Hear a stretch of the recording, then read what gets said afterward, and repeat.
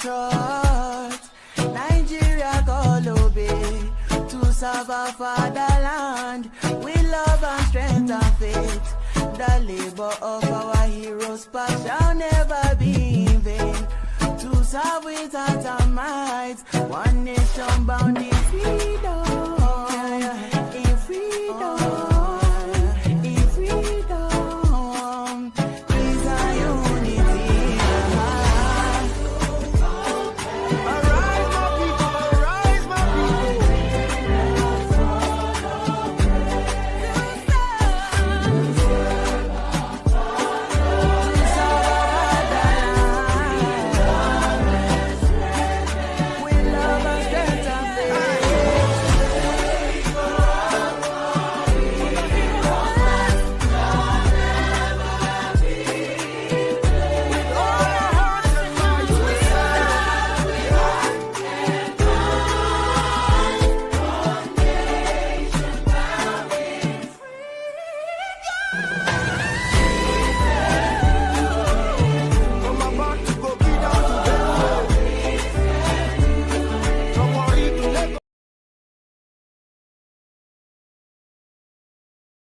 nimeamua kuredo this video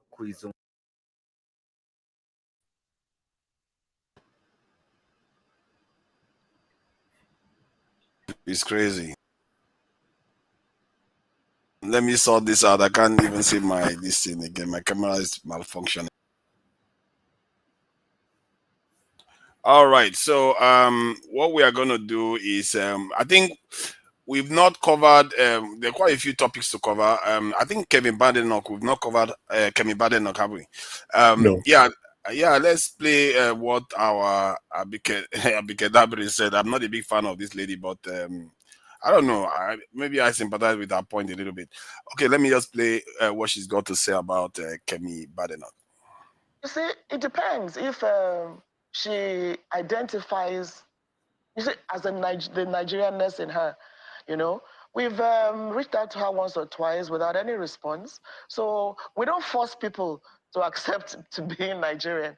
So if you appreciate the Nigerianness in you and you want to work. All right. Last four furthers.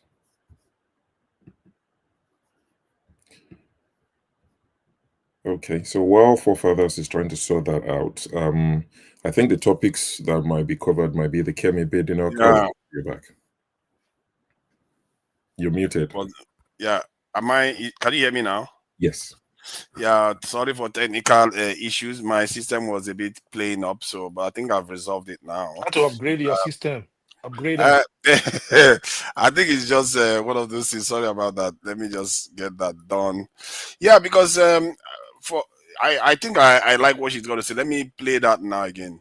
Don't force people to accept to being Nigerian.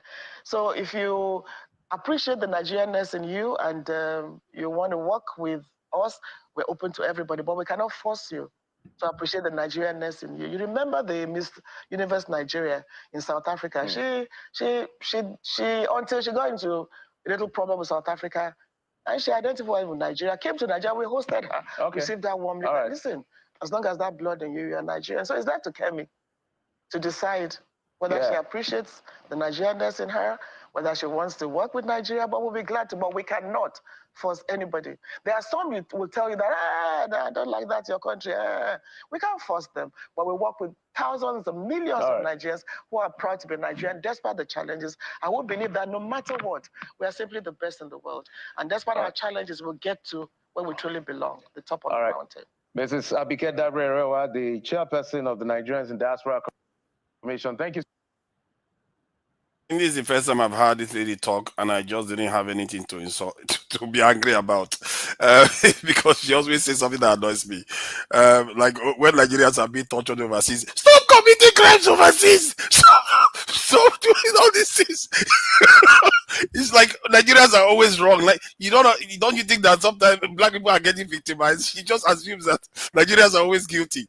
But I think on this one, you have to see hear what she's saying, that Kemi Badenoch, she seems to be like throwing Nigeria under the bus to become a Conservative Party leader. And she talked about the culture in Nigeria and the kind of place she ran away from to get there. And then there was a time she used about some cultures are superior to others, and you know, she just comes up with all these things that seems like she's resentful of Nigeria. And from what I gather, she was a little bit grown when she left Nigeria and came to the UK. So she's not like she was even born in the UK, and she feels such. No, she was born in the UK. She was born in the She was UK. born there. Okay. They took her Taken back to Nigeria as a baby. Yeah. She grew up in Nigeria. She grew up inside Unilag. She lived inside Unilag quarters, so she didn't live in Ajegunle. So I don't know who's breaking down her doors. Then she went to the US for a few years, maybe 2-3 years. Then she came back to the UK at 16. Wow. She grew up in, I know people who went to the same secondary school with this girl in Lagos. Do you understand? So she grew up in Nigeria. And let me read a letter Kemi wrote in 2010. Okay, go Kemi ahead. will not write that letter today. Let me read it to you quickly. She has used Nigeria and dumped Nigeria. That's what happens. So Kemi wrote in 2010, and this is the letter. Let me see if I can. This is it, right? I'm not sure if it's clear enough. I can share it so you can post it. Before you read the letter, please wait. This music that is playing, what is this? This sound? Where? I can't hear anything. I hear music playing. I don't know. There's no music anywhere. I think it's you. This in Henry. I can't hear anything too. So the letter is from Kemi Badenoch for Parliament, because her maiden name is Badenoch. So she said, "Hi everyone. As you know, I'm running for Parliament in the UK in the 2010 UK general elections for Dulwich and West Norwood. That's London. It's not the most affluent part of London. The race is very tight. Last year, a survey was carried out in this constituency by the News of the World, that defunct paper. And the forecast was that I would win. This year, things are a lot tougher as the party has dropped nationally in the polls. I need your help. There are just about 20 days to go before polling day, and Nigerians have been fantastic. Wow. My immediate circle of friends, ex-schoolmates, their friends, and all our families have really rallied around me and have been supportive. Unfortunately, those that don't know me have been very unpleasant. In a recent BBC interview, a caller insulted me because I'm Yoruba. I was very disappointed that a Nigerian woman who claims to have lived in London for 45 years has issues with me being a Yoruba than with my political views, and shamefully made her comments on national radio. We really need to get out of this mindset where we are fighting one another and try to support each other instead. Regardless of party allegiance, a Nigerian in parliament winning purely on merit and not because of our relatives or by buying election will be amazing. Like you, I am sick and tired of reading that Nigerians are fraudsters, terrorists, bombing airplanes, or slaughtering each other in places like Jos. Our generation has suffered enough from the mistakes of the past, and it is up to us not to repeat them. So I am asking for your help now to support a Nigerian who is trying to improve our national image and do something great here. So my promise to you is this: if I get elected as a legislator, I will, 1, use whatever influence I have to speak out against those who are cheating and robbing Nigeria and who seek refuge for themselves or their money in the UK. 2, speak out against the UK backing any individual who are whatever. And 3, fully support and help to publicize genuine grassroots initiative as Light Up Nigeria, #LightUpNigeria, where the next generation of Nigerians are trying to change things for the better. This is a chance to have someone who has real influence over what is going on with British-Nigerian relationship. It will not be about playing personal gain. For regular updates, please join me on my fan page, blah, blah, blah, blah, blah. Nigeria for Kemi Badenoch. That's Nigeria for Kemi. That's, the page she created. Yeah. All of it to say there was a time she was very happy to share that she was Nigerian or she's Nigerian. She was proud of it. So I'm not sure what happened between now and then. Did something transpire? Or is it just a case of it was relevant then? These days, she can't be telling the British public I'm Nigerian and I want to be your prime minister. So I'm just putting out there so you can make us have a better discussion. So Kemi wrote that. I see. She went further about talking about reparation, how rubbish idea is. She just keep calling this scam. It's like some of this she was saying was really scathing about African ways and our distinct struggles. And then, from what you read in the letter, she clearly had affiliation toward the Nigerian community when she wanted to rise. And after she got there, somewhere along the line, in between this document that you just read, that lady that insulted her for being Yoruba was something that maybe tweaked her. You can see signs that she was becoming tweaked about tribalism and all those things. And that was the first sign of criticism of the Nigerian way of this. And that's the first sign. But now she has gone whole hog, calling everything Africa represents and like we are backward and we don't deserve reparation. Something that Germany got, other people got, and you're acting as if our own is so strange to ask for. But it's okay. Let's see what she does when she actually gets there. That's if she makes it there. The probability that she becomes a prime minister of the UK is quite low if you go by the record of Tory parties that lost election and they appointed a leader. that leader that leader not dead to make it to the election day. They get slaughtered before. And it's a shame. It's a shame she joined now. I think she should have become the prime minister when Rishi Sunak became one.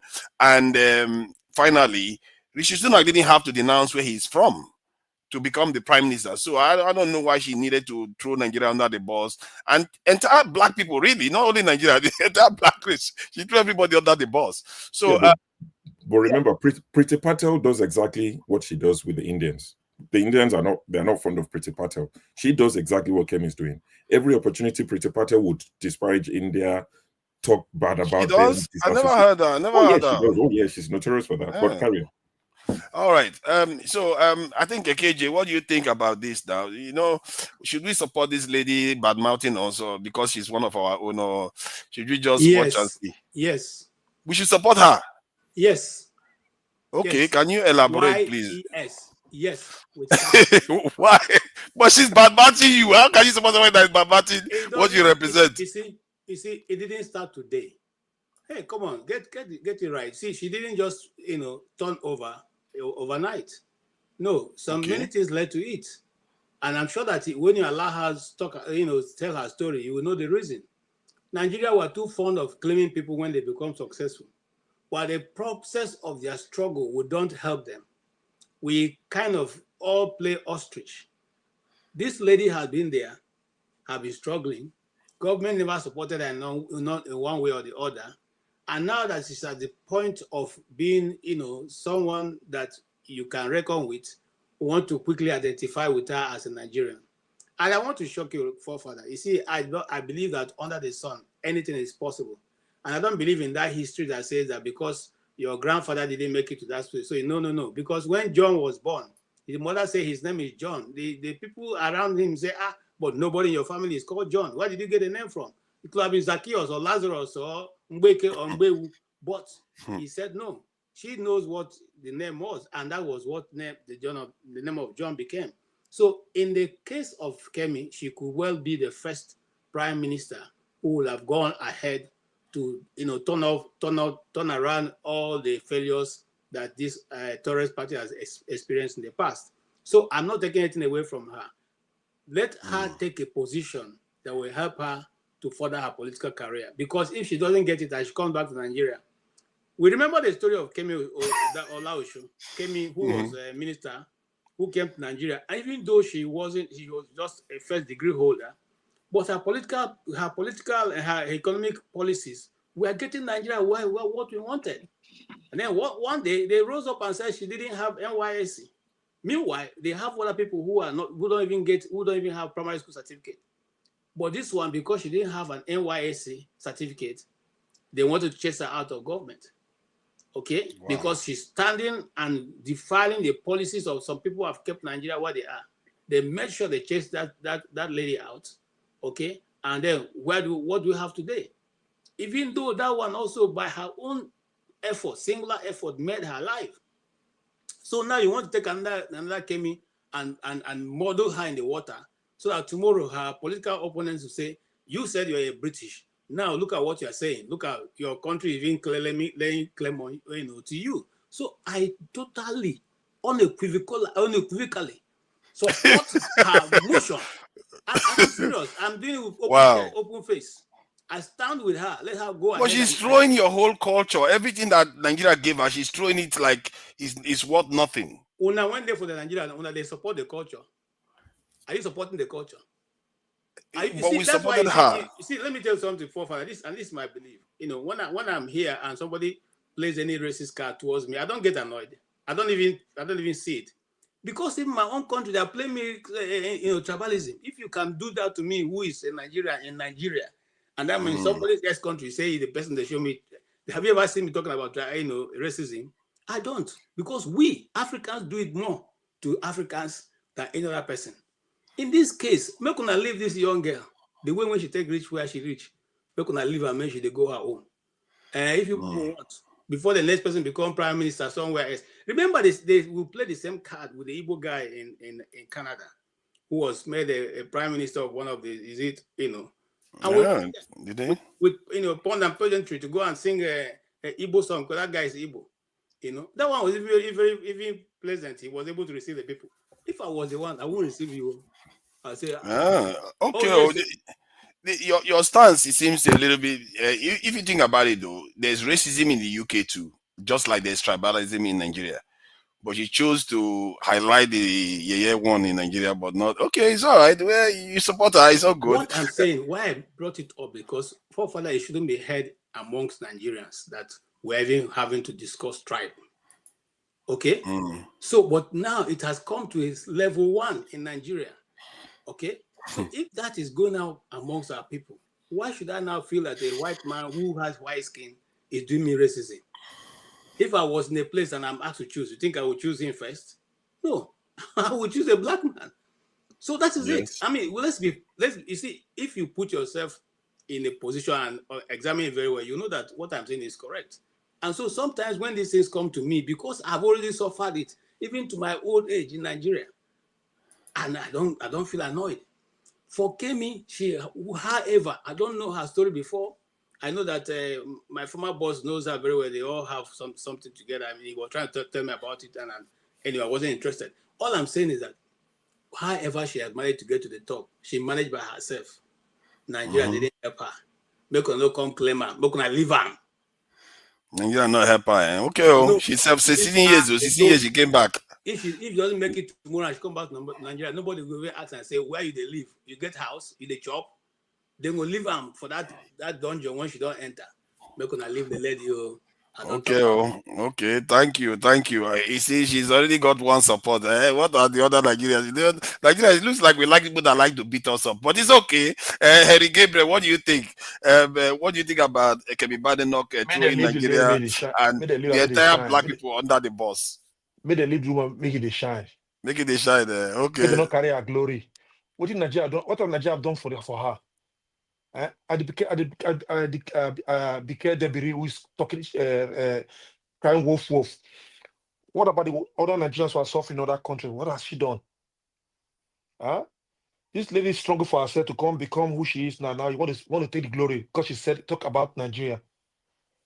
Do we in Nigeria, living in Nigeria, we don't practice racism. We don't downgrade our culture, other tribes. It's in the same platform that they downgrade other tribes here. You know it here.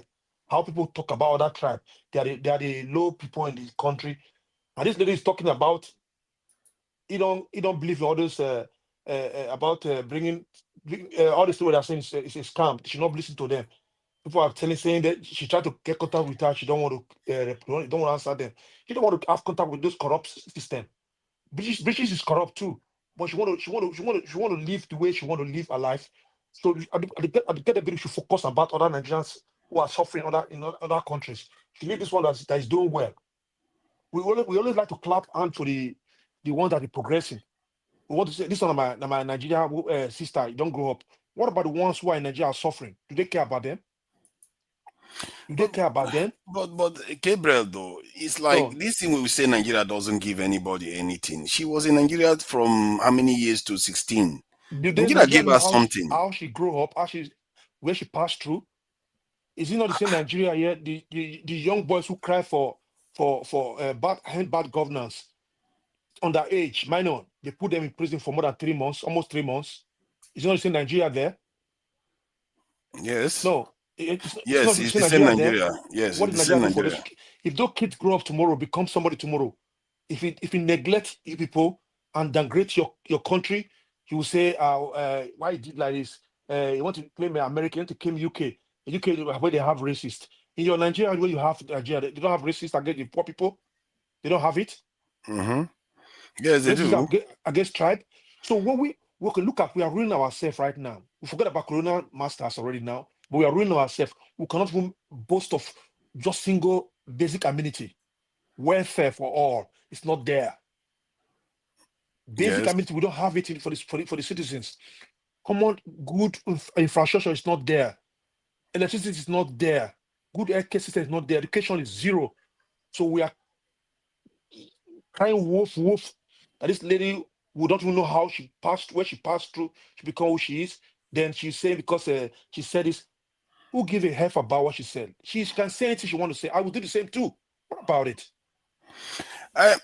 Okay, Nigeria.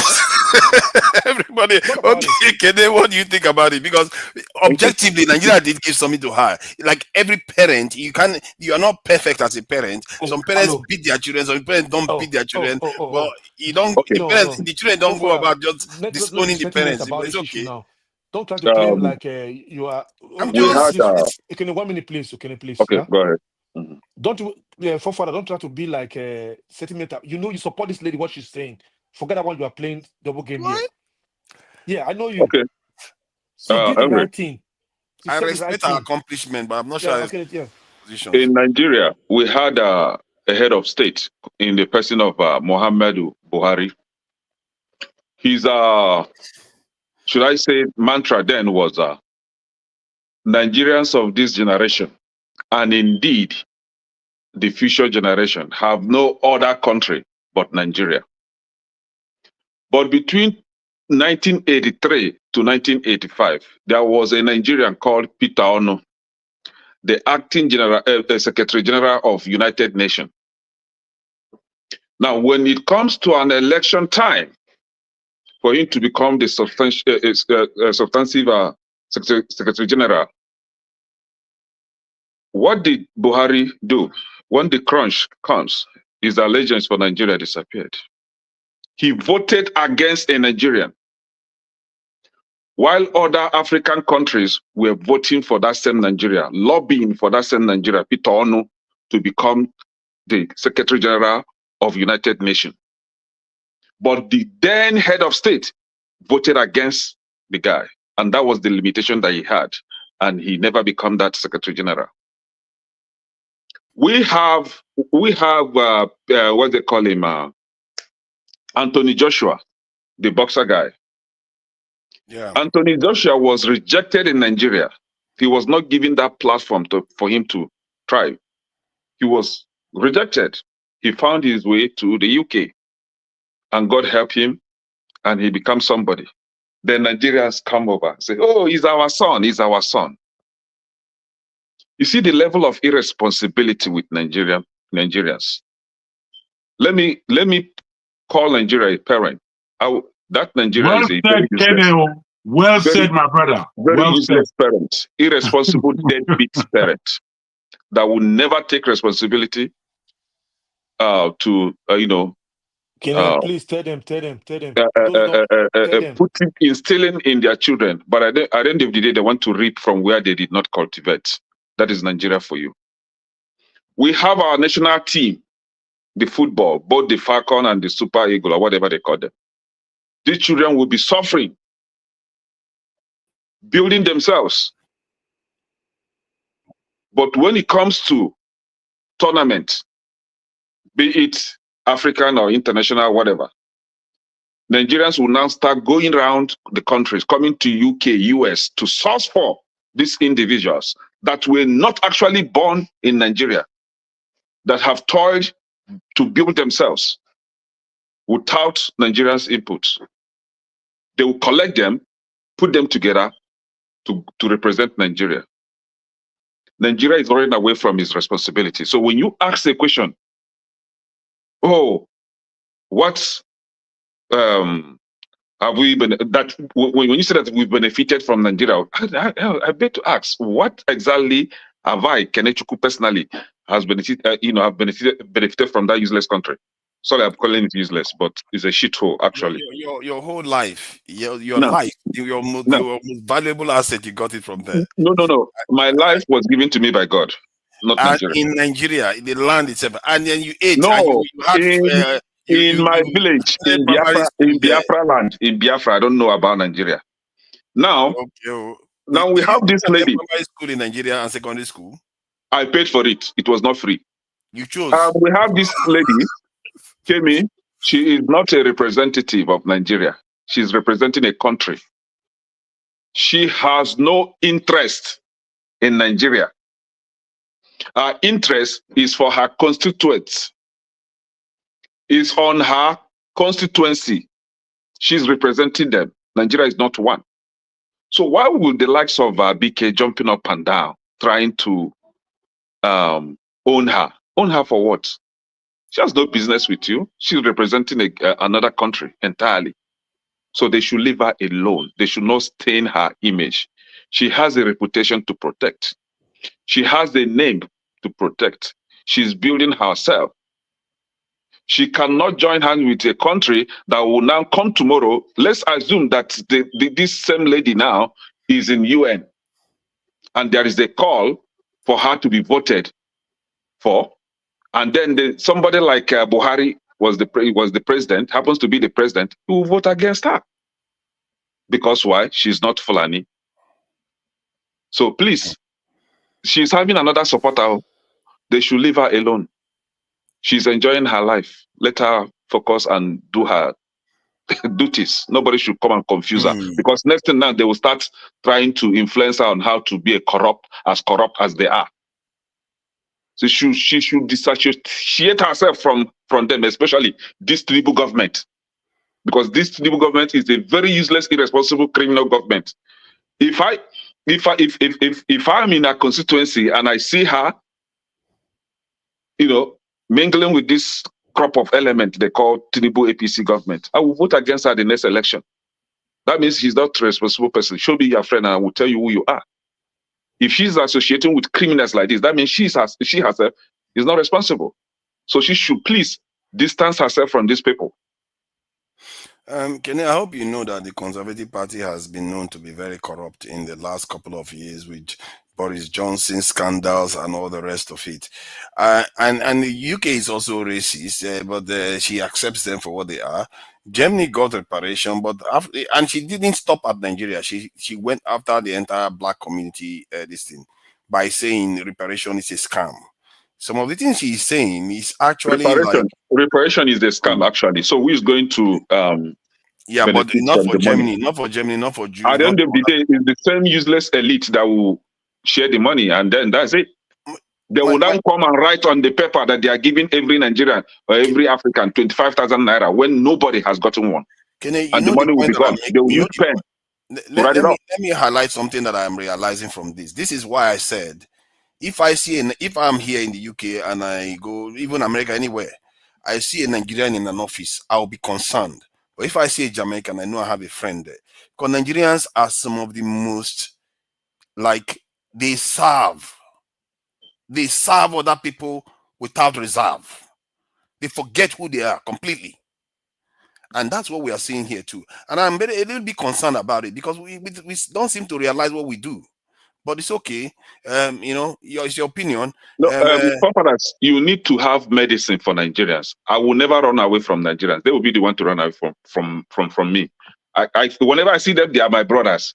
Do me, I do you. Now you go run away. I will never run away from you. You are my brother. Unless if you want to be stupid, I will help you to be stupid very, very well. But Africans, black skin, I see you, you are my brother. But if you fool yourself, I will help you to fool yourself properly.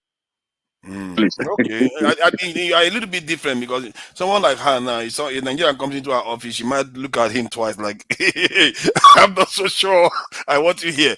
Madam Luke, thank you for joining us. You know, what do you make of this Kemi Badenoch's, throwing Nigeria and the entire black community under the, bus like that? Good evening from over here to my dear esteemed panelists and Dr. Damage's family at large. I greet you all. Happy Trump Day again. I wasn't going to get into all that because it's done with and dusted with, and I'm over it. Let the chips fall where they may. Now, coming back to what we're going to say today. Mr. Tunaja, it is very important that when you bring up a topic, you need to bring up what Ms. Badenoch stands for. They only brought one side, that she's throwing Nigeria under the bus. I don't know where you get that. I don't know where you get that impression from. Anytime somebody tells you the truth, you don't want to hear it, you will now flip to the other side and say she is throwing Nigeria under the bus. She was in Nigeria, mind you, just like we are all in Nigeria. We decided to take ourselves to exile so we can have a better life. And like Mr. Ekene rightly said, and most people have already said here, Nigeria is an irresponsible parent who gives birth to too many children that they cannot take care of. And then when these children go outside to go get a life for themselves and they excel, then they come back shamelessly to claim them. You know, I have listened to Badenoch. She stands for a couple of things. Number one, Britain is not all that bad. Yes, they were colonizers. They did this, but she stressed it that it was not all bad. They were very, very, very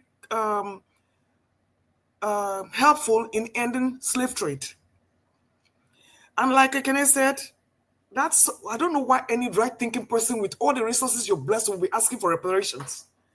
I don't know what is wrong with us. Number two, another third thing she stands for, she doesn't stand for inequality, gender inequality. And that is one thing I praise her for. If you go listen to her speech, she says she does not believe in child marriages. There were many things this lady said she did not want. Nigeria was just not conducive for her because of all the things she saw there. But here you are coming to tell us that she threw Nigeria under the bus because one shameless woman by the name of Abike Dabiri has come out. I don't know what is wrong with Nigerian politicians. They have no shame. Somebody you don't have a rapport with, or because you see that they've have one drop of blood of Nigerian, you want to take your two left legs, pick up your phone, and call them to fraternize with them. Does she look like a psychophant to you? Does she look like a Bianca Ojukwu to you that would give up everything that she stands for and go and hobnob in the bed of ABC? What exactly is wrong with you two, Niger? Listen, if you want to present this woman, present her in both lights. You cannot just come and spin that narrative here and tell us that she took Nigeria under the bus. What do you have in Nigeria? Donald Trump called Nigeria an asshole. You voted for him. Now you're coming here to tell me because she's a woman and she's pointing out the things that Nigeria is doing right. Now she's a renegade and she's no longer an Omoluabi. You need to check yourself. I stand with that lady. Whether the government is corrupt or not, that's not the issue here. And when the government was corrupt, what did they do to your corrupt officials in the UK? You will never point out the highlights of the merits of the case. But you want to go back and take us down a rabbit hole and start bringing up irrelevant shit. So please, Mr. Tunaija, have a balanced view about this lady. She did not throw Nigeria under the bus. Your shameless Nigerians who have nothing to show for themselves are trying to drag her into their mess. And she said no. Like Mr. PDD said, when you go to a party, you say no. Like some people say, when you go to a PDD party, you have to say no. And she has said no. So please let Madam Kemi breathe. Thank you. Everybody unanimously has supported her here, but the point still remains why when I go to offices in the UK, I see the Nigerian, I worry. compared to when I see a Jamaican or others, because Nigerians. Why don't you go worry about the Nigerians? What are you worried about? Hold on. Let me finish now, because Nigerians seem to have almost a self-hatred for black people. And she did. Hold on.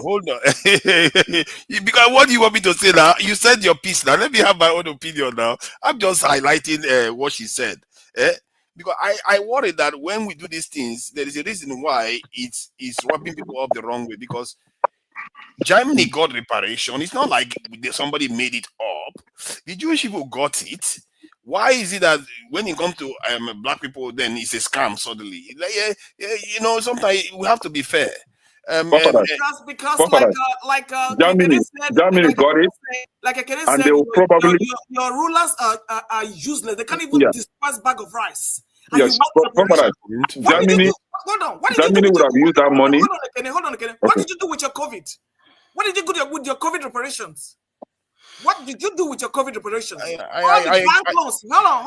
the bank loans you've been getting from these your so-called benefactors, they're enough to be reparations. Okonjo-Iweala came here and wrote off a debt, and you're still asking for reparations. You have oil, and you're still asking for reparations. You should be ashamed. Oh, no, that part, you see, the government part, I agree with you on that she should distance herself from the government. But she went beyond that. She's distancing herself from the entire community. She even said there's not like a black community. But it's okay. Yes, there is nothing like a black community because you live in a country. That's what scares me about Nigerians when they hold other positions. They suddenly think that they are Igbo. You need to think global because your predominantly black continent has not done anything for you. So there is no black community. There's actually none because you don't help yourselves. You don't represent yourselves. So what exactly is this your black community you're talking about? If there is none, don't you think that we should be building it if there is none, because we need it? For us to say there is none, it's not. Yeah. It's actually, I'm sorry to cut you. There's actually a black community. You know why we see the black community? When they want you to do something, okay? Like Obama went to the black community to tell the men that look, you guys, remember, you have to listen to me and do what I say. That is what happened. Like when they get up and they want to talk down on you to let you know that we are up there and you have to listen to what. Let me tell you, my brother, nothing. The people who help themselves the least are the black people. They are ones who are in government. They don't even look. Go look at what happened during the time of Obama. I'm here. They've had their say. Oh no, I know. I'm coming to you. So I'm just simply saying that what Mayan Luke is saying is totally true. Okay, this lady has found herself to the top. All of a sudden, you remember her now. So that when you're going to England, you say, I want to go and see my sister who is the top of the ticket. My friend, go to your house. So we're going to leave her alone. When I go count that witchcraft, go there. Thank you, though. I see. I think everybody has a point. Meanwhile, the lady that's in Canada that she took to court for slandering and racial, we've not heard anything about that. Why can't she face her job and do what she needs to do? Yeah, no, okay. From what she said, she brought back 500,000 Nigerians from abroad, and there was that video that I played. It was a longer video. I think this is the first time I've had those 500. She didn't bring them back. She didn't bring them back. They were deported. Simple. No, those 500. What are they doing right now? What are they doing? This thing that we do, I'm not going to be here defending Dabiri because I never liked her from the beginning. The only time I saw something positive that she said was this last time. Even if you look at to the very end of the video, she was saying something positive about what she believes that Nigeria represents, and I think that you have to support that. Father, please. I'm calling it as I see it. I told you I don't like her. She behaved like a slave trader where she keep praising Nigerians that are overseas, but never wanting to bring them back home. I found that to be a problem. This is the first time I've seen, even when she started getting interviewed, the way she was talking, she seems like she knows a lot of people don't like her. They don't want her in that position.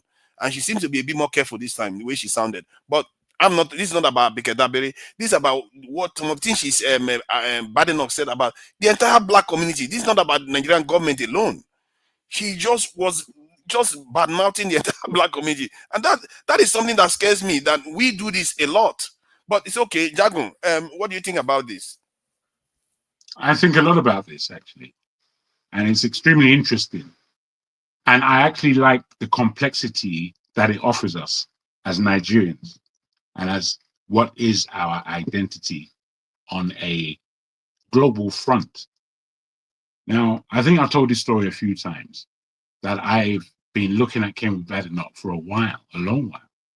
And I remember when she was about 19 years old, I watched her after her first degree, her with two other Nigerians who really exemplified our excellence in mind, thought, and logic.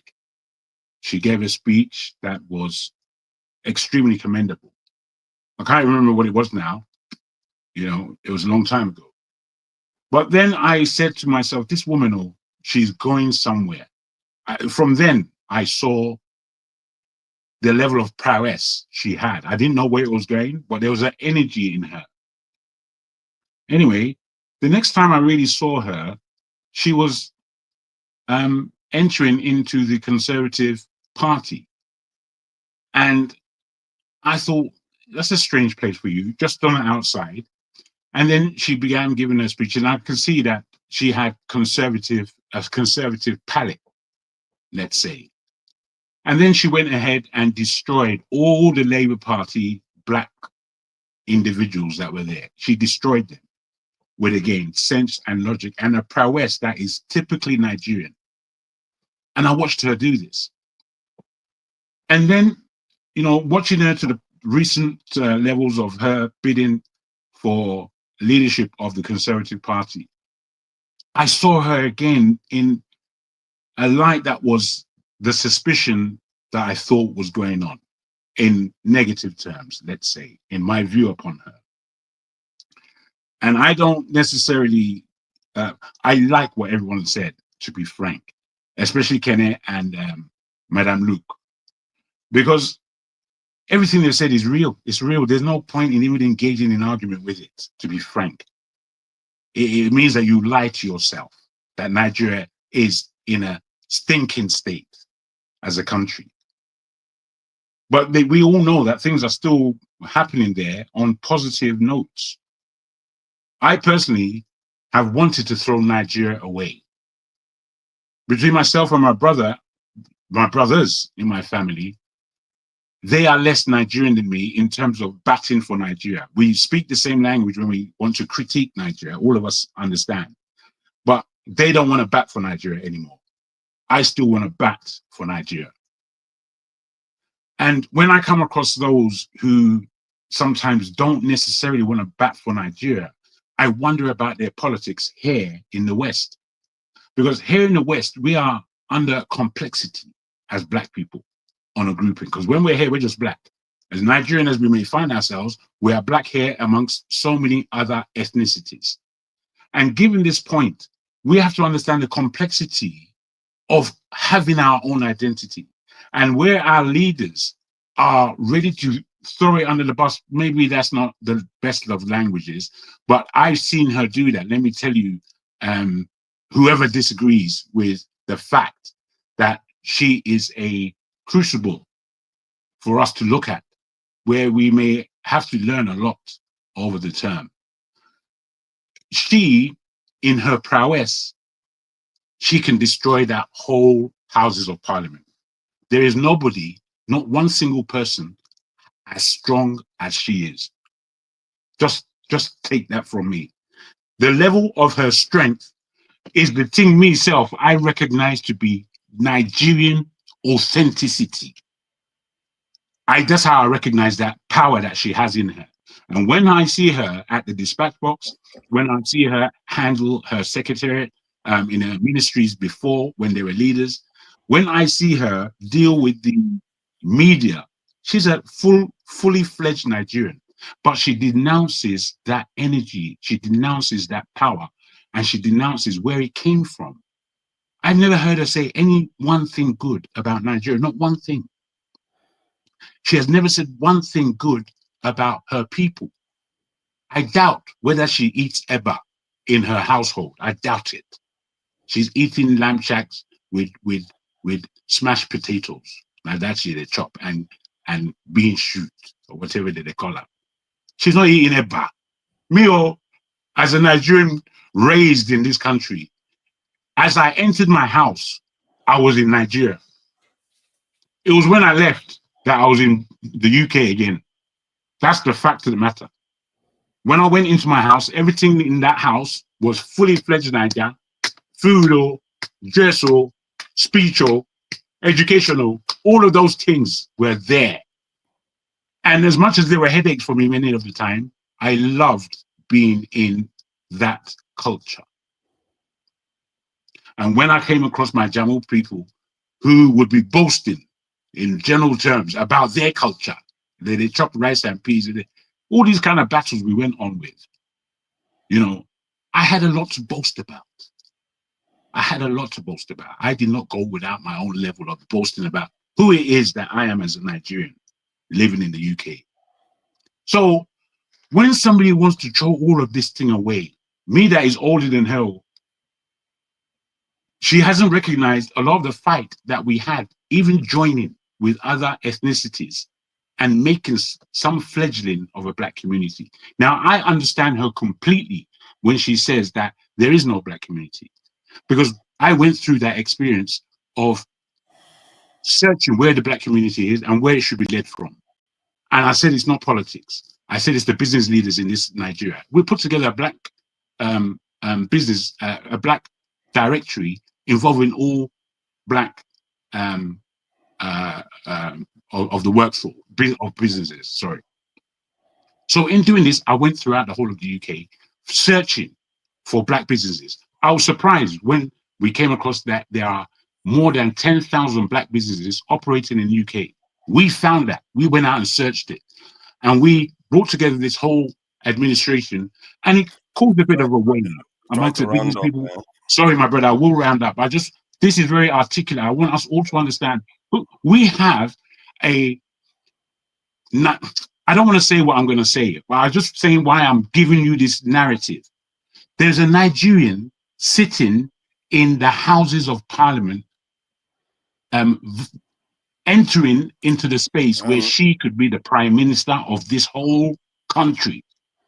So I'm afraid this is serious things. This is far more interesting than the elections that have just taken place in the USA, to be frank, to us at least. So I'll round up like this, forefather. In the position that she's in, I'm now having to sit back and take a good look. I have to understand that whilst I object to her not speaking her truth about Nigeria in more positive terms, she speaks about it in negative terms. So in that, I'm now looking at her as to what she's going to do with the weight of this country. Me, as an individual, living in the same space as her, I'm fighting for Nigeria, and I want to fight for Nigeria from back in Nigeria, and that's where I'm making my steps to. The people who are in the West, who are somewhat complex in fighting for the countries that they are residing in at the moment, for you, I'm afraid that is a complex task. As much as you may be doing it for on this level or that level, whatever it is, it's a complex task. So this is about identity, and I'll leave it there. Thank you. What you said that I took away from that was that she has not said one positive thing about Nigeria. That is quite interesting. And yeah, Nigerian actually. Jide, welcome. Thank you for joining us.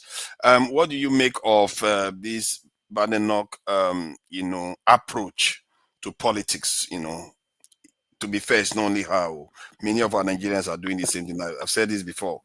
Go ahead, please. Thank you so much, forefathers. I'm saying hi to everyone. Hello, everyone. Thank you. I've had a lot of people talk about this issue, and I think we are all missing. Most of us are missing the point. Like, in my opinion, I think we're mostly missing the point. We still don't get it. The question I'm going to ask everyone is, as Black Africans, as African people, what do we really want? What do we really want? So there are two options. Do we want to liberate ourselves and develop, or do we want to integrate into this system? You can't have both. You can't try to integrate into this system and want to develop. There are two different things. That's the first point I want to make. The second point I want to make is that is how they maintain their dominance at this point. You see, in the West, the demography is changing. A lot of us probably realize this. The demography is changing. in the 1970s, probably over 85%, over 90% of the West was mostly white people. But now things are now changing due to immigration of people from third world countries. And as a result of that immigration of people from third world countries, they are giving birth to children that are first generation Americans or first generation Westerners. These people, I don't want to make judgment for everyone, right? But there's a very high tendency for these people to integrate, which is a consequence of why we want to live a better life. Now, the justification is a different thing. Is it a good thing or is it a bad thing? That's a different topic. But the point is, it's a consequence. These kids that we are raising in the West, they will integrate into this system and begin to make policies that may even tend to go against our interests. And we all know the most common example, which is the former president of the US, Barack Obama, right? Not just that, you have even Candace Owens. Candace Owens is of, she's a right-wing Republican Party. You have all these people, they've integrated into the system, but they're not going to serve our interests. I think what I realized that a lot of us, we tend to see a lot of people that look like us and think if they look like us, well, they will always want to serve our interests, or we always have high expectations that they will serve our interests. The fact is, they will even make things worse to go against our interests. History has made us know that clearly. Not just this. So this Kemi Badenoch story is not a new thing. It's not a new thing. It's not. But Jide, though, why is it that we almost uniquely as a group or as a race do this? Because I don't see Europeans being like the biggest obstacle to their own people, or Indians or Chinese. You know, Indians go through hell too. They are poor too. So why is it that it's unique? It seems to be unique to us. Yeah, good question. So the thing is, I mean, for India, I think it's also almost in the same direction with India, because look at Rishi Sunak. I mean, he was the first Indian prime minister of the UK, right? You know, when I was talking about Obama, right? Rishi Sunak is another example, right? So, like, that's what I'm saying. Like, this is a consequence of when those countries, those third world countries, are not developed. A lot of migrants move in, and the only option is to integrate, right? It's an option that we like it or not. That's the point. But when we start giving birth to kids, those kids will tend to integrate. So Black people, we need to understand that we are the most oppressed, not just economic oppression, not just political oppression. We need to always realize we need to know where we are currently in the world of comparing ourselves to other groups. We are like, when it comes to every social spectrum, we are the least. We are the least. So we are going through political oppression, social oppression, economic oppression, and we are the only unique group that do not have an identity. Both those that were descendants of slaves and even indigenous Africans, we've lost our identity. So when a group of people have lost their identity, they can easily be controlled. So we are easily controlled. That's the problem. Yeah. So you mentioned the Chinese. That's a good point. You mentioned the Chinese. They will always serve the Chinese interests. Yeah. They will always serve the Chinese interests. Or the Jews. The Jews make sure they serve the Jewish interest, most of them anyway. The Jews are even a different topic entirely. Like, I don't even want to go, like... Different? How are they different? Yeah. Yeah, so good. So the point is, the dynamic of the Jewish experience, if you look at their history, is different from our own history. Yes, we can talk about the long-term oppression that they had and all that, the Holocaust and everything. But they support each other now from what we see now, isn't it? Don't they? I said, don't they support each other? They support each other, but that's the point. They retain their customs, their community, their cultural values. I know some of us are even saying it clearly that we don't have a community. The Jews have a community. They have their customs, their traditions, their values, their rituals. They have a lot of things that bring them together. And like I said, the Jews, even though they went through a lot of them also, if you look at their history, so they went through some oppression, but they're so different from our own experience. You get the point. I don't want to go into the Jewish, like, I don't want to digress. I'm trying not to digress. Go ahead. But the point is, like, we need to know what we want, because we cannot have both. If Kemi Badenoch is there as having against our interests, we should see her as the enemy. She's not for us. Like, that's why I said that you cannot have wanting Nigeria to develop, which we all want. We want Nigeria to develop, we want Africa to be a great place. And you cannot say at the same time you want to integrate to this capitalist system that has destroyed us for 500 years. It's not going to work that way. And I also want to debunk certain things about slavery. The British did not decide to end slavery because they decided to like Black people. That's not true. In fact, they played a very key role in slavery. What you have with slavery was that They decided to make a compromise to move away from the transatlantic slave trade because they discovered certain elements that would change the economic system, but it would still be exploitative of African people, which was what paved the way to the Industrial Revolution. That was why they stopped the slave trade. The slave trade was not as economically buoyant for them anymore. So they moved to the Industrial Revolution, not because they like black people, not because they just woke up one day and they love black people. No. That was why, if you look at what happened during British imperialism, they moved from the transatlantic slave trade era to colonialism. So they came to enslave us in our own land, actually. So it was even worse. I don't want to compare which one was worse. So the idea that she said they stopped slavery, it's either because she's being biased, she knows what's up, but she's being biased, she wants to serve the interest of the political elements that are around her, or she's just very ignorant. I feel like if she's politically ignorant, that's very dangerous for you. That's even more dangerous, in my opinion. Because when you just come out and say that, oh, they did some good things, and one of the good things you can talk about is that the British ended slave trade. That's so wrong without putting things into context. Like she didn't put things into context. You understand? So for now, that's where I would just stop for now. Thank you. And I think she willfully pretended as if she doesn't know why the slave trade ended. She's smart enough to know that. She's not a pushover. Oga Ike, thank you for joining us today. Look at him, look who is laughing.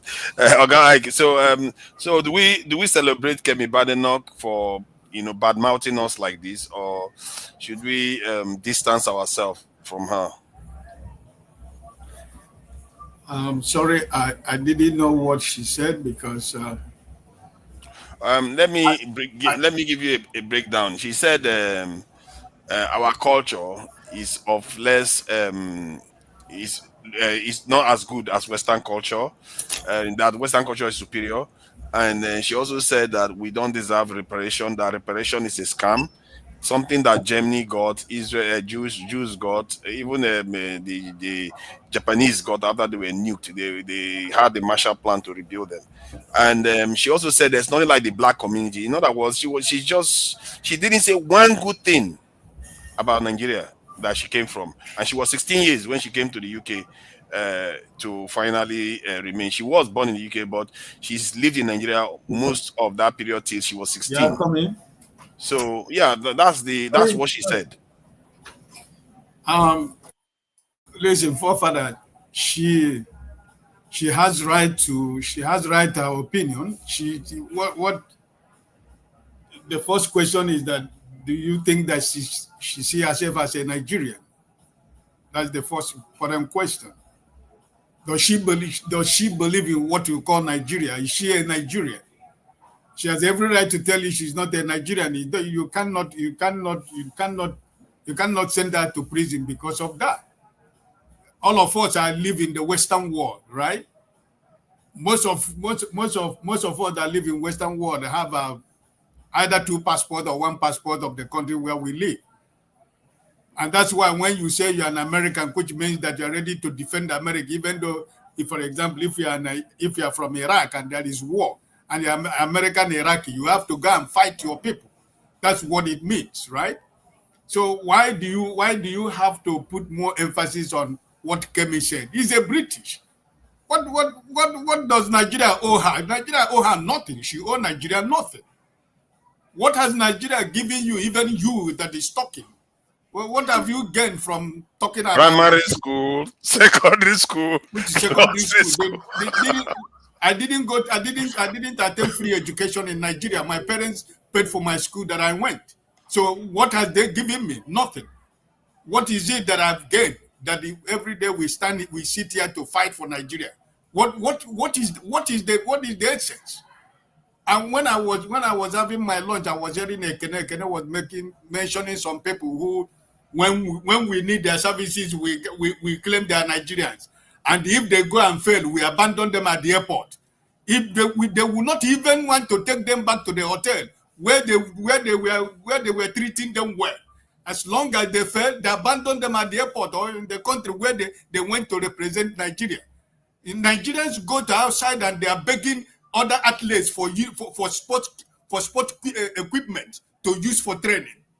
What is good about your country, Nigeria? What is good about it? I don't know why a British woman that maybe in future by God's grace she become a prime minister. You want her to get herself entangled with an illegitimate government in Nigeria, a government that is full of corruption, a government that has no face and legitimacy. What does she has to do with you? That government you have in Nigeria is an illegitimate government. It has no legitimacy. It doesn't matter however you want to cook it. This is a government of an illegitimate government, and every child they born is going to be illegitimate. So what are you talking about? What does you want the woman who has been a conservative for so many years, who has been in British politics, playing politics to the level where she has found herself, and you want her to tangle herself with an asshole country called Nigeria? Do you have a country even? Do you even have a country? You don't have a country, right? Because most of you, for example, most of you that have two dual nationality passport where you live, you're allowed to use two national passport.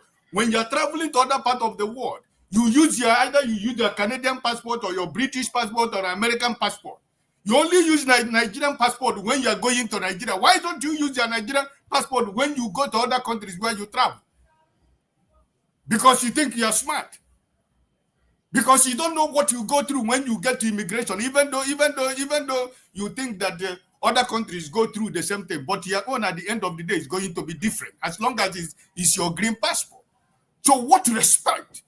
What respect do you have that you are standing on an immigration line and somebody from Burkina Faso, they look at her passport and they allow the person from Burkina Faso to pass, and you with the Nigerian passport, they say you go to this side. Can't you understand the insult? What credibility do you have to say you're a Nigerian? Where do you want to begin to defend the indefensible? What does she have to gain from Nigeria? Nothing. Most of us say gain nothing from Nigeria, but we sacrifice every day for a better Nigeria. The people that you are fighting for in Nigeria don't even understand that you are fighting for them. When somebody gives them 10,000, they forget about the fight. Tomorrow, when they are hungry, they remember the people in diaspora. That is not. You don't blame the woman if she said that if he said that she has nothing to do with Nigeria. Why do you have to blame her? Okay, it's not only Nigeria. Oga Ike, it's not only Nigeria. She was also saying about the black community as a whole. She like black people, there's nothing like black community. They should not be given reparation, nothing. Almost everything she talks about the black community is negative. My brother, let the other black people defend themselves against the woman. It's not my right to begin to talk about the black community. For example, you are talking about black community. If you find yourself where you have a Jamaican, a Nigerian, and from Trinidad and Tobago and Bahamas, and you're a Nigerian, and all of us present our passport in immigration, they will let all those African people you call your brothers and sisters, they will let them go, and they will keep you. They will put their hands in your anus to search what you are. So where is the black community you're talking about? Don't you travel? You travel. If you don't travel, I travel all over the world. I just came back. You forefathers know, before I went to vacation, I was here and I told you I'm going on vacation. I just came back. I'm a traveler. And I'm speaking from the things I see from my own practical experience, perspectives. Oga, is that not the problem? We turn on ourselves. That's the problem. What you are just saying, that how we treat each other. We turn on ourselves very quickly. The moment we see any form of power. Forefather. Wait, bros, if I can, my brother, forefather, I don't think you need to argue with what you know. No, I'm not arguing. I'm just trying to everything that has been said. Wait, let me just say this. If I mean, everything that has been said by... You need to go around. Yes, and everything that's been said by these people, it's absolutely true. We both know it. No, it's true. We can't defend it. So based on that, I think it's good just to hear the opinion, because this argument about Kemi Badenoch is getting more and more nuanced as we go ahead. Exactly. There's a lot to learn. Listen to people's views. I'm listening. It's not that listen, the thing is that when I am in the midst of my fellow black men and women, It is not me that is fighting them, but it is my identity that works against me, not against the Identity, as people. I've said. It's my identity. The green passport that I have is what works against me, not the people that I am with, because they have nothing to do with my passport. That's the point you have to understand, forefathers.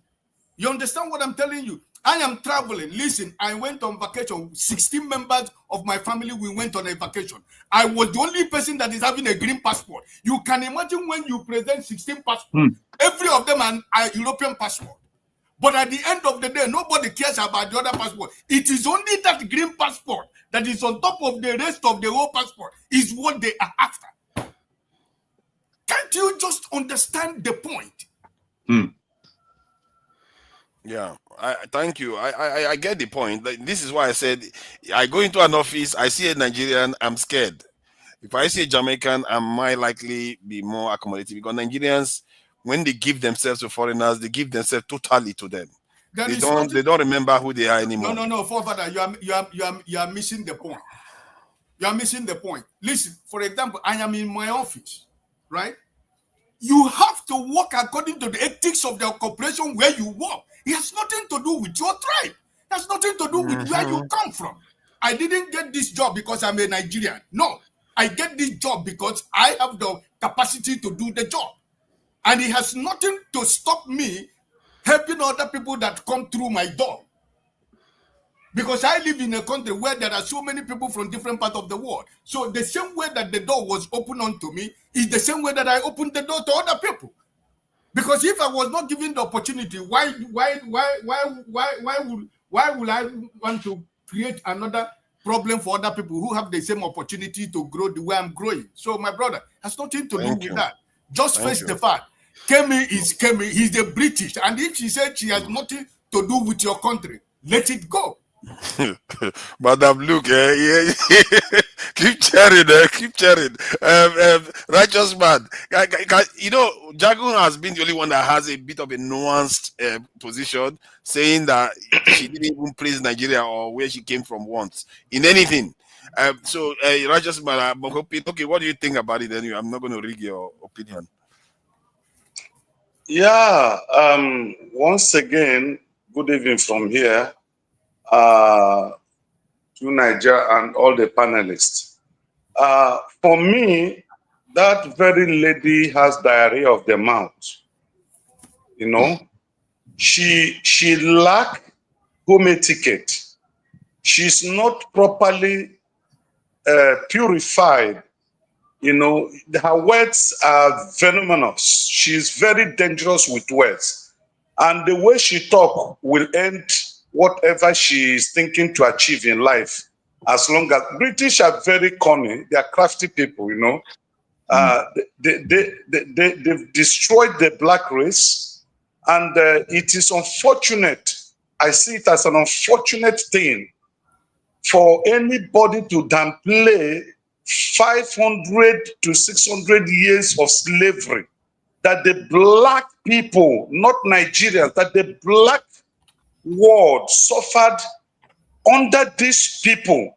They destroyed our custom, they destroyed our culture, they destroyed our tradition, they destroyed our institutions, they destroyed our type of democracy that we practice, our type of governance that we practice.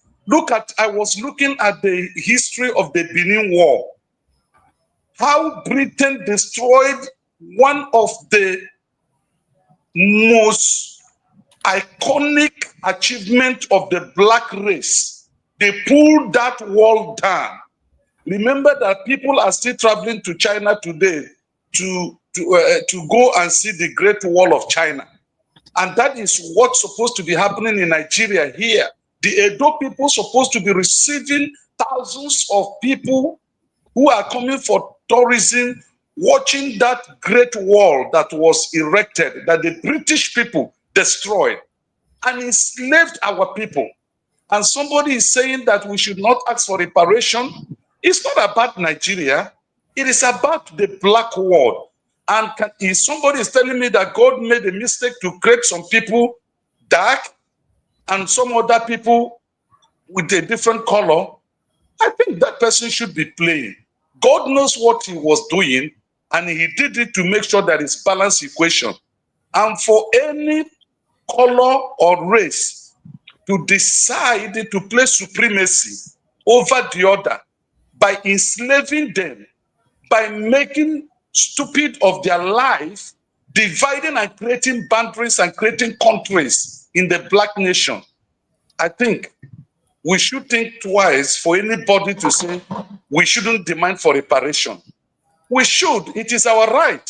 If they gave it to the Jews and the Japanese and other races, they should give it. Look, the Western world destroyed Africa, and they're still destroying Africa. The African countries have not received independence from them. They are still in charge. They are still destroying after whatever they call that is the slave trade has ended. We are now in slave trade 2.0. It has come from a different version. All this free lottery they are doing, recruiting of Nigerian and black people, the younger ones, to their military, is slavery 201 indirectly. And that's why I was surprised when that young lady opened her mouth and started uttering those things she uttered. Nobody is begging her to come over here. We are not begging her. We are not saying that she's a Nigerian. We are carefully monitoring, and we know that she's a Briton. But being a Briton does not give her room to insult our personalities and insult our tradition. And I tell you, she's playing to the gallery because these white people will use her and dump her. She's not the first, and she won't be the last. What happened to Obama? Obama was given the opportunity to be the first black man to rule America. What did he bring to Africa? He started introducing things that are against our tradition and culture. So these people, in Igbo language, we call them efulefu. Efulefu, that's what we call them. And that is what they are. So if you tell me that you were born in, you grew up in Nigeria to a certain level and returned back to where you were born, and then you now turn your ear or your eyes against them because we have bad governance, our democracy is not working. Hey, pardon me for a minute. Go and check why our democracy is not working. It's still these Western powers because of what they are gaining from our land. Our democracy is not working, not because we don't want it to work. It's still these people who believe that we are born to be a slave under them. They are the one making it. Go and look at the history of black presidents who wanted to turn. I have to remove because when you left after about 2 minutes. Oh no, you're okay. He's talking to somebody in the backstage. Yeah, that's in the background. Okay. Go ahead. Okay. So If you go to what do you look think at will happen now when let's say, I'm sure something is going to happen because the history suggests that Tory party leader, which is the Conservative Party leader in the UK, that she became, when they lose power and you become a party leader, chances of you making it to become prime minister is very slim. Sooner or later, if something goes wrong, a local election doesn't go as planned, all knives will be out for her, and then they will put her out. Now, these black people that you have looked at as non-relevant to your political career, they are going to vote in British election, okay? They are going to vote, and they will pay her back. Now, before you cut my chain of thought, remember the people as African leaders who came with vision to change Africa, who assassinated them. Patricia Lumumba, who killed her, Thomas Sankara, who assassinated him. All the people who they say Africa doesn't have a good leader, but we have produced some good leaders, and there was conspiracy, and they were taken off. They were taken off. So the white people, the Western world, are not interested for the development of Africa. And that is why they pick those among us that they know that have no value for our existence and make them leaders so that they will talk down on us. We need to be repatriated. I mean, we need to be paid reparation. We need to be paid. It is our right. That look, all the whole things that the British stole from Edo State, from Benin, they should return those artifacts back. It worth billions of dollars. The ones they stole from Arochukwu, they should return it back. The ones they took from Ghana, they should return it back. They built their kingdom on the basis of the things they took from Africa. So if anybody is coming to talk down on Africans or blacks, I am proud a black man, and I am not regretting being black. Okay? And no white man can say he's superior to me. No. They stole our treasury. They use it to build their country. And when we come over to their country to work, they make us to become sweepers. So that lady, they are going to pay her back. Watch what is going to happen. Is it not British? Is it not British? When they held their meeting in Berlin and divided Africa and shared Africa to themselves and looted our treasury, oh my God. And somebody is telling me that we don't need to be paid back? And you talk down on the black community, it doesn't matter if the Nigerian passport worth it or not. We're talking of a race. The black race does not end in Nigeria and did not start in Nigeria. We're a white world color that is in every continent of the world. And nobody should talk down on us. Listen, if Trump had made this statement today, those of us that are defending Kemi now would have been calling him a racist. If a white person had made this statement this Kemi made, we would have looked and start calling them racist, that they hate Africa. What she has said now, what is the difference from what they claim that Trump said, that Africa is a shithole? Just tell me, what's the difference? There's no difference. So it's really a pity. It's a pity that she has said what she said, and I pray that she retrieve and recognize that she's a stranger in a foreign land. Let her go and listen to the song of Bob Marley. She's a stranger in a foreign land, and one day she will be reminded when the time comes. Thank you. Thank you. I appreciate it. Do you remember she's married to a white man? Oh, yeah. She is married to a white man. Bye-bye. She has one white wife. It's not her husband, it's her wife.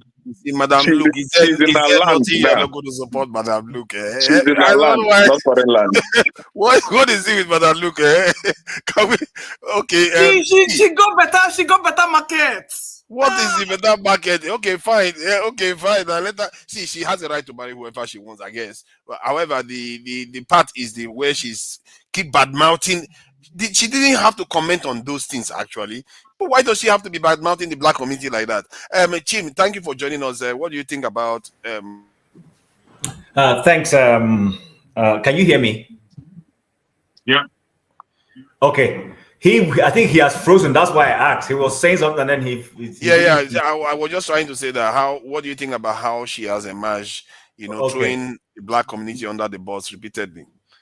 Okay, I haven't. The only thing I've seen her say. So all these other things people are saying is new to me. So I probably will go and check. The only time I saw her was yes, it looked funny, but I have a few. Let me just give you a teaser of just one of the ones she said. Sure. Just a teaser. Go ahead. I can't hear it. The volume is.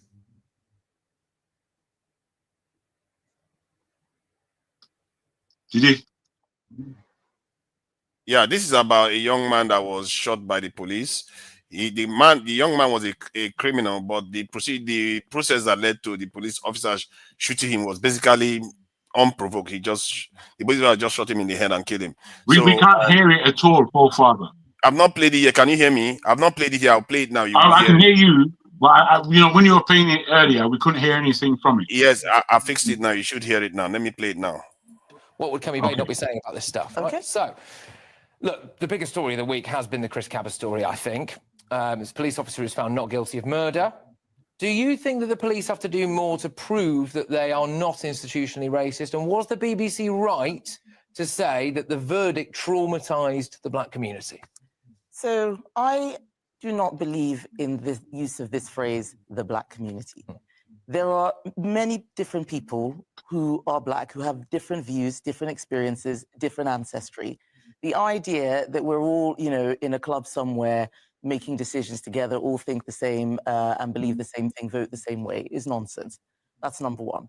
Number two, the fact is that this is somebody who committed some very serious crimes. This belief that you can do things like that and you're still celebrated by others just because you share the color of their skin is completely wrong. It is not right.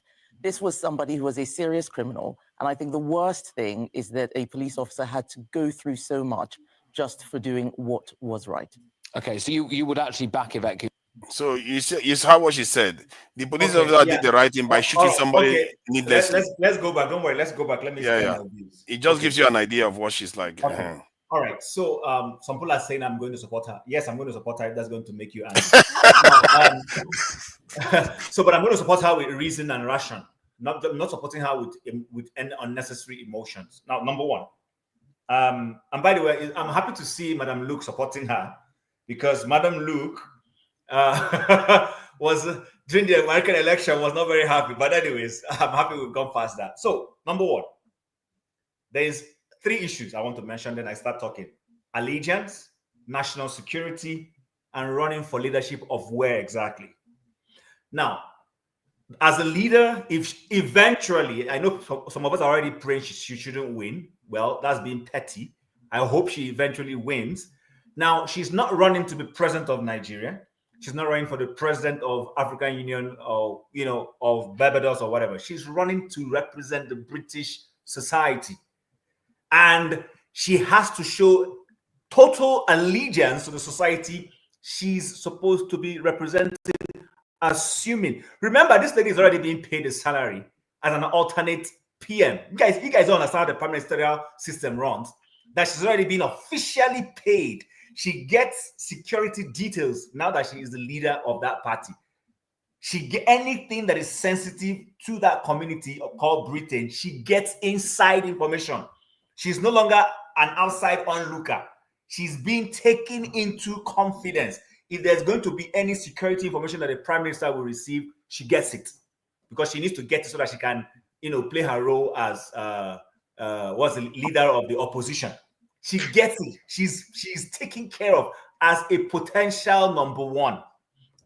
So are you asking her to fight for the British society, or are you asking her to fight for the Nigerian society? Which one are you talking about? Sometimes we're very sentimental about these things, which is not right.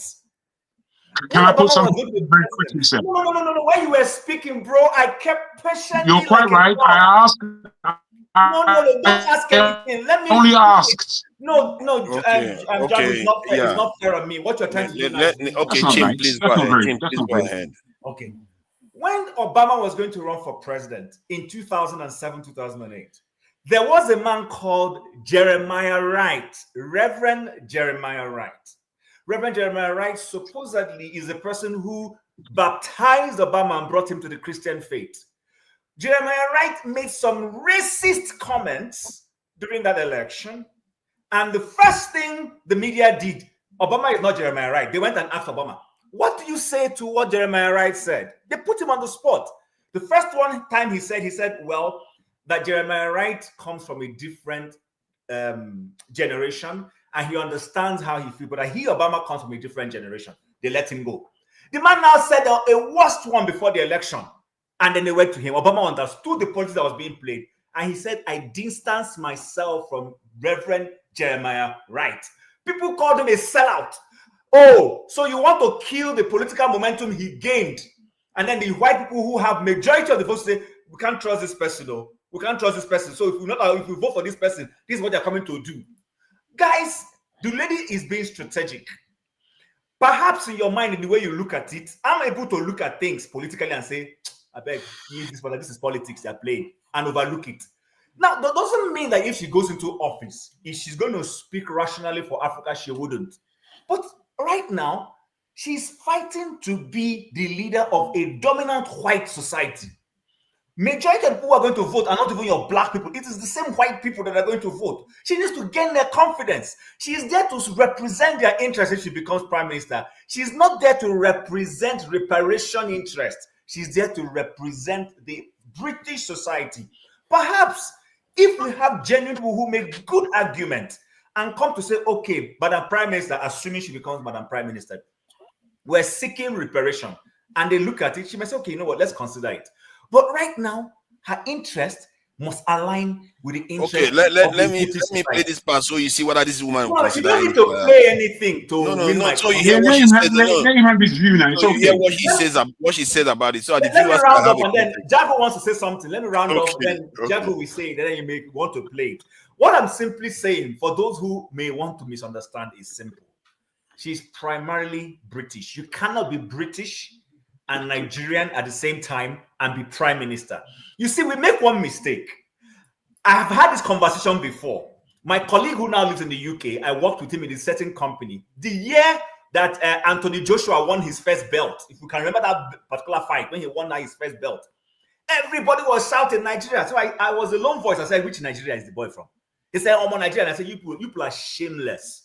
A boy who came to compete for you in Olympics and you drove him away. They wanted to take bribe from Anthony Joshua.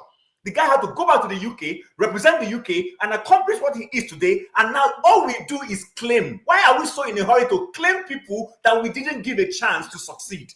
We are criminals. We are criminals. Hold on. That is inaccurate now. It's not fair. It's accurate. Anthony Joshua was supposed to represent Nigeria.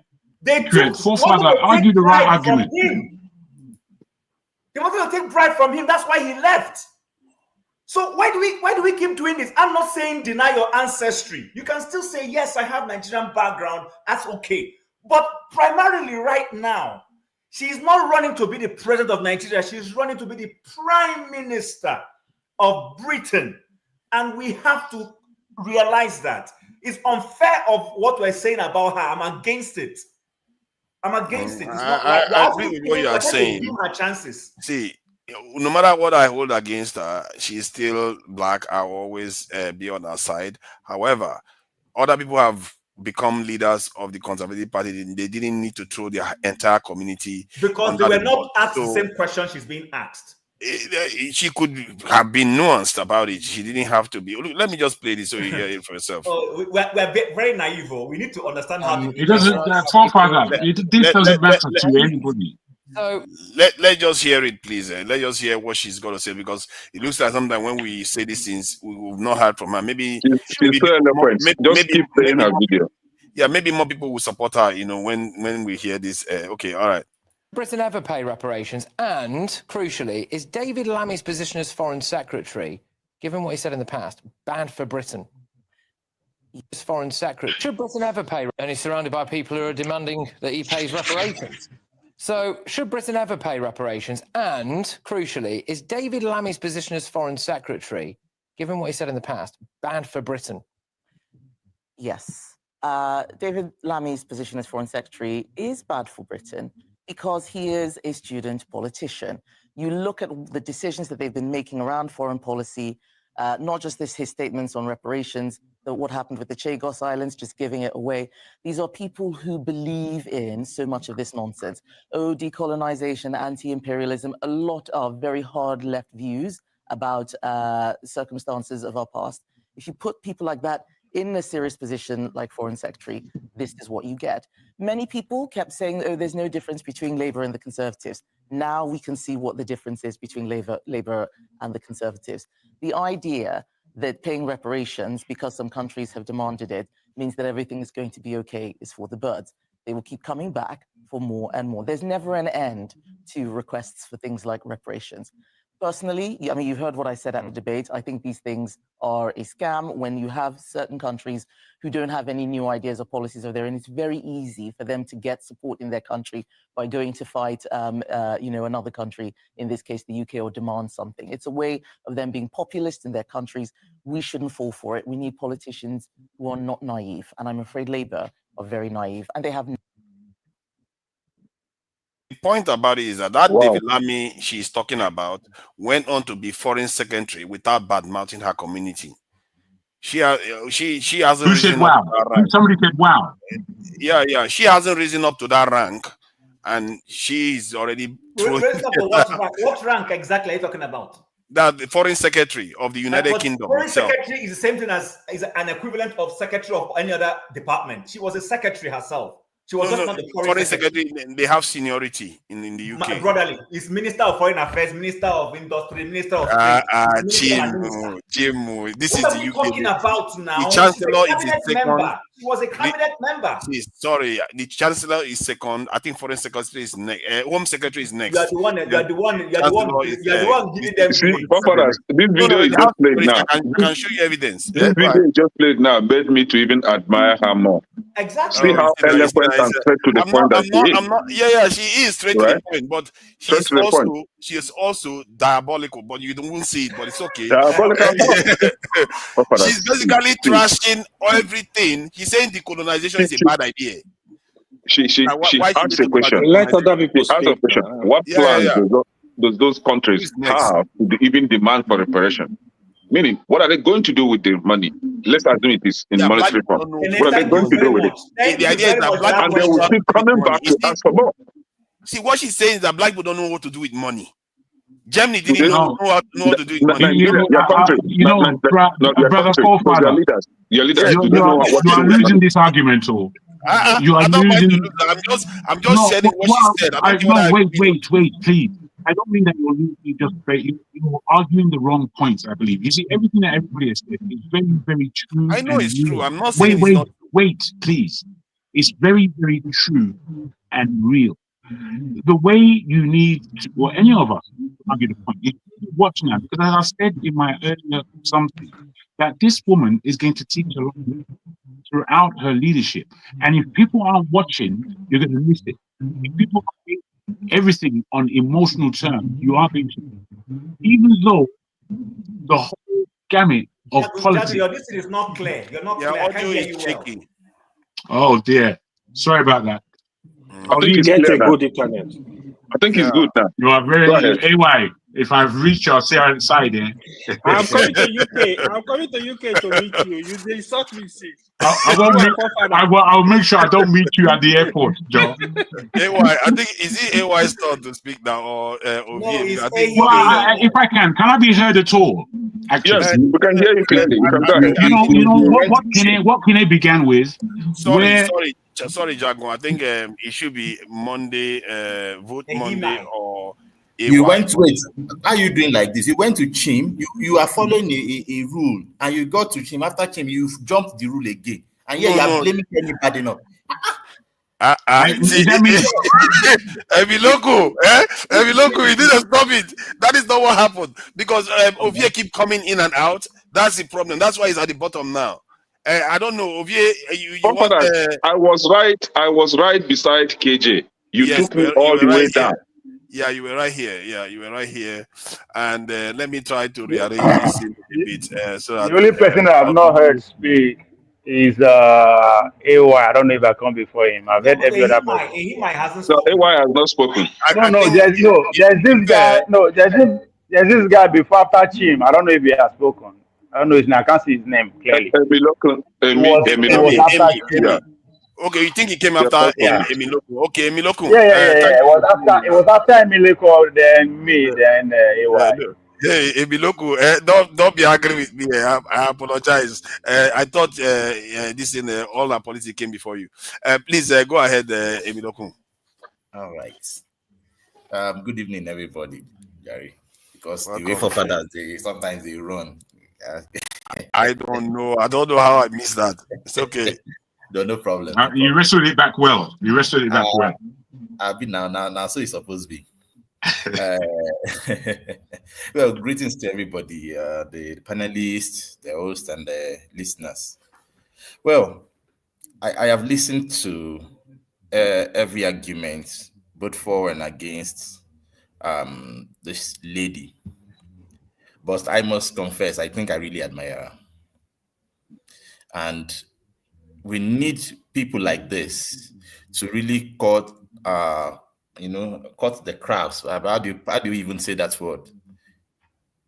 We just need people to really be fair with us, even if it means if it sounds rude or it appears like they are not empathic enough. She is British. She should represent a nation.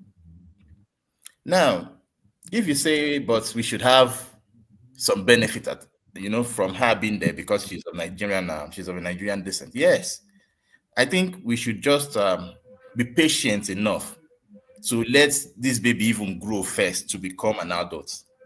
Then we can now capitalize on that. This baby is just being born from 9 months old now. She's just a baby now, and yet we are starting to, like the papa will go say, "Oh, she resemble me, and my own be that, now I became be that. You don't resemble me." The Nigerian elite and leaders should be shameful. They should have shame. They should have shame. If you say, but what have you contributed into her life? Okay, fine. You said she went to primary school. Look, she would have gone to primary school anywhere else. Her parents took that decision, and yet she moved on. We've not created an enabling environment for people like this to thrive, and we are now claiming their successes. She has every right to distance herself, but I hope we can all see. If you look critically, you know that maybe she doesn't really mean those things she's trying to portray. She doesn't mean that. What? So all what we need to do right now is for us to even ask, in what way can we support your vision? Have we asked that question? She just got to the leadership, and yet you are asking, she's trained Nigerians, she's trained black communities. Sorry for interrupting you. It looks like, from what everybody is saying, they actually think she doesn't mean what she's saying, that she's climbing. Wait. Okay, keep thinking that. Please, does she look confused? Does she look confused? She doesn't look confused. I get that. She doesn't mean what she's saying. That she doesn't mean what she's saying. Does she look confused? The thing is this. Wait. Even look. The thing is this. She doesn't look confused. This is unbelievable. She knows what she's saying. You might say, yes, I'm not disputing that fact. In fact, she stands on those points. But the thing is that let her get there and you see what will happen. And if she doesn't even help, if she doesn't even help the black community in code, like you want the special treatment, well, I don't think we really deserve it anyway. The black community should raise up for themselves and take and get their own rights themselves. Let me just throw in a question that they can answer after you finish. So please, those who live in the UK, please outline what Rishi Sunak did for the Indians. Please, I would like to know. Than praying to his gods in front so that they can know that he's Indian. Apart from that, because I don't understand why we want special treatment. Everything that she does for the British people. If you're a black British, you are going to benefit from that as well. So I don't think we should just look for benefits right now. She needs to start saying this, start saying that. No, I don't think so. Let her play a game. Nobody sponsored her to this point. She wrote there by herself. So let her enjoy, let her play the game, and in what way we can support her. I think that is what we should start discussing. What can the black community do to make sure that she has a free or less troubling reign? That is what we should do. That is how she can know that, yes, I have a community that supports me, and therefore I can confidently give back. Not a community that she's already thinking this is like a parasite. When everything is not good, you all avoid her. Now things are going fine. Everybody wants to come and drink her blood. Please. Emiloko, can I ask you a question, please? Can I ask you a question? Mr. Righteous Man. What kind of money are you expecting? Do you want money to build another estate? This one that you're calling reparation up and down. It's better let us move on with our destinies and let us forget reparation. No, don't make it personal. Don't make it personal, please. Let me ask him now. Let me ask him though. Why is it that when it comes to us, we don't deserve anything? When it comes to movement, we are held behind. Other people get all these things, but when it comes to us, we don't deserve anything. Emiloko, let me ask you a question, please. Emiloko, can I ask you a question? What kind Hold of on, let me ask you a question, this please. reparation, what kind of reparation do you want? Emiloko, can I ask you a question? You know what they did for the other people? They gave them billions upon billions. Okay, the question I will answer Sister Ife. I think that's Ife, right? Or Adama. Let me ask my question. Emiloko.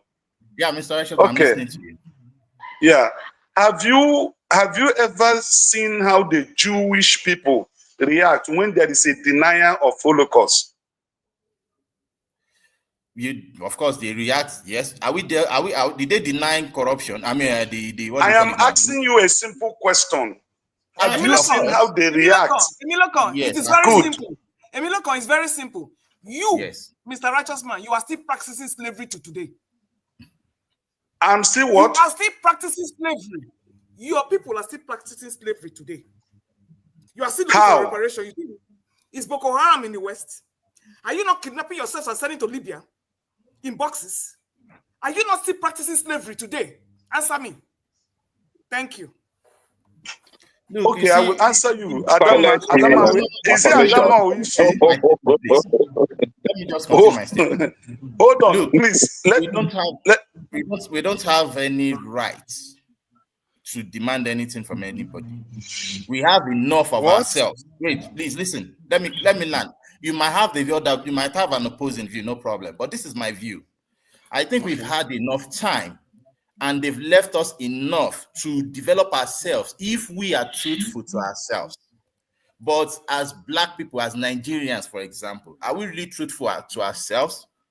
Look, they will always say something that if there's no wait, let me land, please. If there are no cracks in the wall, there's no way the lizard from the outside will come into that crack. The British won't stop you from growing. They didn't stop others from growing. Yes. Please let me land, please. I'm sorry. If they even try to stop you, it is a trial. If you don't accept it, if you grow your way, if you determine to, they won't hold you back. They've already left that story. You played the game, and what you have is more than enough for us to be respected. They are not the ones disrespecting you now. We are the ones disrespecting ourselves.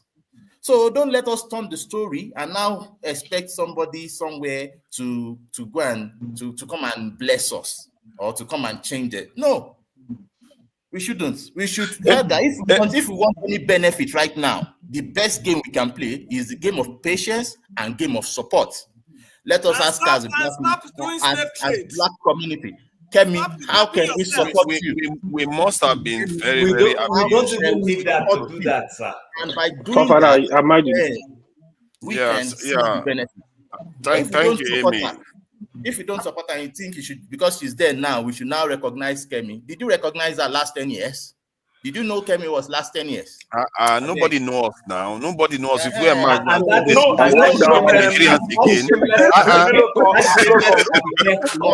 think you are misinterpreting. You are misinterpreting the whole thing.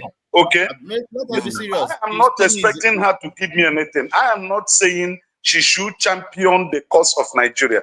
That's not my submission. My submission is this. Listen, my submission is this: to deny what had been existing before you were born, that it is of no use. That's my submission.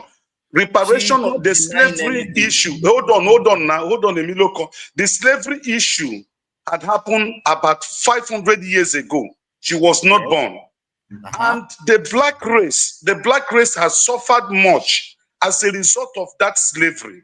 And now it is equivalent to what the Jewish people always recognize that brought a setback to them, losing about 6 million Jews in Germany. Now the question is this: did any black nation don't limit it to Nigeria, because he was addressing the black race. Did any black race ask her or put it to her that now that you have become the leader of the Conservative Party, that we're expecting you to play a role on this topic that have to do with reparation?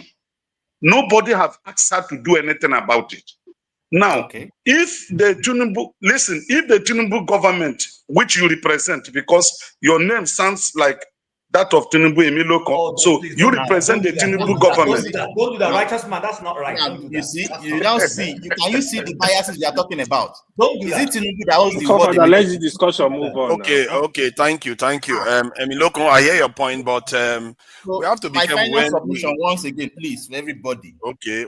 The best we can do to Kemi Badenoch is to give her the moral support and whatever support the black community can assist her with. Then we can make blessings from there. But not that it should come from the other way around. Thank you. Is that where we are now, where we support people that despise us? Okay, Forefather, is that where we are? Can you permit me to just say one thing? That's not spite. Calling it a scam, it's okay.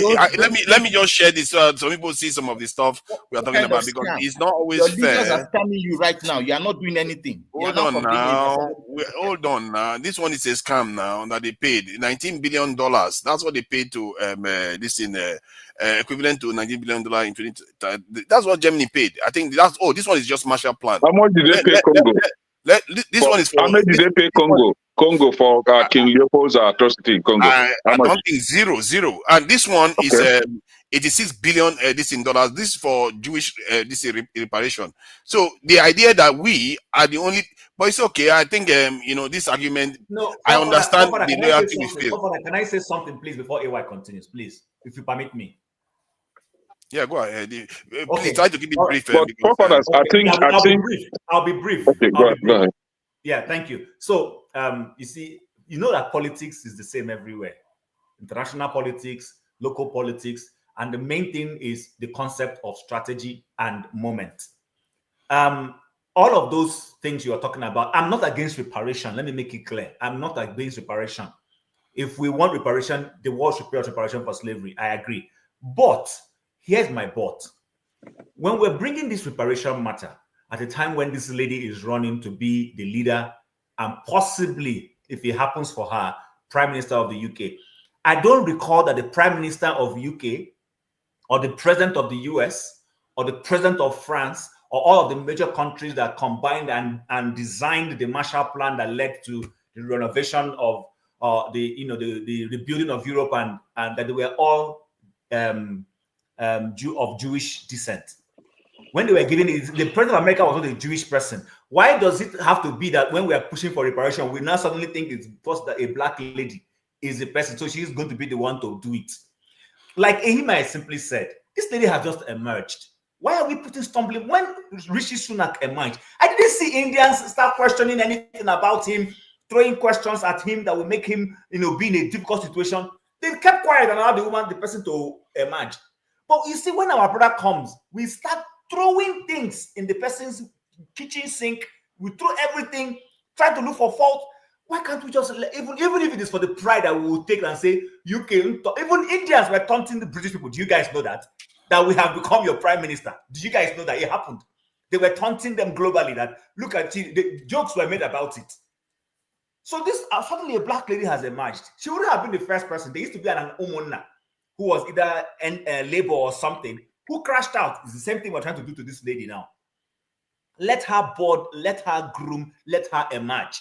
Let's stop throwing things in her way. The media works in a wicked way. They are throwing all these questions now, bringing all this because she's black. They want to test her allegiance. If this lady potentially becomes prime minister, where is her allegiance going to be? And the girl is busy trying to dodge the bullet, and we're here. She went beyond that. I think the thinking, what people are thinking, that she doesn't mean it. She went beyond saying she's not for it. She went further. That's what do you want us to do? We as Africans, especially Nigerians. No, I have a question for forefathers. As a policy, please, I have a question for you, forefathers.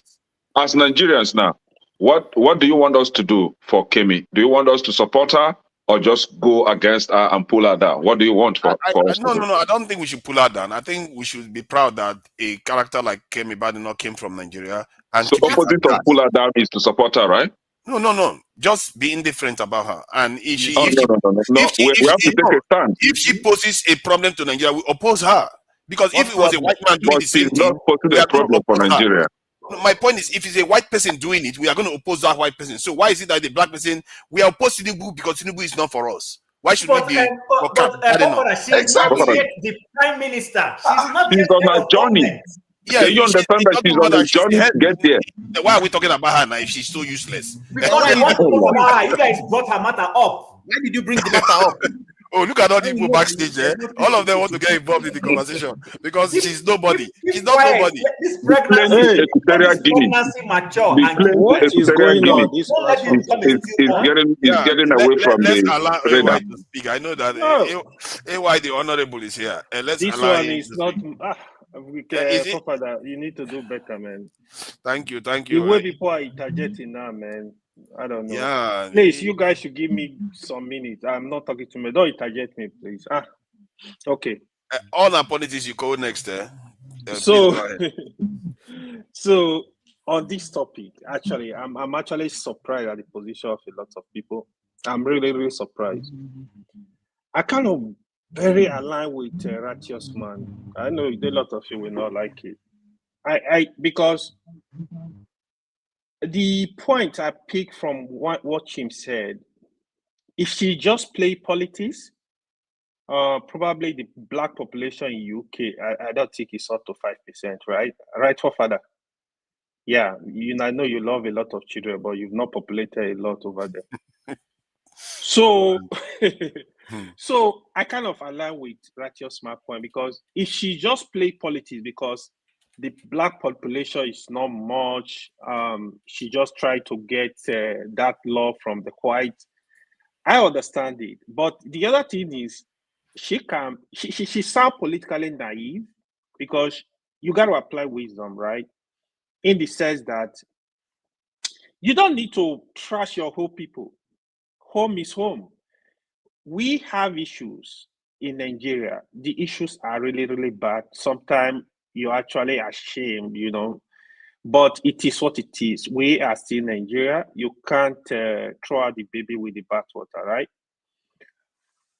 So that is where I will come in. If she just play politics, to me, that is fine. But you should also be fair to the black people. You cannot deny slavery. Nobody can deny it. You can't deny the British remove our artifacts from Nigeria, from other African countries. There are a lot of things we cannot deny. For me, if from what she said, instead of me to make such statement, I kind of go silent and focus on what I'm doing. I want her to succeed, but the way she's going, if she's not careful, she's gonna be used as dumb. Period. White, she can't be white, to be honest. Even if she's married to a white man, when Obama was contested, even when Obama was president, it's not that he particularly gave anything to Kenya people, right? But he was having that love from Kenya. He visited Kenya a couple of times, right? Was able to meet with the grandmother. That is enough. I don't think Nigeria, as we can say, oh, she's not the head of conservative, she might be the next prime minister. Oh, give us this, give us this. I don't think that's what Nigeria demanded. What was it called? The Abike Dabiri, she said she contacted her, she refused to reply. At least that's courtesy. Hey, sup? To contact her. I don't know why. Oh, hold on. I don't know why, but I maybe think just a meet and greet now. For me. As a business partner or colleague or what? Or friend. Why do you always assume the worst? She's in that position to talk to Nigeria in diaspora, right? Which I think probably that's what she was trying to do. This is our person. Yeah, some people are saying support her. I agree. Black people, Nigerians in UK, you guys should support her. But she needs to change her tone. Like she's not coming out good. Like you can't be bashing your own people. She's still Nigeria. She's still black. It's coming out good. Hold on. People like us see it as good. What she's doing. Well, you can see it. Okay, let me finish now. Okay. And we have a lot of us like that. I'm not fighting with anybody that is supporting her or telling whatever she's gonna do. But to me, I'm in Nigeria back and front. So I'm never gonna deny my country. I can complain of the issue. If I have a way of solving the problem, I will try to bring solution. But I'm Nigeria. I'm gonna dance in Nigeria. Thank you. Thank you. I appreciate that. I really appreciate that. It does help me. Yeah, quick interjection. 1 minute, and then yes. Sorry, all our politics. Yeah, I know come say crayfish now. The same discussion I come for. All our politics has been here for a long time. And then me and him, no, not be crayfish. You can say a discussion. So make you remember us quickly. Look, when sometimes when we say we're Nigeria, Nigeria existed in 1914. That was when the name Nigeria, the amalgamation came together. Okay? So it wasn't like there was a creation God created and called it Nigeria. Well, we were created as Igbos, Yorubas, and the rest. Now, this woman, her allegiance, in fact, like 6 or 7 years ago, when I was doing an international course, and they said allegiance is no longer your geographical location, but your mindset. So you can be located in Nigeria, but your mindset is that of somebody in South Africa. You belong to that nation of South Africa. Now, this individual left Nigeria when she was very young, and she remained outside without any help. You guys, are you not asking for too much? Okay, now she's living her life, and now she's been able to make it to the top. And then once, I don't want to use any bad word on her, one lady from Nigeria calls her up and says, "You want to have a call?" Now, so they do the thing. Why are they not calling me to have conversation with me? I'm not a Nigerian. Why are they not calling you and not making a conversation with you? You are not the Conservative Party MP now. No, so that then means that you are selective, and that is even itself a discrimination. But that's how it's supposed to be. Is that really? Yes. Even the list of an American caught in in Russia who had on his own, small boy, testing his ability to enter Russia, was caught. Okay? And the American government backed him up and made sure they released him. They got him freed. He was nobody. I says, he was in a college. A college boy, him and his girlfriend were playing a dangerous game for themselves. Then you are telling me that until you wait for me to be prime minister before you can contact me? You see, that's why we don't have any allegiance to them. AJ, no vex. I'm not trying to take your time. The man who died in Osun State, who was killed, who was building a hotel and a farm. Did you see how America got involved? Yes. They asked the wife, "What do you want?" The woman said, "I want his body back to the US for burial." They won't bury him there. America went and took his body. We need to have shame. See, a lot of Nigerians are in jail. They are in jail in Mali, Turkey, and Libya. BK should be calling those countries to release the Nigerian people there.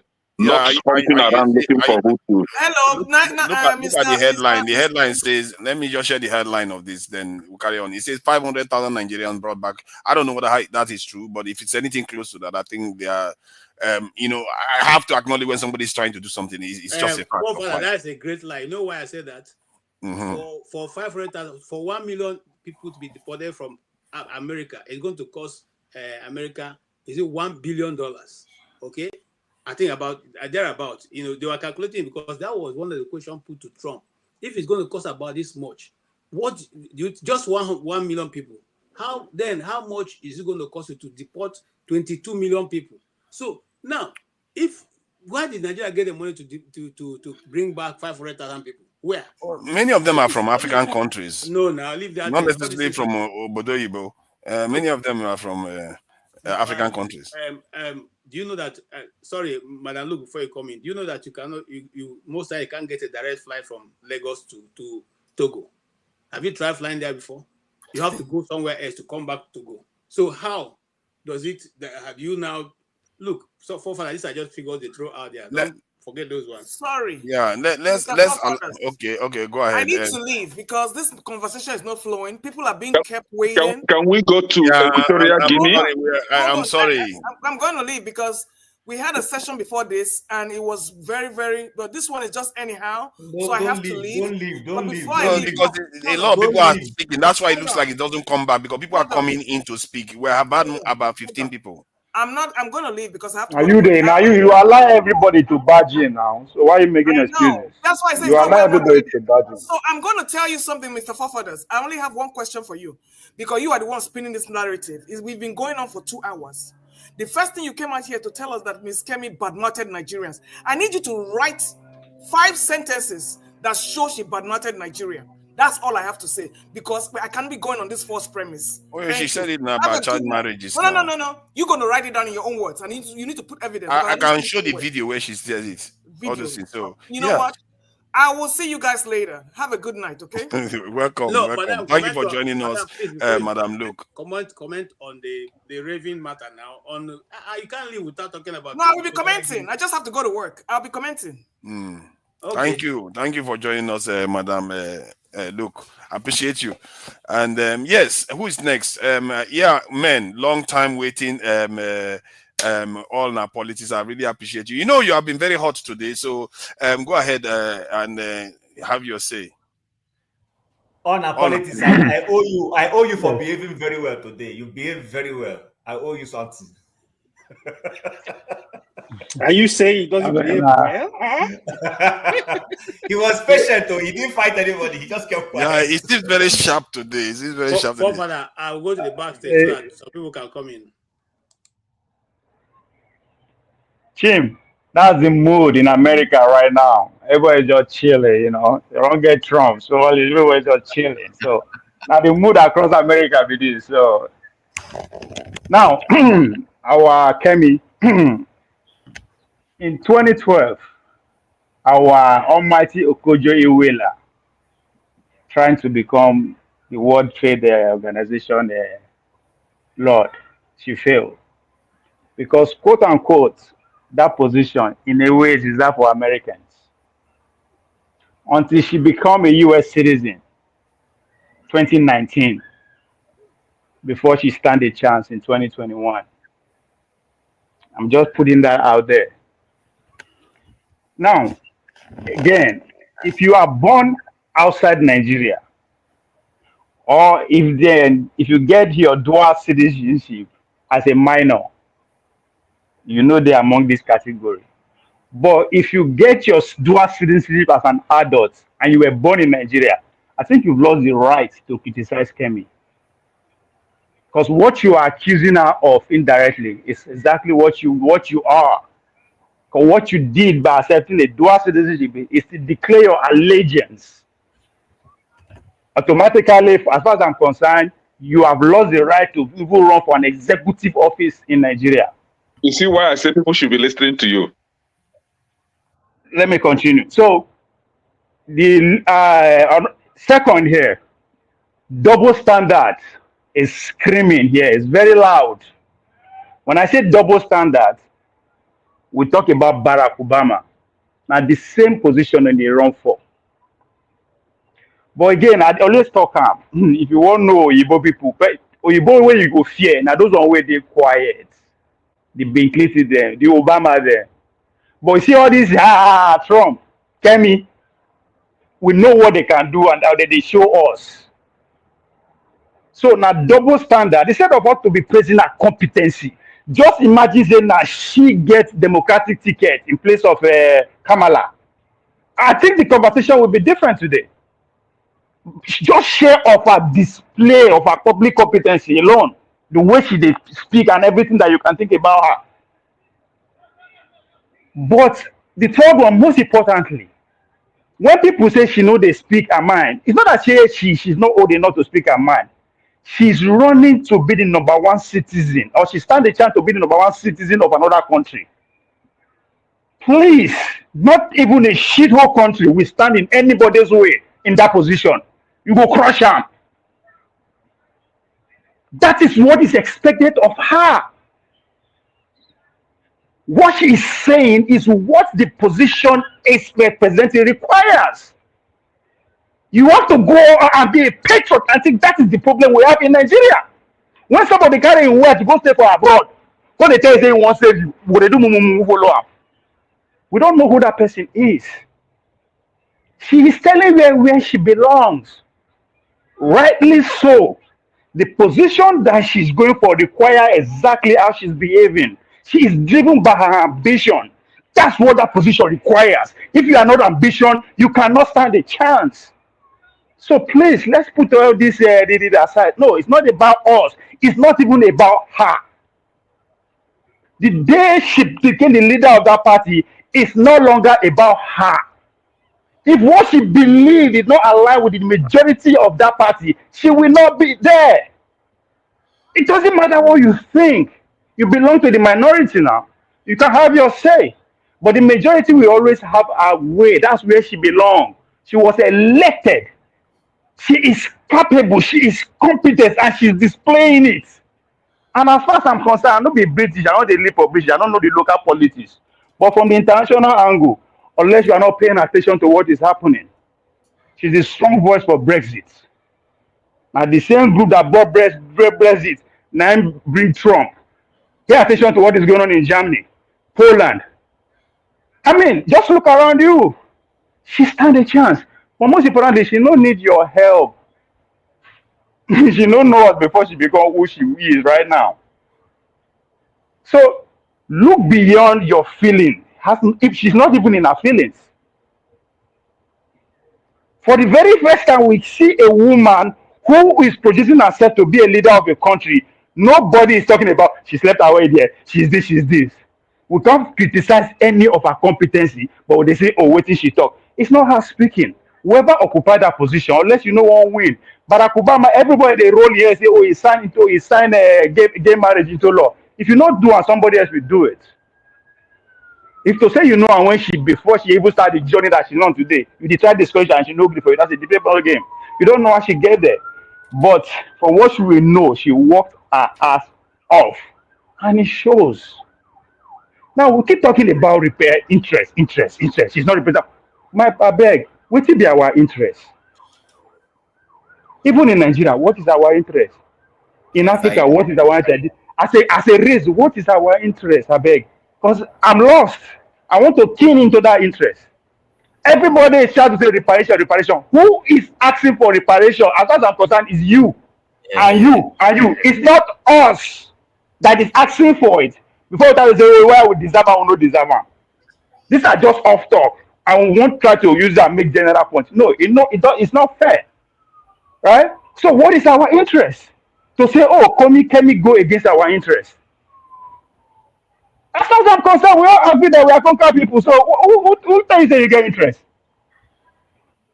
Where you start when you get interest? Somebody said earlier on, you need to actually examine yourself. Where do you belong in the Committee of Nations? My brother, you never even get number. We keep deceiving ourselves. I follow President argue the other day. If Nigeria ceases to exist today, who will suffer? Which country will suffer? No country, because we are not giving the world anything. So if you cannot see beyond yourself and see where she's coming from and what is ahead of her, she will crush you. That's what it is. Not even a shithole country will stop anybody in that position. Even you. Because I'm happy for the very first time. We're not talking about how she got there. Even though we don't know her before. But nobody thought, now what did she do with this? Research about her. She's been in public office consistently for the past how many years ago. She started from the bottom. Now she's here.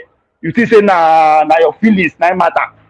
Now only you get feelings. Now only me get feelings. We as a people, we don't get feelings. We know how she got there. We know how she got there. Clearly throwing black people under the bus. Well, she got there now.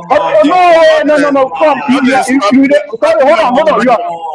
You are promoting. Hold on. You are promoting yourself. That's what she did now. Where you there? Because you get hold on. Which boss? You should be happy you are under the boss.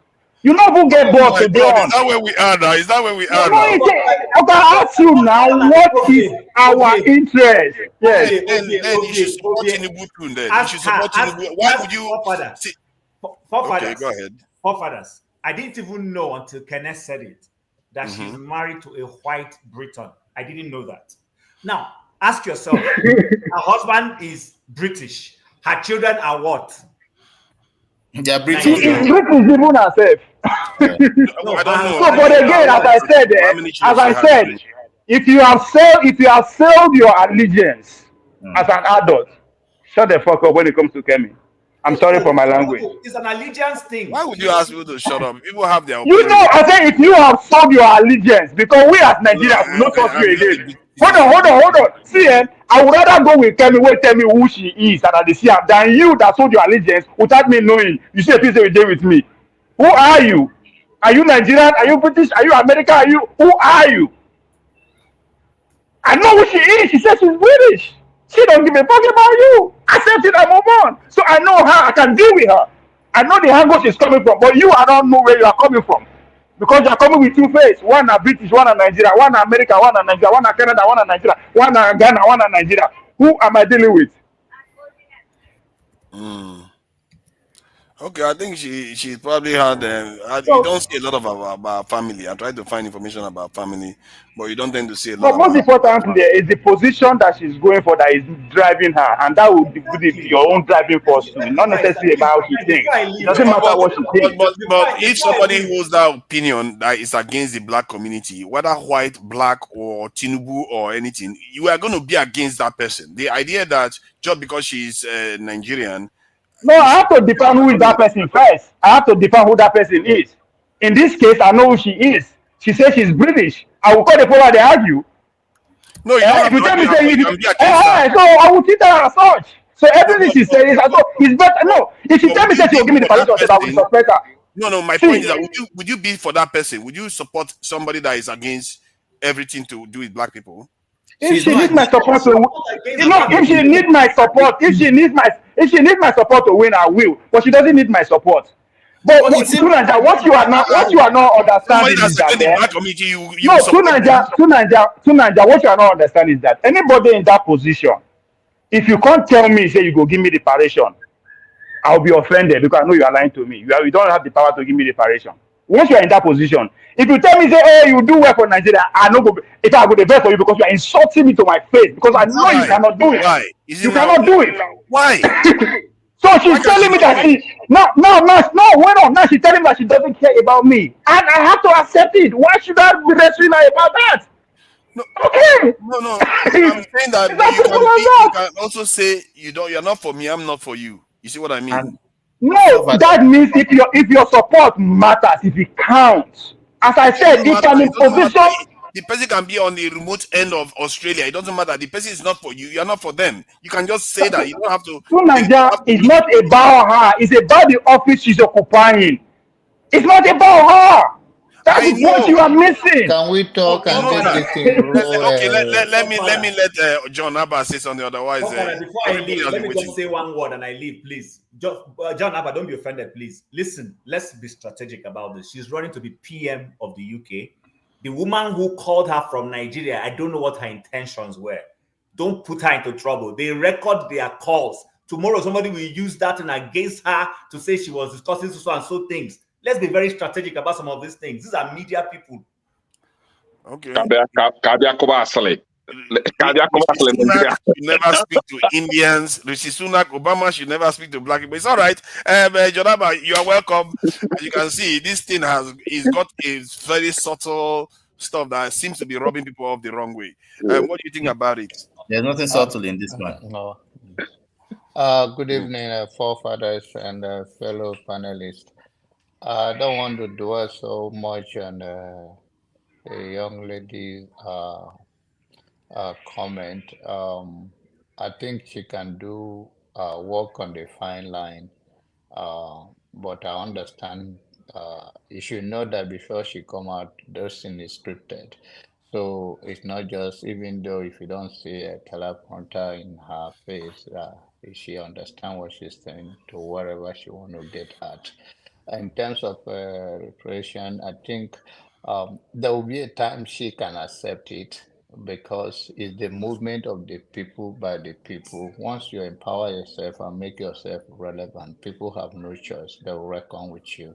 Africans have not taken themselves there, but it's not that it's a bad thing for all that we have lost. But when we start to organize ourselves and make ourselves more relevant, even those people who say no, they will come to the board and say yes. That's how life is. When it comes to her comment, of course, like I said, it's to her best interest. If my children right now we run for an office here, I believe they'll work on the fine line. They won't badmouth Nigeria. They will not go that route to say, oh, because you want to. There is a fine line to work without putting your native, regardless she's born and brought up. But I also understand the politics of our own, of the nature of the politics she's playing. But you can still work on the fine line without demeaning any kind of race, especially as a Black woman. So, and in most cases, the fact that people come from that country, like Obama and the rest of them, if Obama run tomorrow, I will still vote for him just because I just find myself in one interest in him. But doesn't mean I'm expecting him to do anything for me. We, the African people, we have to solve our own problem by ourselves.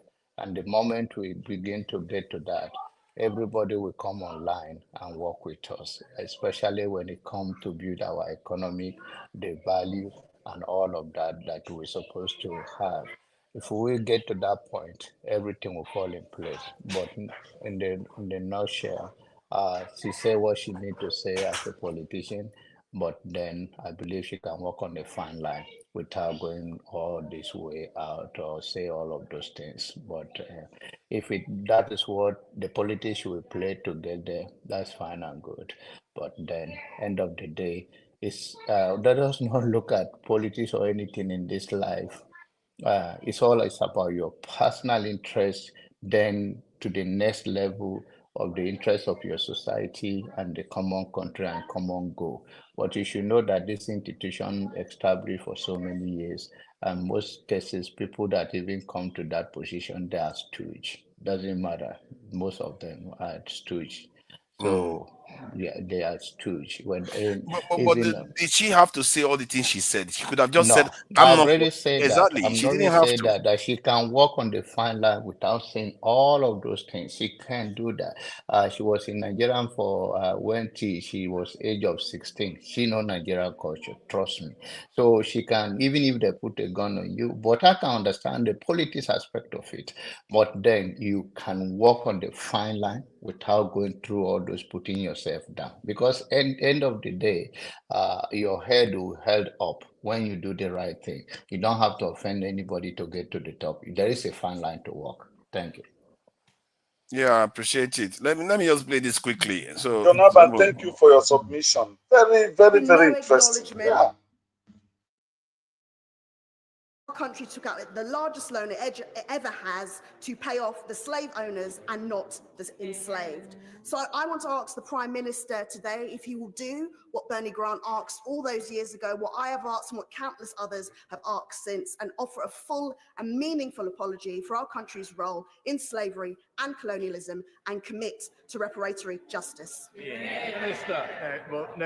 No, Mr. Speaker. What I think our focus should now be on doing is, of course, understanding our history in all its parts, not running away from it, but right now making sure that we have a society which is inclusive and tolerant of people from all backgrounds.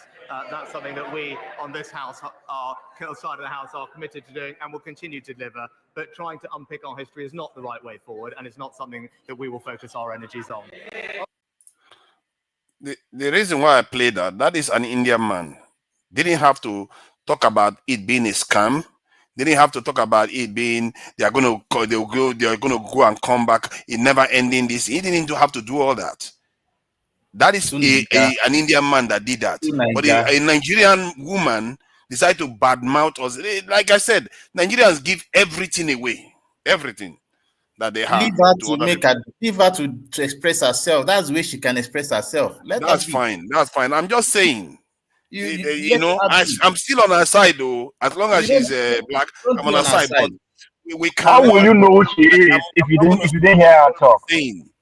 We cannot support people that just like to just badmouth the black community for the sake of it, because when they get into office, they will actually do what they are saying. They're not just talking like that. They will do it. I've seen Nigerians do that. Nigerians do that. They don't play around.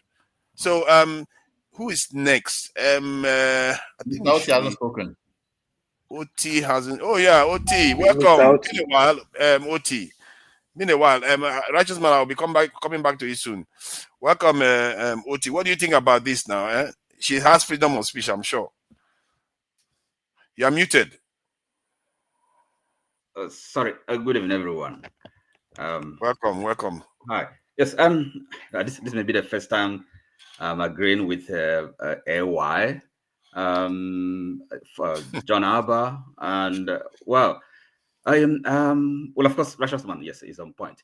And perhaps with forefathers, but forefathers, I have to say that somewhat you've over-egged it.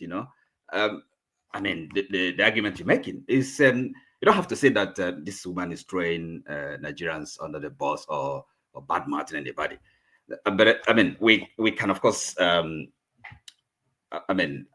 what the politics she's playing, where she's coming from. Yes, we understand she's a politician and maybe she has her ambitions, but she has come to the position she has come by dint of hard work. She's competent, or is eloquent, all that granted. But she's before becoming British or anything, Nigerian or whatever, a human being, right? She's a black woman and African. That's her roots. That's her identity. She can't deny that. It doesn't matter. I mean, the Britishness. It doesn't matter the extent of it. That we take a world distance. And again, when she's asked questions, the way some specific questions about something relating to her background, to ancestry. You don't have to deny historical facts, because for the sake of a political officer. And again, when I think people tend to perhaps misunderstand what we're talking about here. The valid points. It's not really nobody's. It's not that Nigeria or Nigerians are trying to make any claims on her, but she is in a position, high office. She has a profile that she can use to.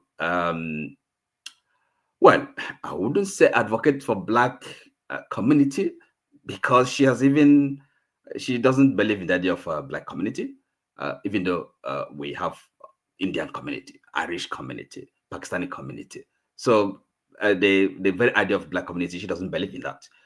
So we're not expecting her to make any special case for us, as black people or Africans. But things like these are kind of specific issues, the reparation. It may not be for Nigeria or for Nigerians. We may not. Well, of course, we have need of it if it becomes a reality. We're talking about reparation, compensation for past oppression, exploitation. There are some countries that really may need that, and as a principle, really, why should anybody agree against that? Are we saying that our experience of slavery, colonialism, are not the wrongs done to us Africans as a people, as a race, is something that is not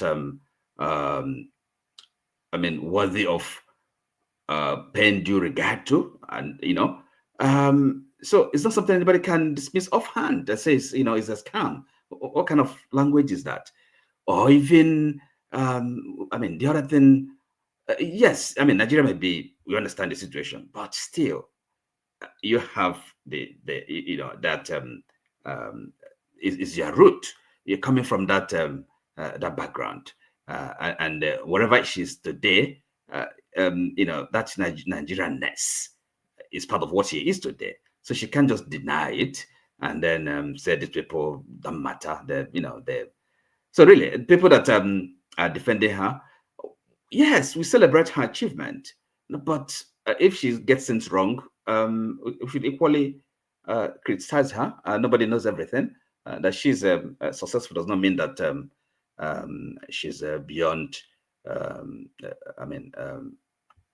She can get anything wrong. She can misspeak. She cannot fall into error. Denying history is a erroneous. One is committing an error by denying what that had happened in the past. So really, thank you. That's my view of that. Forefathers, did she really deny history, or what did she deny, or she's saying that reparation is a scam itself? She's saying she doesn't even believe in decolonization. Nothing. She doesn't believe in exactly. That was imperialism. She went so far. There was no need for that. Oga Ike, you wanted to add something? Yes. What I wanted to say is that it's not going out of what I said before. Listen, this woman owe you no apology for anything. It's just pure and simple. She's just about 3 or 4 days being a leader of the Conservatives. She's not even the government in power in the British government, right? It's the Labour that is in government. They are the opposition. She can only speak as an opposition. She's not in government. She's not the prime minister. We should also remember that. And sorry, Mr. Ike, you're getting it wrong. It's not about her, it's about her beliefs, her politics, what she has said. Okay, that is what people, and she doesn't have to be a prime minister or have political, for her views to deserve analysis. Public,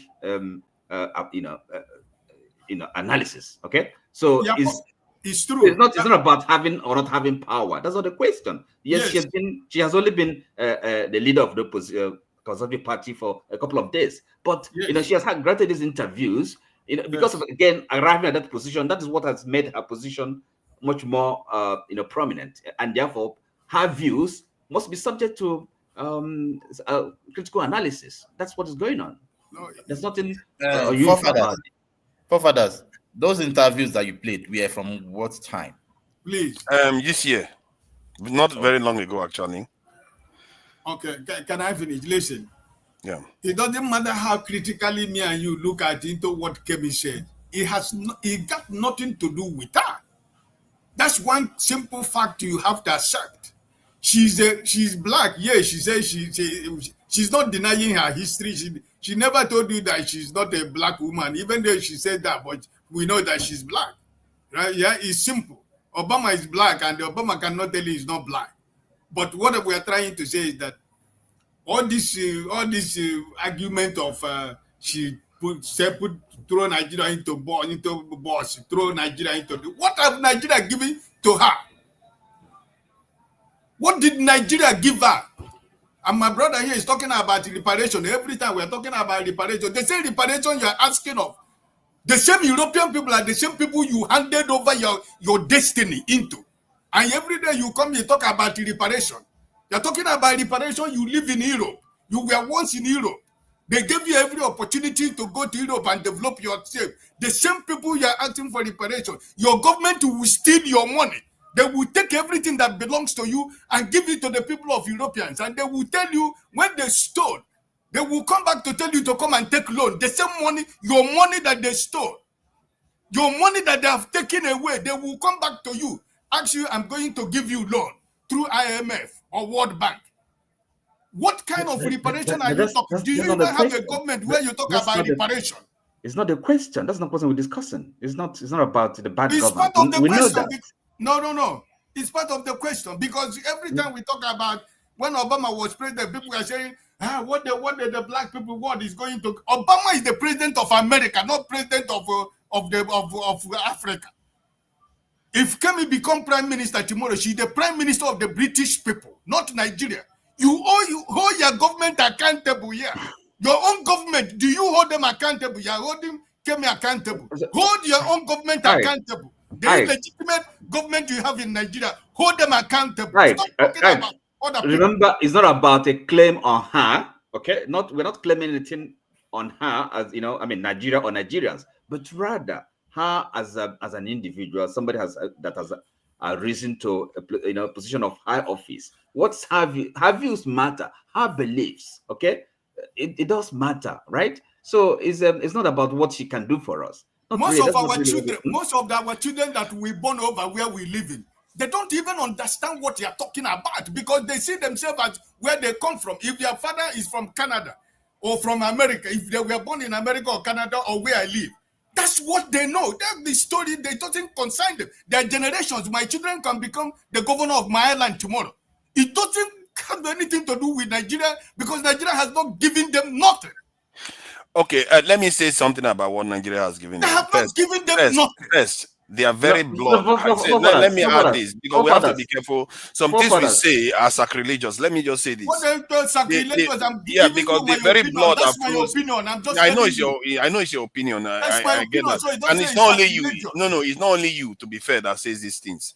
Like, you have to understand, the very blood that flows in your vein has the malaria, the resistance because of that land that has given your forefathers life, including herself. And then she lived in Nigeria for about 15, 16 years or so. Then she came to the UK, and now it's all bad. And I understand her position. She's a politician, but man, you have to do what all this. Look at an Indian didn't do what she's done. Jesus, I'm just saying that if we don't like Tinubu, why should we like her? But the same thing, Sunak, when Sunak was the prime minister, he's an Indian. The Indians were not looking anything special for Mr. Sunak when he was prime minister. They were looking at him as a British citizen, as a British prime minister. But now you're looking at him as a Nigerian. That's your politics. But how do you know? Are you part of their community? Yeah. There was this one about a visa that Sunak. Let me share something quickly. Just show it as a headline so you see what I mean. This visa that Sunak backtracked on, school visa, because Indians are one of the highest beneficiaries of this. And if you look at it, if I search this page, you see something about India here. Let me see India. Let's see. Yeah, as you can see, India will pop up. Indian students. You see that what this means for Indian students. So this is something that they are all linked. They are not stupid. They act when they act in a way that works for their community too. It's good that you have, because the European leaders work for the European people. So just because you are a leader in that country doesn't mean you should not remember your people. Through Nigeria, did this happen when Rishi Sunak was before prime minister or when he was prime minister? Kemi is not even prime minister. This one he's prime minister. Exactly. Did you hear anything about when he was about any of his activities before he was prime minister with the Indian community? The answer is no. So we should just leave that. He was very nice with the Indian community when he was. When Kemi becomes the prime minister, let us judge her from there. Leave this bit, I beg. Okay. AI. Okay, Righteous Man wanted to say something quickly. Please add to it, and then I can say please. No, Bimi is free to speak almost anytime. Can I say something? No, I think a Righteous Man wants to say something briefly. Then I'll come to you, AI. Okay. Yeah. Oga Ike, my point does not demand anything on behalf of Nigeria or Nigerians from Kemi. Nobody is demanding anything from her. But what I'm saying is this, my view is this, that because of your political ambition, you should not whitewash a race. I said it initially, Black people did not start and end in Nigeria. It cut across all the continents of the world. Okay? Now, talking down on the Blacks, I'm not talking about Nigeria or Tinubu government, no. But looking at the Black and what we have suffered in the hand of the Western world, for 500 years, they looted our treasury. They destroyed our tradition. They colonized us and took the best of our land to develop their place. And she's saying that asking for a payback, a compensation, that it is a scam. Come on, man. They even compensated, people that own slaves with the highest amount of compensation ever in history. Exactly. Exactly. But When not the slave trade was ending, they compensated those that owned slaves. They paid them. Now, you came to my father's house. You pulled down the tradition of my people. You destroyed my home. You took over everything that makes us a people. Then if tomorrow I begin to ask you to pay me for destroying those things, then you said I'm a scam. Righteous man, did Jesus say you can Hold on. When Obama, let me finish. When Obama was contesting, Obama never talked down on blacks. He never. Neither did the wife. He never talked down on the blacks. He visited Kenya so many times. I have in one of my archives, I still have his photo where he was selling a vegetable in the Kenya market before he became what he is today. What was the outcome? He kept those records. I mean, Obama. What was the outcome? Will this lady? He destroyed Libya. Okay, that's the outcome. What was the outcome of visiting Kenya? I get question for us. I have a question to ask. Yeah, let me come in. I don't have the question. I don't have the question. Too many interjection. Bumi wanted to say something. She's been in and out. Let her have a say, then we can go ahead, please. Bumi, please, let me ask this question. Sorry. She can answer it. I want her to answer the question too. Okay, Bumi, if you want him to answer the question, ask the question. He can ask the question. Now, will they say she threw black people under the bus? I'm genuinely asking, pledging allegiance to another country, is that not you throwing your own country under the bus? That's a question. And two, do Nigeria have a community in Britain like the Indian community? That's my second question. Okay, so what I wanted to say regarding this issue is that I feel like specifically Nigerians, or I don't want to bring all the whole of Africa, I'll just speak for Nigeria. I think we want to have our cake and eat it. I think we should be aware of if we're British citizens, if we're Nigerians, we need to, because all this up and down, it's never going to work.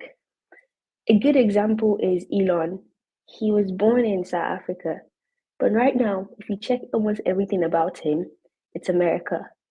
Because even though he was born there, that's just the product of his parents.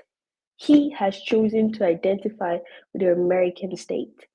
And that's why his company is in America, the Tesla, SpaceX, America, Twitter, the American company. Everything he does, the whole election, he supported an American president.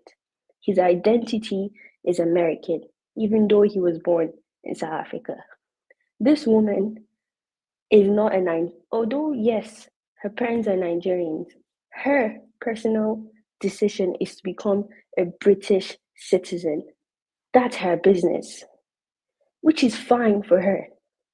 But I want us to differentiate two things. There's a difference between whether or not we're talking about if Africa deserves reparation, which is a big yes. Africa does deserve reparation, but it's none of Miss Kemi's job.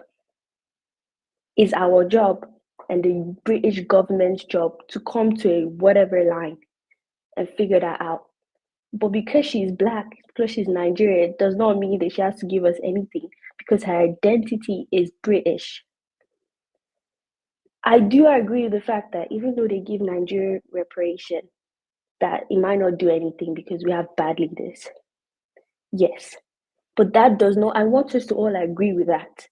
That even though, yes, we know that that money will go nowhere, let's even agree and stand with our chest that Nigeria and Africa as a whole 100% deserve reparation, because they gave every single person, not single, but they gave every other person reparation. It's only when it comes to the black race that they're just pushing you to the side and say, forgive and forget. Why should we forgive and forget, but the rest don't forgive and forget? So I agree with that. Sorry? Because you forget the history why they were giving reparation. There is a reason why they were giving reparation. You forget about the reason. It's important. There's a lot of noise coming from somewhere. I mean, don't get me wrong. There's a reason why they gave those people. The reason why we have not gotten is because we want to have our cake and eat it. We don't have a direction, so we're never going to get it. We can't keep on going back. That's why we're not going to get this thing. This means Kemi Badenoch should stay there and we'll still not get it. If we are walking the way we're walking, we're never going to get that for the rest of our life. I'll pass away. Children will come, they'll still not get it because we don't have a direction. But we should, 100%, we should say Africa deserves it. And I want us to listen to a statement because I know we're kind of jumping, being Nigeria. She said a statement in terms of saying that Africa does not deserve. Now, if Nigeria does not deserve reparation, that's a different case. But there are certain African countries that 100% deserve reparation, e.g. Congo. I don't think people suffer the way Congo suffered. They showed those people shege. Now, I don't know much about how the British was doing with us because I know obviously it was not beautiful. But if us Nigerians believe we don't deserve it, let's say it. Kemi Badenoch, remove Nigeria. But let's not speak on Africa because there are other countries that 100% deserves it. So her statement was saying Africa does not deserve it. Us Nigerians, if we want to agree with that, that's our own. But let's speak for ourselves. Let's stop speaking for the whole continent. Because we love to do that. Yeah. But that's my own personal opinion on this. Thank you. And Elon Musk doesn't just remain in America. He does make comments about white people in South Africa. He talked about how EFF is looking to genocide the white people. So Elon Musk is quite a supremacist for his people. They don't forget. And the same thing with Trump. You will hear Trump talk about South Africa sooner or later. Let me see who is next. Yeah, it's me. It's AI.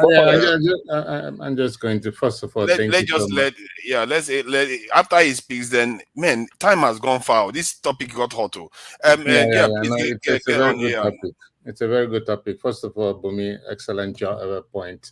There's no, I think we are very proud of Kemi for the achievement of where she is. I think it's very important that we're not putting too much on her.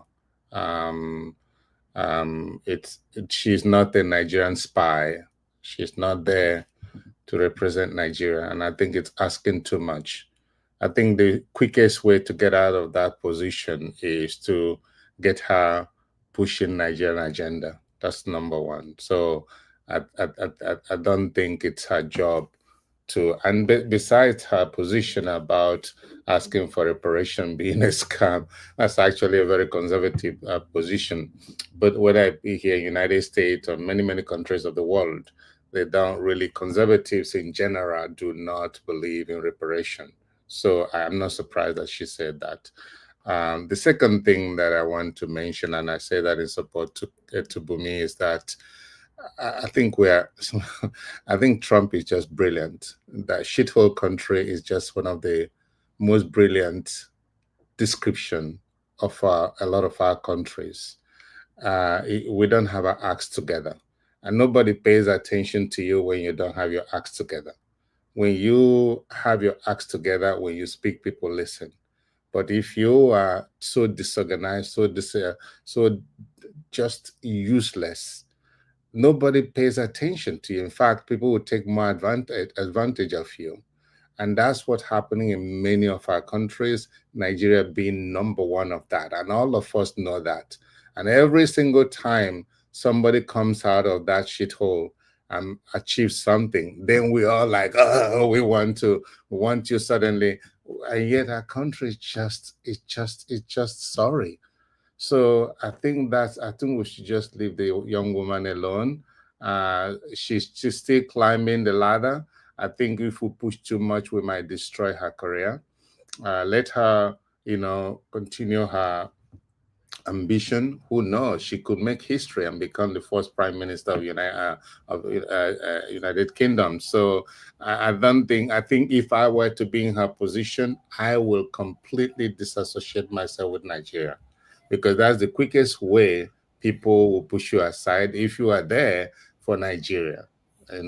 She's not there for Nigeria. She's there for the British people. And but AI though, isn't that quite AI, God bless something? you. That is what I told them before. A corrupt government in Nigeria, a government that is an illegitimate government. That's what you want Kemi to go and tie herself with. Okay, Come so on, the first point is Nigeria. let me just ask the first one. The first question is, when you say disassociate, are you saying Nigeria as a state in terms of the government, or Nigeria entirely, or anything to do with Nigeria? Well, first of all, if I were to be a British part of British people, I would never allow anybody who has some kind of a secret agenda of another country to take the helm of affair of the country that I belong to. So that she has to publicly make sure that it's very clear as light, that she doesn't have a secret agenda for Nigeria. When Obama was trying to be the president here, one of the biggest problems he had was many people thought that he was either a secret spy for the Muslims or secret spy for some African countries. So a lot of the GOP people were really, really making a big deal of this. This guy was but is it okay for the white people to have a secret agenda with NATO and other countries? Why do we feel like we don't deserve representation in any way? But that's not what she is. She's not represented. She's not a secret anything to us. So yeah, but my point is that the others represent their people. Jews will represent Jews. Oh yeah, they represent Jewish interests. But why is it that our people should completely denounce our connection to who we are? Look, if you listen, I 100% agree with you. If you have your acts together, that's what it is. If you have your acts together, you can actually have a spy. You can actually do all those things. The Chinese people are doing it. Americans are doing it. British people are doing it. All these people are doing it. So, but it's because we don't have acts together.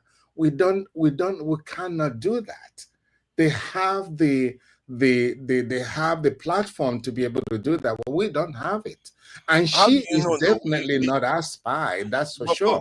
But our government, okay, yeah, our government is a bit rotten, but they try to contact her. So, okay, as a Nigerian, I say this all the time on this platform, that why is it that we are not linking up with the African American community, the Nigerian community overseas? We are not working with them like other foreigners did. The Chinese, all of them did it. That's how they build their nation.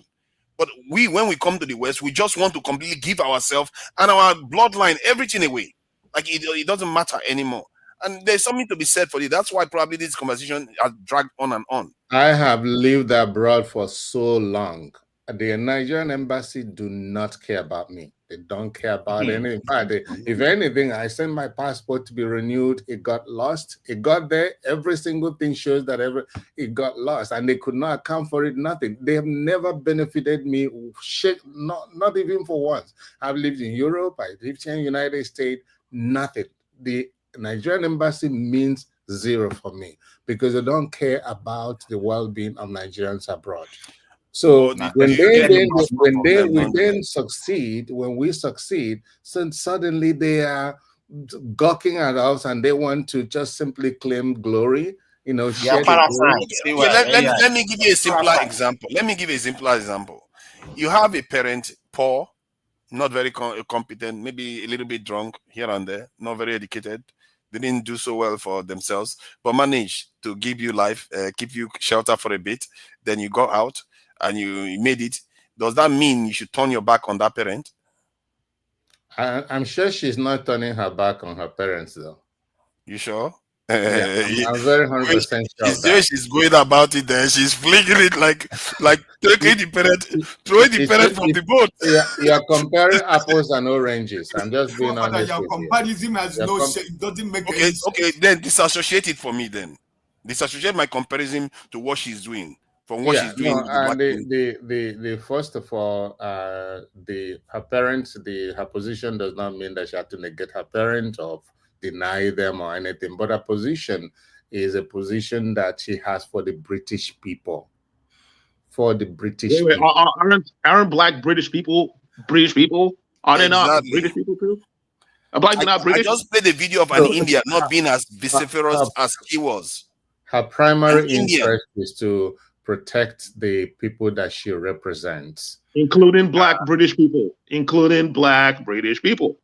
And did she segregate them from being British people and separate caste? Did she segregate them from being British? Well, I mean, when we say British, we mean British.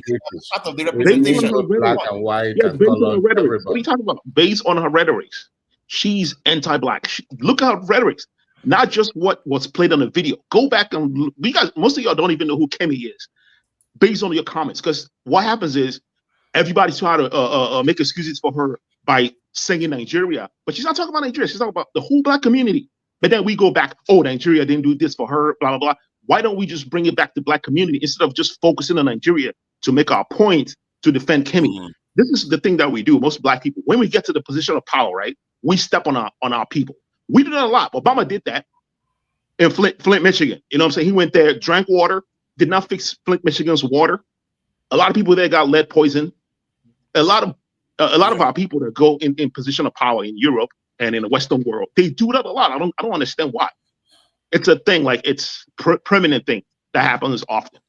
It's weird. We'll have some kind of position of power, but I'm not gonna single out anybody. I just think that what is right is what is right. I don't think she should be pursuing black agenda. It's just as simple as that. She's working for I British agree people, with you and on that that. includes everybody. You don't have to pursue black agenda. She doesn't need to be badmouthed in black community. Exactly. It mustn't be. The level is so mean. You know what I mean? You don't have to. Not pursuing black agenda doesn't mean being anti-black. That's not what he means. You know, she's the most negative black public. She's the most negative of the black community as a public figure. I'm not even sure. Maybe in the whole world, she's so negative about the black community. She's very good at what she's the only person. It's only Candice Owens that come close to her in some ways, but I think hers is even wider. She's even more widespread. The way she dismisses the black community, says we are from an inferior culture and all kinds of stuff. You know, I don't think she's saying that. I think we're exaggerating. No. You can play the video so you can see for yourself. There is one Nigerian British lady, I think she's from this faction, that we're supposed to. Everybody mute so that Kene has been trying to say something. Righteous man, please mute your mic. Your mic is heavy feedback. Kene, please say what you want to say so that I can bring somebody else in. Yes, I think for this topic, I'm tired of this topic. It's becoming boring. I want to go to the Equatorial guy. That Equatorial guy one, at least, is a bit more relaxing. Okay, I beg. You can talk this thing, I beg. Some people are here saying that Kemi that, Kemi this. My question now is very simple. As African, let me not limit it to Nigeria. As Africa as a nation, do you think that we are still not slaves today? And I'm pointing this question to Righteous Man, though it's a rhetorical question. Do you think that we are free from slavery as of today? Because all those countries that you are making comparisons with, for example, Germany, I don't think any nation is looting the resources of German people. No, the way they are looting African resources. They are still in Africa. They are still looting our resources. They are still enslaving us. Matter of fact, we ourselves, we are still enslaving ourselves. We sell ourselves. Madam Luke asked a question. Why are we still selling ourselves, kidnapping and selling our brothers to Libya? That's the point. That is bad. But Europeans are selling East Europeans into prostitution. Let's not if we today, let's assume that we are free from slavery. We don't allow these people to loot our resources the way they like. We don't enslave ourselves by ourselves. That we are free from all this. then if you are asking for reparation or whatever they call it, personally, I will support you. Because Okay, now hold on. you are asking for reparation so that you will be able to use it to rebuild what they have destroyed. They are still destroying it, and you are asking for reparation where they are still looting it. And then, one way, whether you like it or not, somebody was saying something here about you are receiving a kind of reparation, but still you are not using it for anything. You loot it, you distribute it among yourselves as an elite. We had COVID-19 across all countries. What do you call it? COVID palliative were shared. People utilized their own to help their citizens. In America, for example, those that own businesses, the government supported them with money. Those that are going on pay-to-pay check or paycheck-to-pay check, they were receiving money from the government every week or every month or thereabout. But in Africa, especially Nigeria, the little rice and noodles that you're supposed to give to your people to help them for few or 3 days, for few days, you store them, you hide it from them. Some people were actually using it as a souvenir for their birthday parties. Governors hid all these things from the people, and people were dying of hunger. And now you are asking for reparation. Who is going to be in charge of that? Who is going to distribute it? It depends on how the reparation comes in different ways. Until we get our buttocks together, nothing is going to make sense. Exactly. Nothing. That's true. Okay, let me just play this video quickly. There is Bumi. I think she'll share the video about Kemi. Maybe some people want to hear about her Nigerian experience. I don't know. Maybe you guys are going to be happier with her. I miss my dad. He taught me the most important lesson of all. Never be afraid to do the right thing. No matter what people say about you, just do the right thing. My father taught me not to be afraid.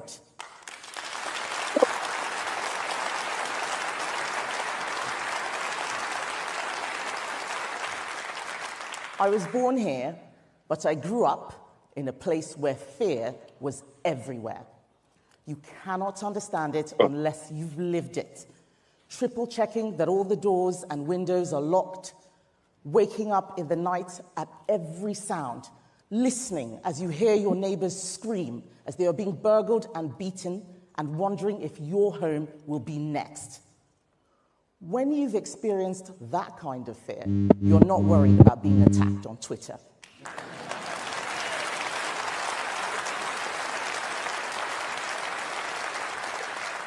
You appreciate how rare and precious it is to live in a country with security, democracy, equality under the law, and above all else, freedom.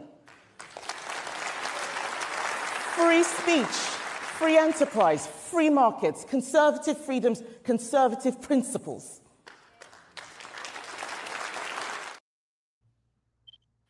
Now, so she sounds like a traumatized voice, a voice that have seen the light, a voice that is enjoying freedom. And that's what you call it. That's what you call it. Take her back to shithole. So that see, if that is how easy it is for people to see, let me say this. See, Russians went through hell in the Second World War and the first one.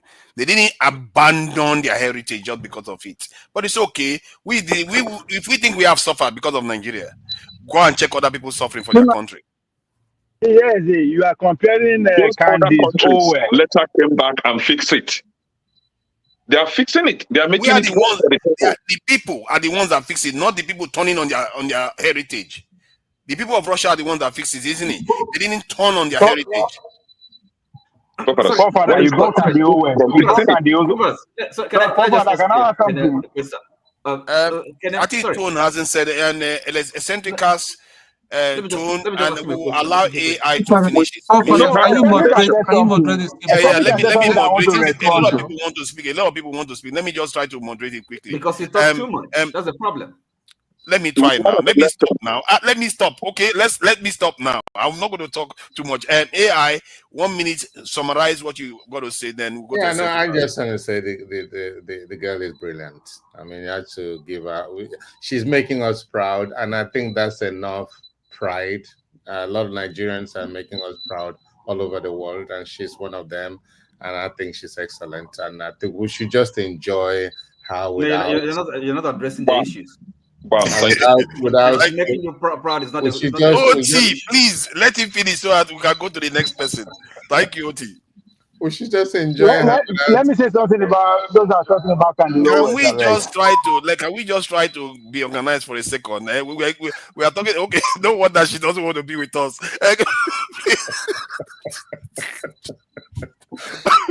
No, on a more serious note, Okay, I think she said something about Candy. hold on now. You are driving. You are even driving. Is that in moving? I'm not driving. I just can't go by me. Okay, eccentricals. I don't want to. Eccentricals, please go ahead. All apologies. Hold on. We want it to flow. He has spoken now. That's why I want to respond to him. I thought he has spoken. He mentioned about Candy. That guy is moving. Okay. What kind of movement is that I'm I seeing am there? not moving. I didn't tell me I didn't want place. I said, cars they move around me. Other cars we are passing. Can't wait die. Can't wait no when they start they move. Okay, guys. Okay, fine. That's fine. Let's go ahead, eccentricals, please. What do you think? No live. So, Kemi is part of the Tory party, right? She's the leader of the Tory party. We know what Tory party stands for, right? And the only way that she could get to that position, that point, is by denigrating Black people. And we've seen that. And a lot of people here, based on the comments that they've made, show that they don't even know who Kemi is, right? Denigrating Black people just to bring yourself up is a cowardice behavior. You know, Sunak did not do that. He didn't denigrate Indian community. You know, no politician does that to their people, but our people, we do that.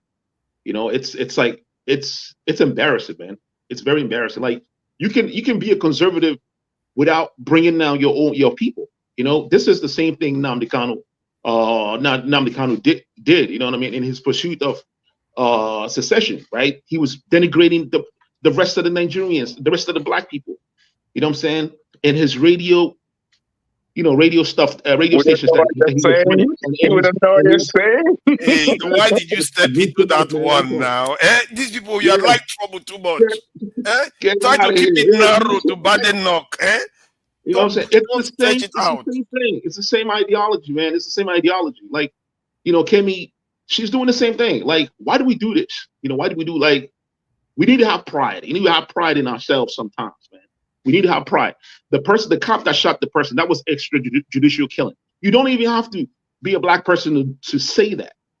Even if the guy is a thug or whatever, there's a process. There's a due process, for crying out loud. There's a due process. You arrest the guy, you charge him in court, you throw him in jail. But then you try to justify the extrajudicial killing because it's a Black, you know, you don't want to be part of Black community or whatnot.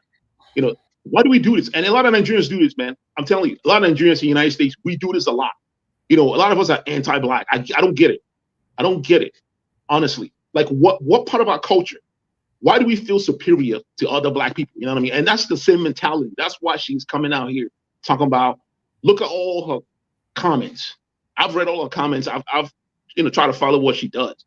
You know what I mean? She's venomous, man. She's very venomous, and that's how she could get up to that point. I don't know why we do this. It's not cool.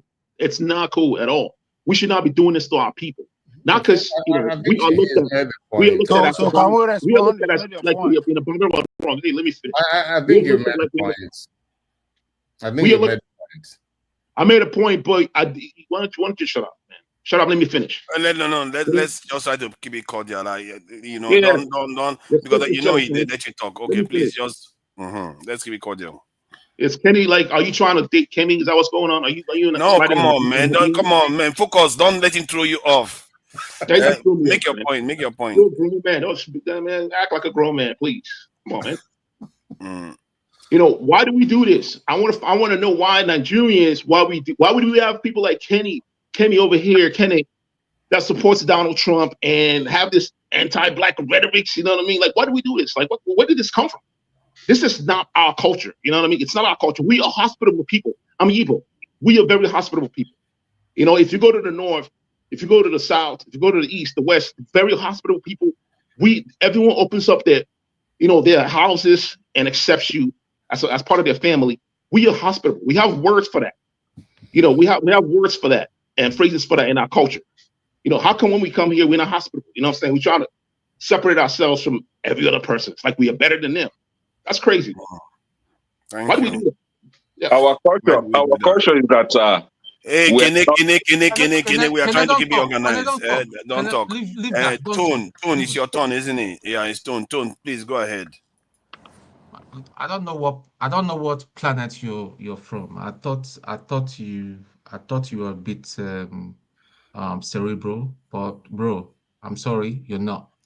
First of all, you're not British. You don't live in the United Kingdom. You don't even understand our culture here. Kemi is married to the Badenoch family.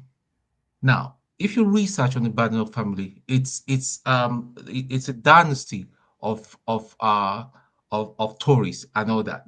She has to speak. That's her new family. She has to speak to the family that she's married to. So she's not there as the prime minister that represents people from Southeast London or Peckham or Shoreditch or whatever. She's going to be the prime minister of the United Kingdom, for crying out loud.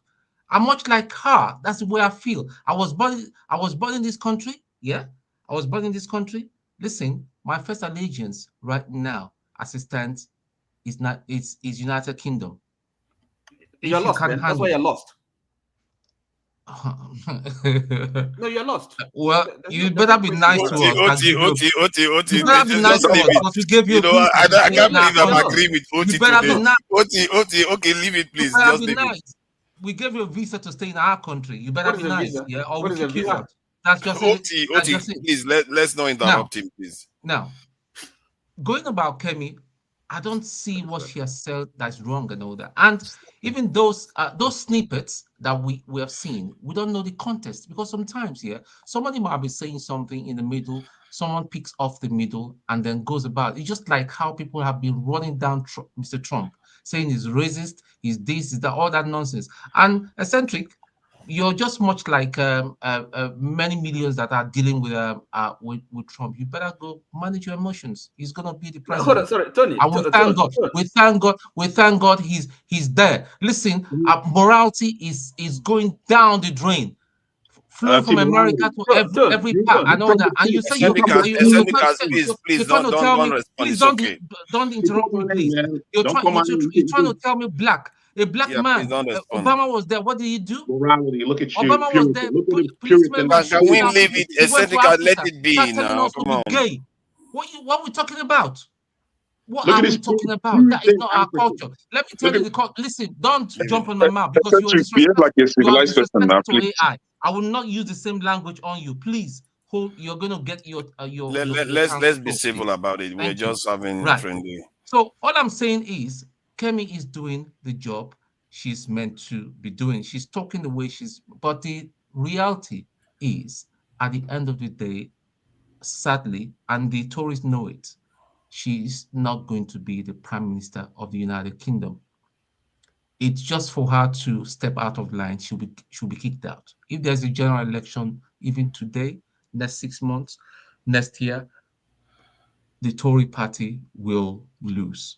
That's the way it rolls here in the UK. That's just the way it rolls. Just because. Let me just ask him.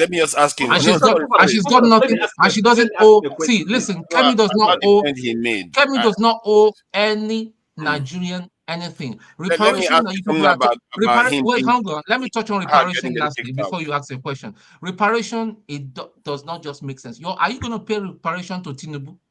Or is it Atiku you're going to pay the reparation to? The reparation will go to few pockets. So even that concept, it doesn't make sense to me. That's not a question. Let me ask a question. I think this is one is going to look like, I'm just saying this as somebody that observes some politicians. Kemi Badenoch seems like an original from my point of view. Serious. I don't speak Yoruba very well. No. When I say original, I mean an original politician, the kind of politician that can defy the odds. In other words, she might seem like she's not going to make it to the next election. But she's the type of person that even when she falls, she can come back again, just like Boris Johnson. Because she's such an original, and she's essential to be able to keep the far right, like the loony, Nigel Farage parties at bay because of what she believes in. She can neutralize them.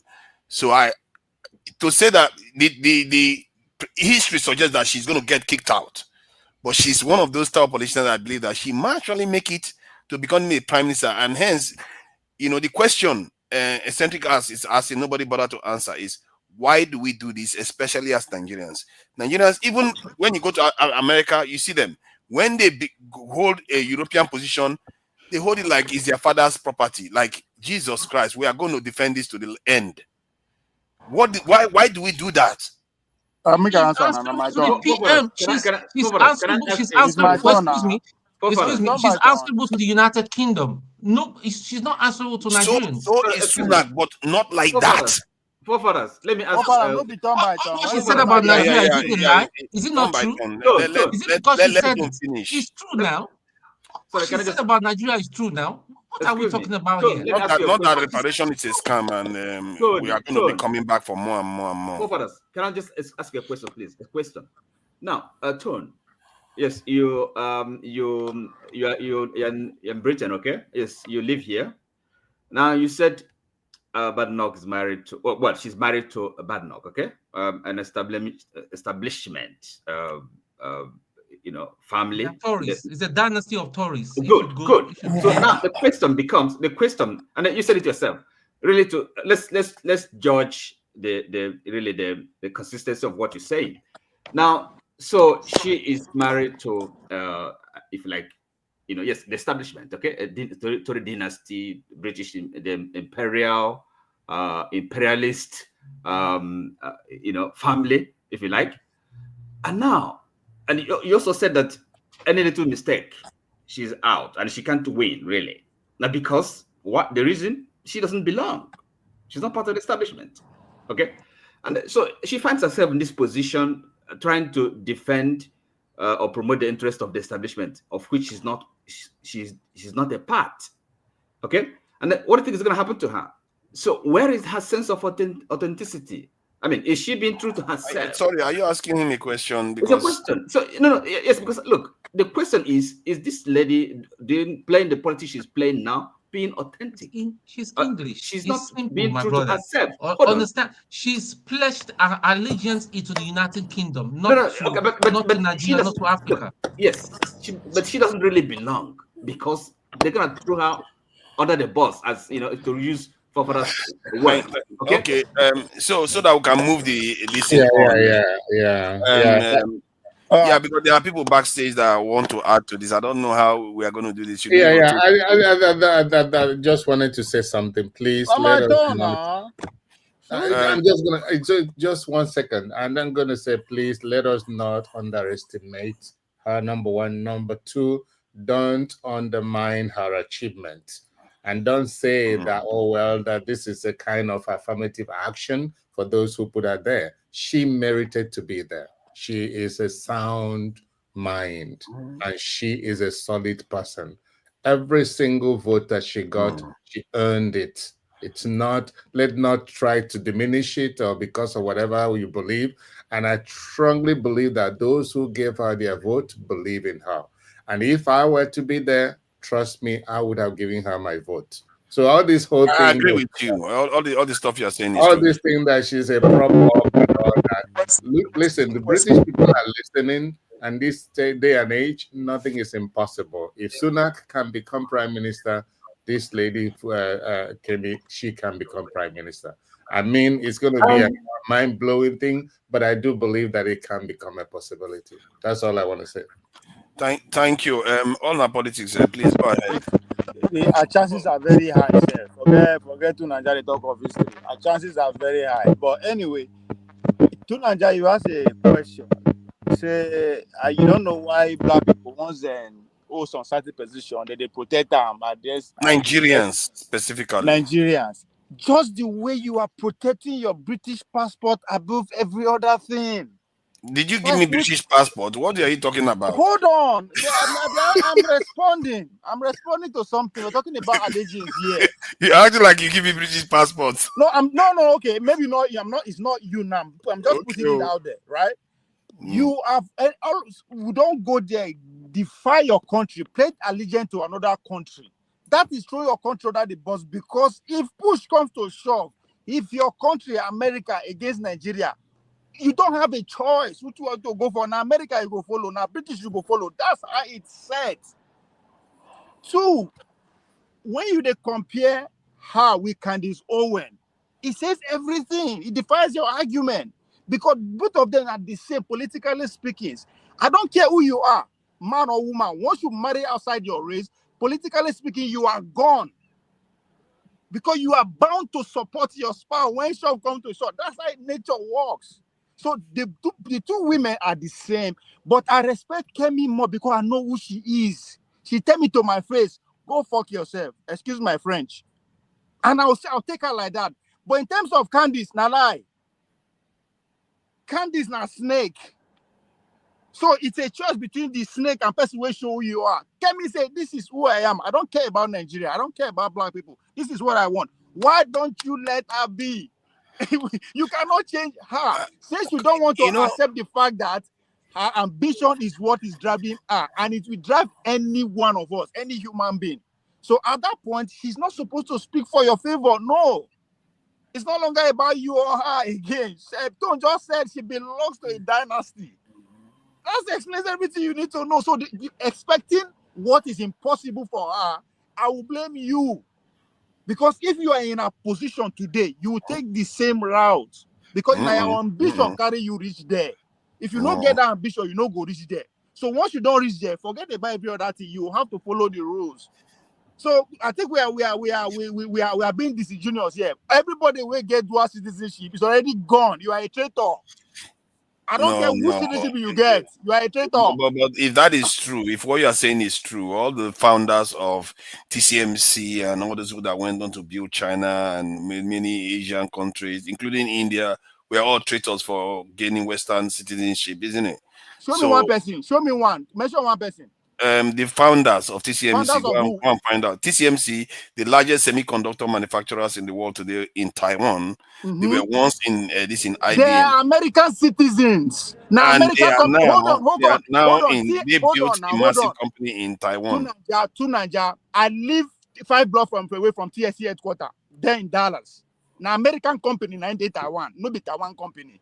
Actually, no. It's the other way around.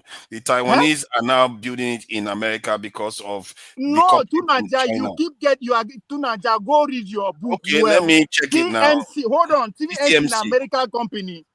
The guy that took it to Taiwan. Now beg and say from Dallas. Now Dallas then groom him. They have to beg him that yes, he can do it with the support of America. So Taiwanese no get up. They no fit. An American company. So TCMC is not a Taiwanese company. Okay, it's that's an American company that went there to do production. I'm telling you, I know the history of that company. Yeah, they tell you the history. Now TMC they talk. Now Dallas company. Okay, let me confirm it now. TCMC is founded in Taiwan. Jesus Christ! Why did you come up? I am telling you how they found down now. It's like you carry seed for here, go plant. I'm looking at it now. Go read the founder now. He's an American. Yes, now Taiwanese citizen, but he was bred here. Went to MIT. But the company was founded in Taiwan. No, and I TMC told you that he came from America. Company founded in Dallas, Texas. Okay, let me show TMC people now. Texas company. Are they talking like Google? Okay, now look, and you guys see this. I'm not, TCMC was founded in Taiwan in 1987 by Maurice Chang as the world's first dedicated semiconductor foundry. Oh, good. Now, read about Maurice Chang, where he started from, how it starts. Then you understand how the company starts.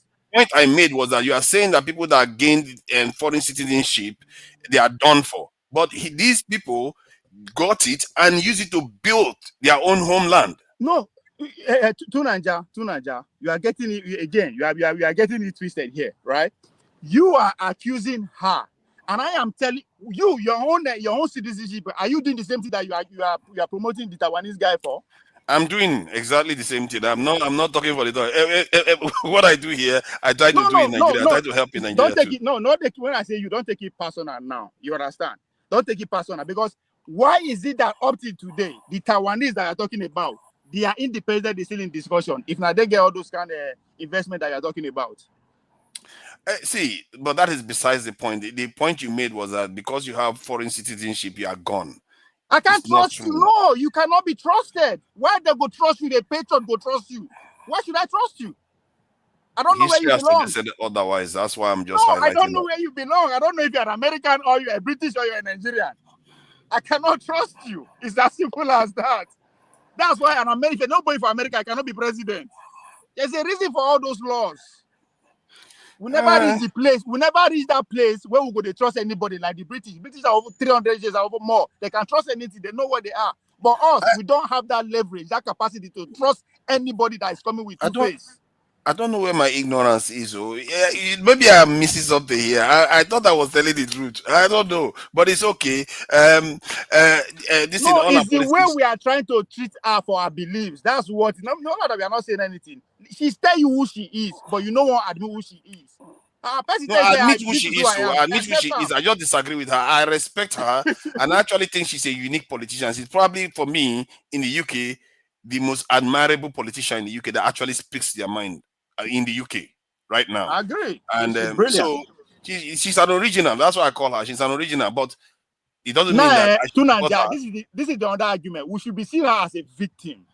Why I say she's a victim? If to say Nigeria they do well, they will not go born her for Britain.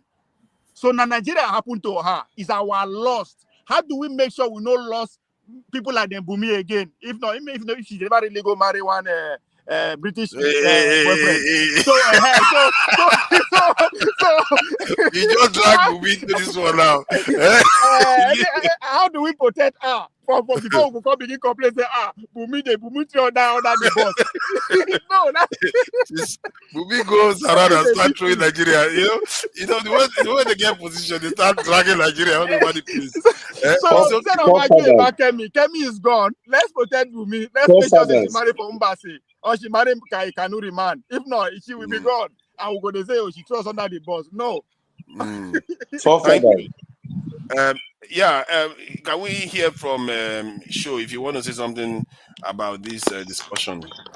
Because you are UK now, you are the one that read the prosecution against her. She turned Sho down. She turned Sho down back in the days. She's not my type. She's not my type. You need to see my wife, bro. You be on the floor. She's not my type. Not at all. I think she's a brilliant politician. Politics is politics. The way I see this is, I think I might be wrong, but I think we're missing one thing. Why some Nigerians are appalled about Kemi's, because it's almost like if you say good morning to Kemi, she'll find a way to tell you Nigeria is hell. Do you understand? So what some Nigerians are calling for is, do your politics, leave us out of it. Good. I've listened to Kemi many times. Nigeria would always come up. Now, she grew up, her parents were not poor. She didn't grow up in Ajegunle. So this idea of they are beating your neighbor and you're waking up at night and you're hearing it, I don't know. But she's speaking to a specific audience. She needed to do that to get what she got. But you can't also now fault Nigerians who feel offended and are saying, leave us out of your nonsense. Don't use us. Do you understand? So for the people saying Kemi has the right to do what she's doing, you also have to understand that Nigerians who are complaining have the right to say, leave us alone. Go and do your politics. Go and be Labour or conservative leader. You can't tell people not to comment on it. She's a public figure anyway. So the fact that it's almost like you're saying, leave her alone, just leave. No, she can't be left alone. She's a politician. Some of these things baffle me, and I might be guilty of it as well. Once we find our favorite, we become their protector. Don't touch them. Don't say anything about them. But if people do that to Tinubu, who you know how I feel about, we come out guns blazing. And I'm not comparing them, but they're politicians. I will never protect Peter Obi. If people want to say anything about, I don't get offended. I've seen people come back and join the panel. I say, I was somewhere 3 miles away, and I hear you talking about Peter Obi and I came. For what? Who are you to? Why? He's a politician. I like him. I want him to win. But people will come and say, I was there. I was on the bus. And I had people, hey, Peter Obi, how can you say that about him? There'll be war. He's on site. On site where? For what? Ken is a politician. It comes with the territory. Especially when she keeps bringing Nigeria up in her conversations. Sometimes when it's not even necessary. And let me break it to you. I'm not a prophet, but I don't see Kemi ever being the Prime Minister of UK. What she's done is laudable. I think she's broken a glass ceiling. And I keep saying it. It would give a lot of black kids in this country the hope that, you know what, I can achieve a lot. So I applaud her for that. But knowing UK, I don't think they're ready. I mean, America, you've tried twice now, female president. You know, Alpha, it hasn't happened. Kemi is also black. See, you know, when you guys were discussing your politics, I said, oh, you know, I don't get involved too much in America. I know I've been told many times, you don't live in the US, so you don't know. So maybe it's time to say you don't live in the UK and you don't know. When it is time to go to the polls, there's a party called Reform. 5 years is a long time, so a lot might change. But if there was an election tomorrow, the biggest beneficiary from Kemi being the head of the Conservative will be Reform Party. But why do you think so? Why do you think so? Because I'm thinking that she might take support away from Reform. What do you? Did you? But she's quite right wing herself. Pardon? Kemi Badenoch is right wing too. She's black. Everything Kemi is saying is. I think Shosha has closed the discussion. That's what Show is saying. Yeah, I think we need to listen to what's been said by Show. The balance is absolutely correct. Do you understand? Everything Kemi is saying is what the right wings want to hear, but they don't want it from her. She doesn't. She's not appealing enough. Once you leave London, the further away you get from London, the less votes Kemi will get. Kemi's vote will be like Brexit votes. London voted to remain in Brexit because it's cosmopolitan. You're going to Scunthorpe and you think Kemi will win. You're going to Middlesbrough and Kemi will win. With who? A lot of conservative voters are disappointed that Kemi, they don't see her as British. Can I just say this, my brother Show? I beg your pardon. I agree with everything you're saying. You are going to be next now. There's no need. Wait. I'm just putting this into my brother Show's thinking. I think that there is no politician like her out there, one. And two, whilst I agree with everything you're saying, everything, she can win and win outright. There is not one single politician in that whole Houses of Parliament that can deal with Kemi Badenoch. Not one. So let's leave it there. The community out there is a different thing. But in that house, she's got everybody on her toes. I hear that, but what I'm talking about, general election. And that's why she was able to win. When you're talking about politicians voting, they can vote for her. They can look beyond color. They can look beyond a lot of these things and sex and all these things that would pretend like it doesn't matter. But I'm saying when it comes to general election, look at the last election. The Conservative lost a lot of votes. And where did it go? Most of it went to Labour and Reform. Nigel Farage has been trying for so long to have a seat in the parliament. He finally got it. It's not coincidence that it was a time that the Conservative lost. I can send you different articles. You go and read the comment section. I'll send you different videos. Forget the video, I just read. And I'm talking videos that have 5,000, 6,000 comments. Read the comments. And you will see a lot of people saying, I'm done with the Conservatives. The day Kemi was elected, I'm going to go reform. Of course. I'm not saying she has no chance. The fact that your name is in the hat means you have a chance. But I'm telling you, see, it's one of those things that when it happens, I might, if I want to be like Kenny, I will come and say, I taught you people politics. How did you not see it? I think 80% you are correct. Let me just add something to what you're saying. UK is not ready. It might happen. 80% you are correct. Yeah, but that's enough. But the reason why, no, 80% chance that what you are saying is going to come true. But there's that 20%, because some of the people I see that used to call Diana Abbott, calling her a racist name and all the rest, the grassroots of the Tory party are for Kemi Badenoch. That's the surprise. The actual grassroots of the Tory party. Grassroots in the parliament or on the streets? On the streets, when the members are voting, Tory party members, she is the most popular one. In London. I'm talking everywhere. I'm talking to you about an average Conservative voter who did light Buta to is during different from Brexit? members. You know the bosses. I need to join in, man. I need to join in with this conflict. You remember how easy it was to convince people further away from London to vote Brexit? They had these red buses, and they said 330 million pounds will be going to your NHS every week if you vote Brexit. How far today? That's all the people saw. All they saw was bosses going around their counties saying, if you vote Brexit, your NHS, National Health Service, will get extra 330 million pounds a week. How dumb was that? But people believed it. These are the same people you are telling to vote for Kemi Badenoch. Can I just? You have a point. You do have a point. I gotta get in. I gotta get in. Oh, they are not ready.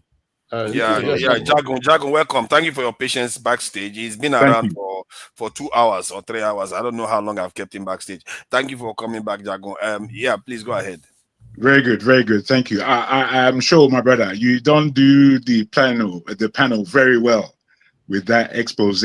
I think you're quite accurate in many things you say. There are nuanced views, but my push is that I was as offended at many of her utterances, her coming up. And as I've said, I've been looking at her since she was 19 years old.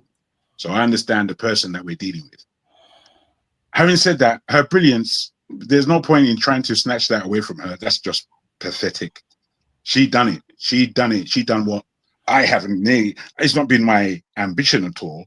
But in whatever my thought process is, within what I want to achieve as an individual in England, I've not been able to do it the way she's done it. She aimed, she shot, and she got bullseye. That's what happened. That's what we've just seen. Many of us aim, and we aim and miss in terms of whatever our ambitions are. So not to give her that kudos or respect, I think it's wrong. But I made a mistake of being quite blasted about who she is. But then I came to listen, and I came more to view what she's dealing with and say how much I can do in front of her. Because at the time, I even thought I could go and confront the girl based on what I'm thinking. Foolishness. As I continue to watch, I'm saying that this girl, we haven't seen half of what she can do. We haven't seen it. We haven't seen it. And she's there, and she is there comfortably. She's not asking anybody for nothing. As Tone already exclaimed, that the Badenoch family that she's married into is a heritage within the Conservatives. It's not no joke. This ain't no joke. So, given the way the world is today, coming from a UK, if she wasn't as, I don't know, pious towards what it is to be British or English, and she gave some credence into the suffering of we as a Black people around the world, I would warm to her much more. However, that little chink in her armor, as far as I'm concerned, is going to be her failing. I've already witnessed a lot of what Shaw was saying in terms of those in England, white people, and how they see it, especially among the conservative wing, rich or poor. When they see her, they are seeing first a Black woman. And then within that, every pile will go into. They won't mention the Black thing, but first they will look at her very negatively. And then they will give her plaudits. And then they will actually have to admit who is able to compete with this person. They'll have to admit it.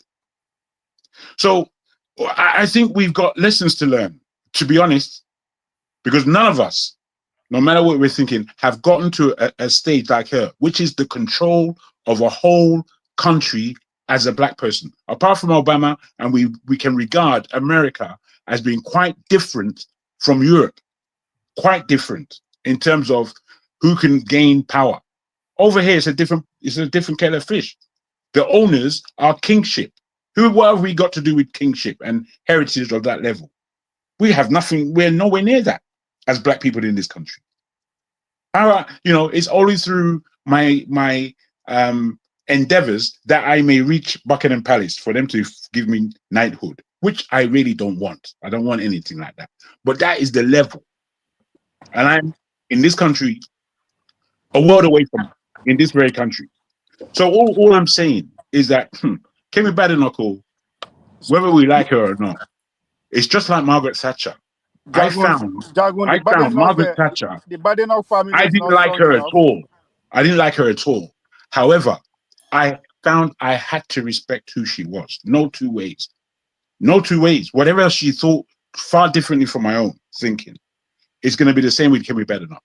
Many of the salt and pepper that she's going to be shaking, a lot of it we may dislike, but we're going to know, as has been said, that is what she meant, and we have to respect that. Jagu, you mean the family is not strong enough? The family she's married to is not up to par? No, to me, I don't take her viewpoint. I do not take her viewpoint at all. At all. No, the family she married to are not strong enough. You think they don't stand a chance? The Badenoch family is not part of the leader, the ruling class. My brother Ovi, I look at it like you do. I see her as an attack dog, and she's been used as an attack dog at the moment against everything that would denounce the British. I'm asking you that the family that she married to, the Badenoch family, you mean they are not among the ruling class? Of course they are. They are? Of course they are. This is what I'm saying. I mean, this is the ruling party of the country. So they, as has been talked about, as far as trust goes, they are putting trust into trust. They're not putting trust into dog shit. They're not doing that for nobody.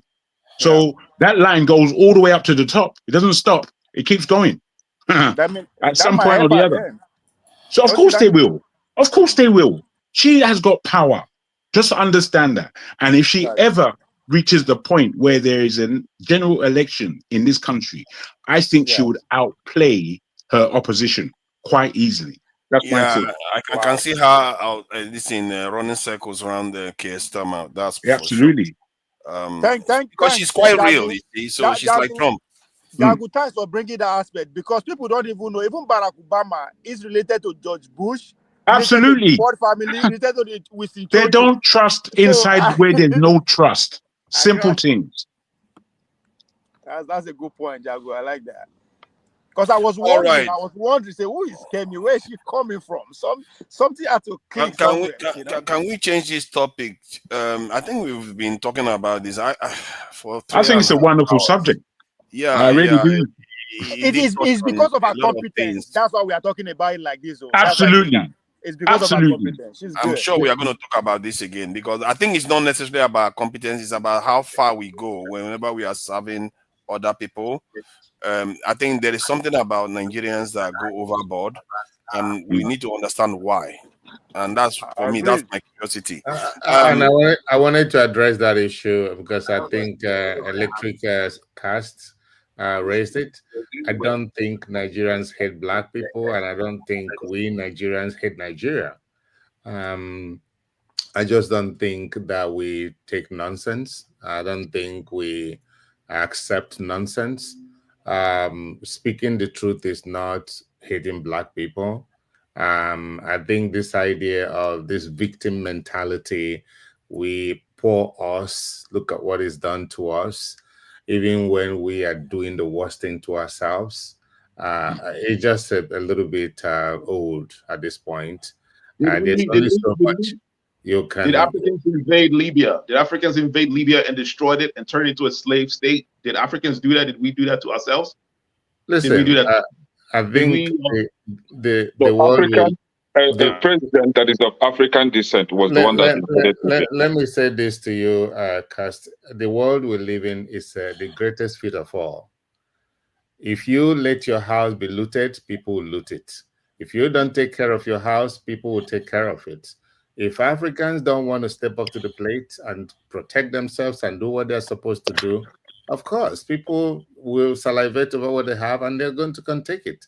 So listen, it's just as simple as that. Right now, the Chinese is. Let me finish. Right now, why your brothers? Let me finish. Right now, why your brothers, the so-called African leaders, are busy, feathering their nests and fattening themselves. The Chinese is gradually, slowly taking over the continent of Africa every single day. we're here. Now, you're not going to say, oh, well, what about the British people? They're doing it clear and square. I mean, it's fair. It's just fair business. And you guys are the suckers, and therefore they're taking over. So when we taking over, what's let me just make a point. Then you can come in. There's no problem. I'm just saying that the victim mentality is not going to take us anywhere. It's a buying game. I don't understand why it's a victim mentality, though. If no, I tend to agree with AI. To be frank, the point is that sometimes we do this thing where we say you are blaming foreigners when it's a point of saying somebody has a problem that needs to be dealt with. Then we also do this where we say, when we demand certain things for ourselves, we say we are doing victim mentality. We're just demanding things that other people got. We are saying we too deserve it. What it is for, Father, if I may. It's a bit of like gaslighting people to tell people that don't But demand let's look at it. Let's look at it a little bit like what AI just said. What it is that we are still in today's today, and in today's today, we are still allowing ourselves to be robbed, to be outsmarted upon our own territory. This is still happening, and it's happening within our very future, where we have serious responsibility inside of that fight. Meanwhile, we want to speak about yesterday's business. Now, me as a person, I've gone left and right upon the question of reparations. And I think if you don't think deeply about this, you're never going to come to a semblance of understanding of what we're dealing with. If we talk about reparations that is owed to the Black people of this world, in whichever machinations it may take place to happen, I will always say that there's a good reason for reparations of one kind or another. There's a good reason for an apology, but if they don't give us an apology, just give us the money back. Really, there's a good argument for these things. However, if we're really honest to ourselves and we understand the level of trauma, pain, disaster, theft, corruption that was fed into our spirit during the last 500 years, we have to understand that there's no money in the world that can ever pay it. The world, if they pay that money, the world will have to be bankrupt, because they would have paid us all the money, because we've done everything on this planet that we see today in one way or the other. And if we research who it is that we are, we will see clearly the root keeps going back to us for some serious reason. The root keeps coming back, slapping us in the face and say, all this was given unto you and you designed everything. That is what you see if you know history. Now, this tells me that there's a serious argument to be had amongst us about the machinations that will take place if this money is paid for any reason at any level. What is it really going to be used for? Who does it go to? Do I need that money directly in my hands as a cash payment for myself? Or do I need Africa to be organized in a way that we have the bare essentials? Because the bare essentials aren't there. That in the Caribbean, and where Black Americans and Black Brazilians and where we all lie, that there should be, because in the areas that we live in are mainly denigrated all over the world. Doesn't matter who we are. Wait, let me finish, please. Doesn't matter who we are or where we are. What I'm saying is that we still have to have a holistic look at what it is we are doing. And are we able to come together to do it as a collective? Because without some level of agreement amongst us as to what our plan is, what it is that we want to do, there is simply nothing again. And we begin to roll the conversation on and on to the next generation is going to feel the weight of that oppression that goes on in this life. Thank you. Let's change the topic. I think this thing, we're going to come back to it in another. Let me ask this question, please. No, let's not ask the question because the topic has. Allow him now. Allow him. It's a learning experience. The topic has gone on too long already. Forefathers. Yeah. Sorry, before you change the topic, because hold on, let Bumi add first, then you can go. But you should have let me change the topic. I shouldn't change the topic. No. Before you change it, I have nothing to add for that topic. I just want to say something and leave. So, okay. I wanted to comment on the fact that we said something about being proud of her. And I'm still kind of confused about being proud of her, because she's talking as a British citizen, and her ideologies and her ideas link to that state, that country. So you're indirectly being proud of that country, the idea. And we both know what that country represents and how that affects us. So I'm kind of confused when we say we're proud of her, but then everything that she talks and she believes and everything that she does is for that country. That is going against who we are as people, in a way. So that's just what I wanted to add. I think the concept is good night. I don't know why you don't want to talk about this guy. Is it because it's women that is involved or something? But it's all right. We all have freedom. But regarding the point you made, though, it's like when they say when a parent what a parent accomplishes is what the children go on to kind of aspire to. That's how people see it. Whatever she accomplished, they feel like it's a kind of validation of whom they are, and hence people feel proud of it, because after all, she's still Nigerian. She might not like it. Wait, so far, would you be, because you talk very highly of like Nigeria or security and that, would you be proud of your child to go ahead and represent America, whatever America is doing? Would you be proud of them? I can be proud of their achievement as this in potential, but I'm not going to be proud of what they stand for. You see, you can be proud of both sides. You can differentiate. That's exactly my point. That majority of the time when I hear people talk about being proud of her, I feel like they're mixing those two together. We need to differentiate it. She will never do anything good for Nigeria as a country because she's connected to that state. That state has no business in making Nigeria great. So you can be proud of her in terms of like she's successful, but don't be proud of her as a Nigerian because she has no business with that. That's none of her business. Good question. It has really forced the separation of both things. That's quite a good observation there. Thank you for that. Now we are back to this man that some people are celebrating all over Africa. He seems to be a hero to so many people. Other people are feeling like this guy is a devil. He seems to be sleeping with a lot of people, and he seems to be sleeping with a lot of people, and he doesn't seem to care. He's a very, very equality. This guy believes in equality of people he can sleep with. He doesn't care whether it's he doesn't discriminate whether it's a houseboy's wife or gate man's wife. He doesn't care whether it's the Chief Justice's wife. He's everywhere on YouTube, causing all kinds of trouble. And what makes it so funny is that this guy, he's got a wife and got children, and they are not exactly that bad looking, but yet he's going around doing all this. And there is rumor going around now that his wife is doing the same thing too. Like she too is sleeping around too. I don't understand this. This is gone out of control. And then, you know what somebody said? He said, other people, like people that accomplish things, they don't leave evidence that, but this guy left evidence he left proof of his conquest, and this is deeper. This is the lady that committed suicide because of finding out about what the whole world find out about what she has done, and that's the only one who got shame. Everybody else has signed up to it. and remarkably, this man did all these things with the women actually being aware that he is recording them.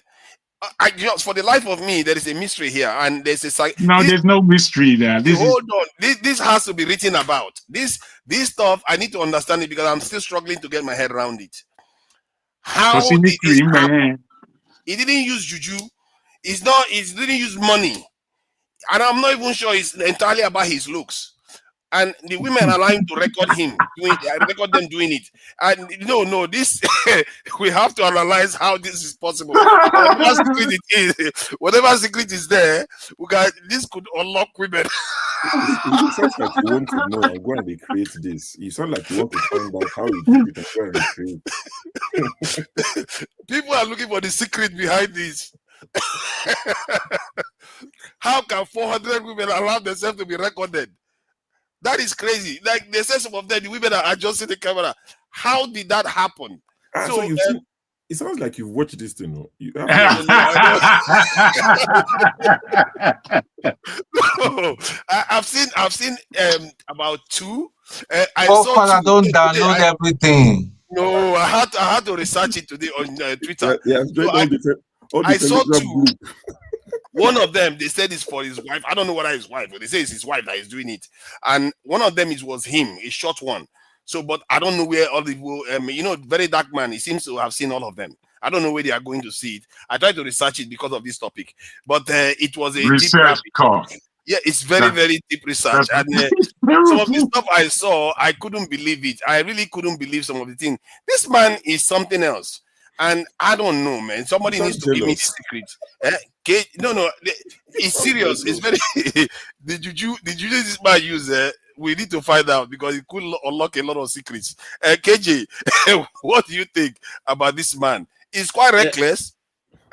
Yeah, I will start from the spiritual and I'll come back to the physical. You see, it's not too surprising. I think you should go the other way around, though, my brother. Start from the physical and then go sir. to the spiritual. I will appreciate if you allow me to speak, sir.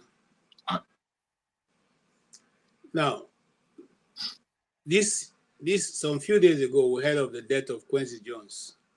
Quincy Jones was the one who produced the sexual healing.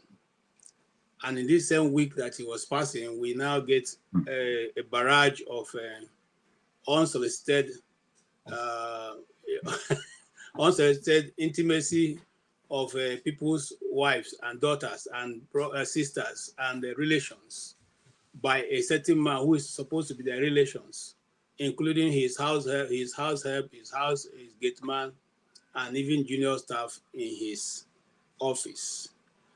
Someone said it's more spiritual than physical, because even though, like what I tried to read, because I wanted to discuss this issue earlier on, the people who speak French, who I spoke with, said they think it's not normal because all the women seem to take the same pattern. They look dazed when they are in, even before they get into the act. So they think it's not normal. But again, some say maybe again that that part of Africa, they have open marriage, because also the wife is also engaged in such. And I hear that I've not seen that. I hear that the man who also is engaging the wife is even more spectacular than the man himself. So you begin to wonder what the world is coming to. I remember many years ago, an apostle friend of, apostle father of mine said, since the world has come to a place where the backside has become our front, that we're going to see that many things is going to be reversing. Because now we don't dance anymore to dance to the full, we dance with our hips and everything. And that is the part that is in the action. So you find that this man is not an enigma, because my late father used to tell me something when I was much younger. He said, my son, they don't used to take that I have 10 girlfriends to go and collect chieftaincy title in the village square. What you use to collecting chieftaincy title is what you're able to achieve. So instead of wasting time to be looking and following women, you should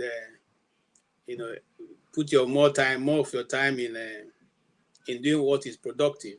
So in this sense, what am I trying to say? The man's 100 concubines will not give him any chieftaincy title or a higher position in government in his country. Rather, it will bring him to a disrepute with his 6 children. I mean, both of them. I don't know how that society works, because some countries in Africa are more loosely than the place we all come from. And so sometimes when you go there, these things are strange to you, but it's not strange to them, because it's part of their life. That's the only way I can see, because, well, about 5 or 6, about 8 of the men have kicked out their wives, but many of them, still have their wife, and the man and his wife are still in good, they're living well. He was taken to court yesterday. Yes, he was taken to court yesterday, and he's still the process is on. So, you see, let me tell you something. We are living in a strange time. So we're going to constantly see strange things happening. The women all over Africa, and we will not say the world, are celebrating the action the man have taken. Nobody is saying, very few women are talking about the fact that this woman has brought their marriage into question, even they who are not part of this team of people. But if you are those of us who we used to be in Abuja, and you know there's a particular thing that used to happen in Federal Secretariat. You have a particular set of people who engage in some, some activity that is, what I should talk about on this platform. But we know those people are there, and they have continually done this thing. But theirs have been the secret. For you, I read one of the young girls' account, and she says she has nothing to explain to anybody. She did it willingly, and that is this thing. But just like we all asked, why were they the ones manipulating the cameras and all the rest? And that is what I have not been able to find answers to. And I leave it there. Yes, and let me see. Some people are fighting for his human right. Let's see. Balthasar Engonga, out of the 400 videos I watched, the ones you watched, is if you're not possessed. It takes a God-fearing person 365 days to watch 400 videos. But you, no. Look at you. I'm not going there. Moving on. What does the law say? Balthasar Engonga is a victim. That gentleman is a victim of human rights violation. What does the law say? Article 13 of the Equatorial Guinea Constitution. And Equatorial Guinea has a right to privacy of communication, a right to honor and reputation, which has been widely violated. Yes. What is the correlation between investigation for financial crime and workout videos, as long as it's not force or sexually assault those women? Now, last but not the least, as a Nigerian, if you have watched or shared those 400 videos, or just 25 or 255 from the videos, you have committed a crime under the Cyber Crime Act. That pornographic content that you watch and share, it is 3 years imprisonment or 7 million naira fine, or both, 2 portions of rice. Now, bro to bro, why are you watching 400 videos with soap in your hand? Why?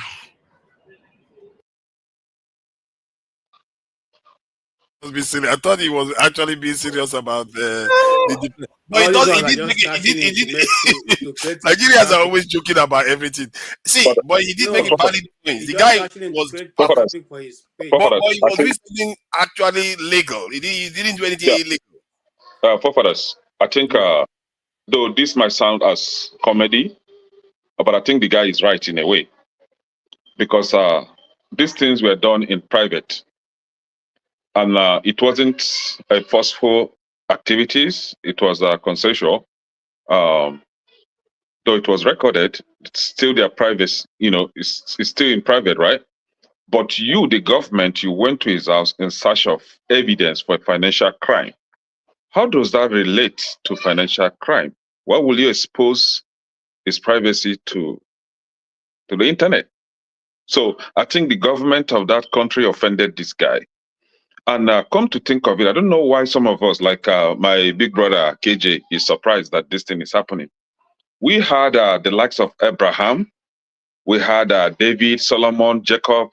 They all had multiple wives. Actually, this guy has beaten Solomon. Solomon has 300 concubines, but this guy has, think about, some say more than 300, some say 400. 400 videos at least. No, yeah. It's 400 videos. Someone okay. At least. But I think if you want to, if you want to put him in that, if you want to class him now, he's in the ranks of Solomon now. So this is the Solomon of our time, and I don't see anything bad in that, right? I've seen some of the videos. So for forefathers, if you indeed truthful that you've not seen the video, I can send it to you. So the guy is blessed. I'm just curious to see what this man is doing to people. So the guy is blessed with a good tool. It's always good to be, to have good tools in your possession, right? And for the marriage, I think it's all their business. Maybe he and his wife agreed to be having this. See, the greatest thing you do to yourself is when you finish in this world, without actually enjoying what you're supposed to enjoy. And at the end of the day, you find that there is no hell, there is no hellfire, there's no hell. So the thing is, this guy, I don't think he did anything wrong. His fundamental human right was abused. Sorry to cut you. And for Sorry, those, hold on. yeah, and for Adultery is those claiming that, not a crime in the law. yeah. Under the law. Adultery is not a crime. No, it's not a crime. It's not a crime to do something you want to do in private. It's not a crime. As African, we don't actually know what infidelity is or cheating is in the side of men. African men, we don't know what cheating is or what infidelity is. It is white people that brought all this nonsense to us. And I see a victim there. One man, one unfaithful man, against 400 or 300 plus unfaithful women. And I dare to ask now, who are actually unfaithful? Is it really men that are unfaithful or women? You just single man. Hold on. Let me ask this, because this man didn't use money. So no, I want to ask a question. Let me ask a question now. Let me ask a question. Go How ahead. does it affect PDD's? That's true. That's true. I'm just asking because PDD they say he kidnapped people. Do you know that 80% of women have never experienced orgasm in their lifetime? 80%. They don't know what orgasm is. But this guy, each encounter, he must make sure she attains orgasm. Serious one, electric shock. So this guy is using. So you have seen it all then. That's what he's doing there. This guy is using his tools in a perfect way. See, it happen. If the destination, if the tunnel is dry, he will make it. Okay. You know what? I need to put aside here. This is getting out of control. Let me find a way to put X-rated discussion. This is getting out of control. This guy is his private life. I don't have to judge him. We all have our own issues. But if we are choosing that lane, that is good for him. We have what they call HIV and AIDS, right? One day, that will end all this nonsense. But I don't see why anyone should be crucifying this guy. He's helping these women. They are suffering in the hands of their men, where a woman will be living a life. And you know how wicked Africans are. They chop off their clit, so they will not be feeling the stuff. And you, the man, your own, they carve it very well so that you're having this sensation. That is not good. You guys are punishing our women. Now they find it difficult to enjoy sex, and you have a guy that has devoted himself from making. Can I hear a doctor? Can I hear a doctor? Oh my God! The guy had the opportunity to make reparations to all those women. He's trying to help them. I'm just kidding. Just that in the common sense. No, sometimes we need Madam Look to be a part of this conversation. And you know how wicked our African men are. When they're eating suya and drink beer, they'll just come wow, 30 seconds, wow, and they sleep. And then why are you doing all these graphics for us? You need to ask her, have you come? Even if you have to ask her, you enjoy it. Anybody, if you have your, let me make a public health announcement. Anybody that has children around, they should take it. They take their children away because this is getting X-rated. Yeah, it's getting a bit X-rated. So take your children away. I want to ask a question, please. What Kemi said is 100% correct. It is 100% correct. What Kemi said? Yeah. You say what Kemi said is 100% correct? Yes. You asked he is accurate. What did you say? Let me ask you a question. He is accurate now. He's correct what he said. Yes. Yes. You see, if so can I? I'm listening. The videos you watched, what was your intention? No, I went on Facebook. Hold on, no. And they were telling me, I was like, what is going on? And I had to ask on the comment section, what is going on? So everybody, I have the video. So I have to slide in and say, can you send me the video? Let me see what is going on. They sent me video. I How was many, like, wow. how many did you watch? How many did you watch? I don't know, maybe around 3 or 4. You know, I was like, this guy is Jesus. good. Yeah. No, they are quite serious. And the one I saw, you can see that this I don't have to claim. No, I person is watched about 3 or 4. Yeah. Forefathers wait. Forefathers wait. Go ahead, go ahead. Ekene, did you learn anything new? No, I think I'm good on all those areas. I think I'm very good. Yeah. Okay. He's a comrade. Okay. Can I chime in on this quickly? Oh, a pregnant woman was even there. Was on the list. So Spiritual I level. think you have finished. Let me just make my own submission. I should be going to bed now. I will be going to bed very soon. Okay. So I think I have to apportion blame to the government because that man was not careless. The videos in question were kept in secret place. It was the government that revealed it to the world. So the government should be held accountable. If they went for a search to see where they will discover his criminality, maybe financial crimes and whatever, and they bust into his private phone and discovered there were videos of this nature.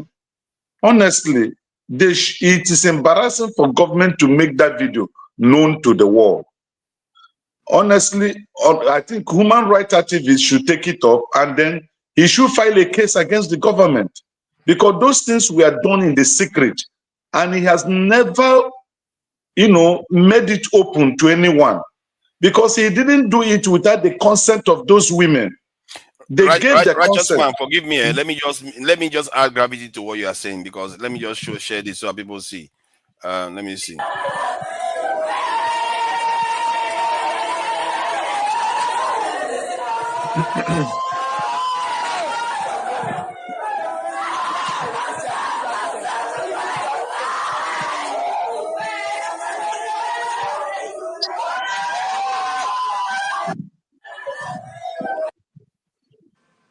So that's one of the ladies that was revealed and she committed suicide. Forefather, news She's a young outlets woman. have debunked She's that. a Cameroonian woman. Forefather, news outlets have debunked that there was anybody dead. Nigerian news outlets that reported on it, they said nobody actually died. So I don't know. Nobody committed suicide. So that person didn't die. Your video. Nobody. She was Where did you get that? Cameroonian woman. She was stabbed. Totally different. Okay, I see. Okay. Somebody. I see. Why do people, sharing all this?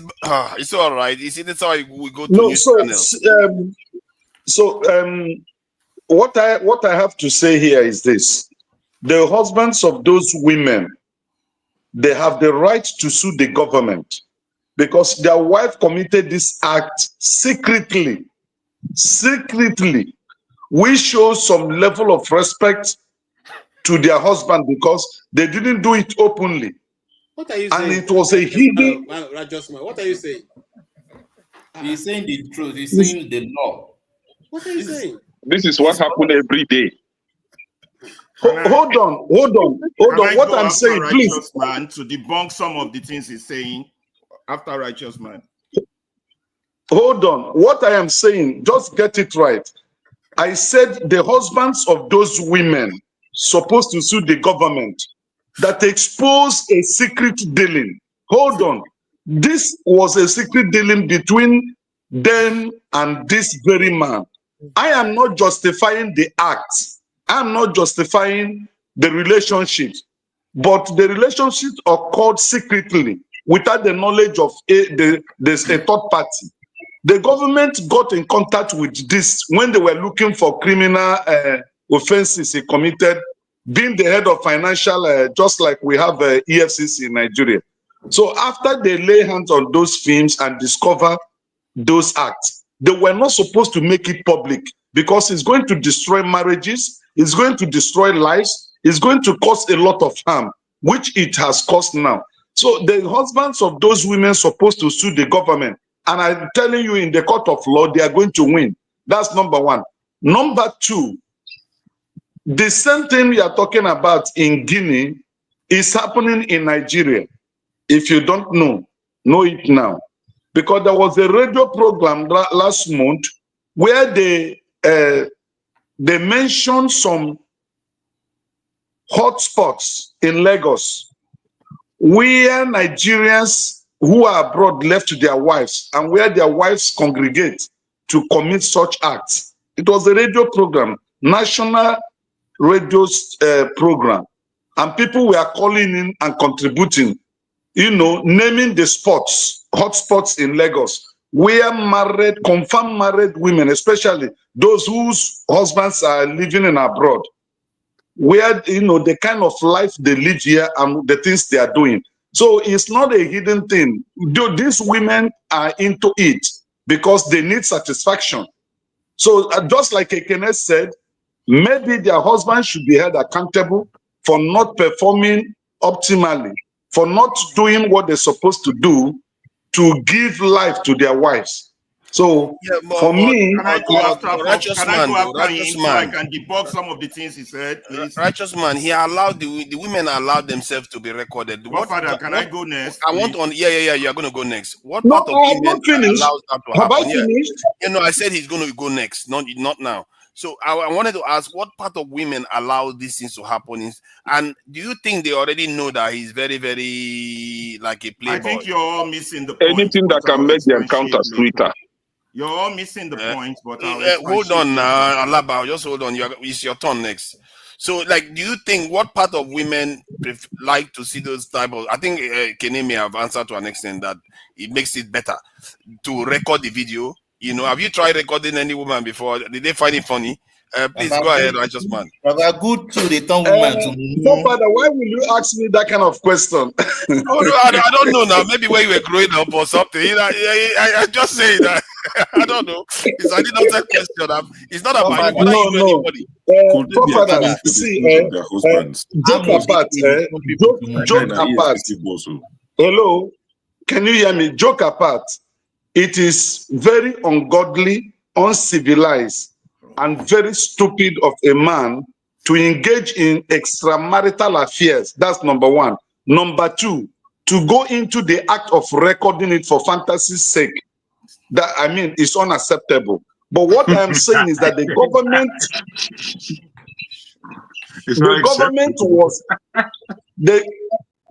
government was at fault to have discovered these tapes and make it public, make it known to the world. It's wrong. The government they just ended up by destroying such homes and individual lives and reputations. After all, these things were done in the secret and nobody knew about it. Can we go next? So that's just my submission. Yeah, Alaba, you're correct. Thank you, righteous man. But I'm going to debunk almost 80% of what you said.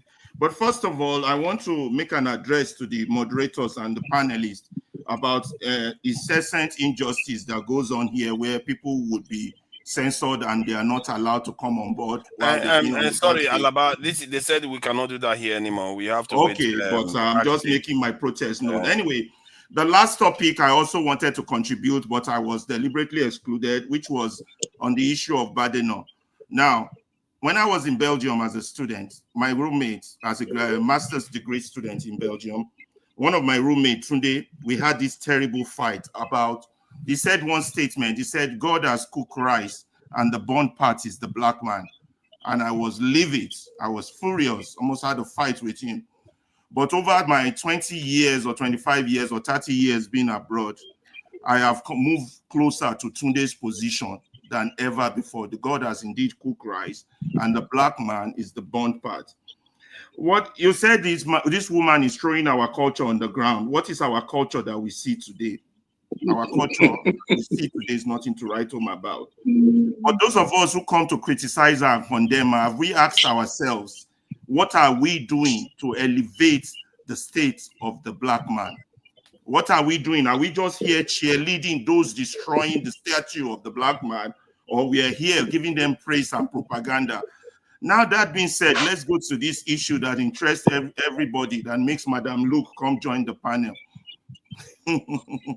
The issue of this Equatorial man. Nigerians, we like to attach religion to everything, and we like to speak without adequate information. First of all, there was this talk about somebody died. Nobody died on the issue. Then righteous man has argued on behalf of God here, issue of marriage being destroyed and things like that. That is not true. For those of us who have done forensic research on this news, the fact remains that we don't know the exact nature of the culture of people of Equatorial Guinea, but there's a Western culture called the swingers. They are the upside down pineapple people. That's their symbol. And these people, according to this video, are likely that the top notch government officials of Equatorial Guinea are swingers, because the videos were not done in private as it's been alleged. Who's calling? You should mute somebody. What? Who is interrupting me? The videos were done in public. One, there were videos from on a river, on a stream, on a street, on the road, in the office, in the office, on the beach, everywhere. In a park. And now videos of the wife coming in a out river. doing the same. Yes. In a street. In the street, yes. On the street. On the street. One on the stream like river, flowing river. One on the river, on the street, on the road. Let's use the word road that cars drive by. Continue, bros, continue. We get your plan. It's not like a public, private, no. What is my own, it's an opinion, and I could be wrong, is that to join the ruling class in Equatorial Guinea, you must be a part of this swinging club. If you're not a swinger, you and your wife are not swingers, you're not going to get contracts, get big political position. Because for you to sleep with 20 ministers' wife and the wife of a vice president, you must be connected, and they all know. So they switch each other's wife and husband. So no marriage or anything is being destroyed. It's a lifestyle. It's a popular lifestyle here in America and in Europe. Do you have evidence for this?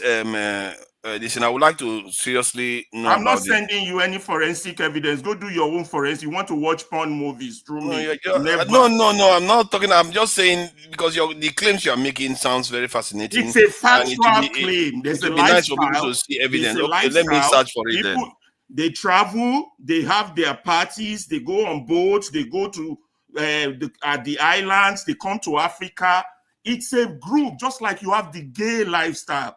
You have a group of people who are into the swinging lifestyle, where they switch husband and wife.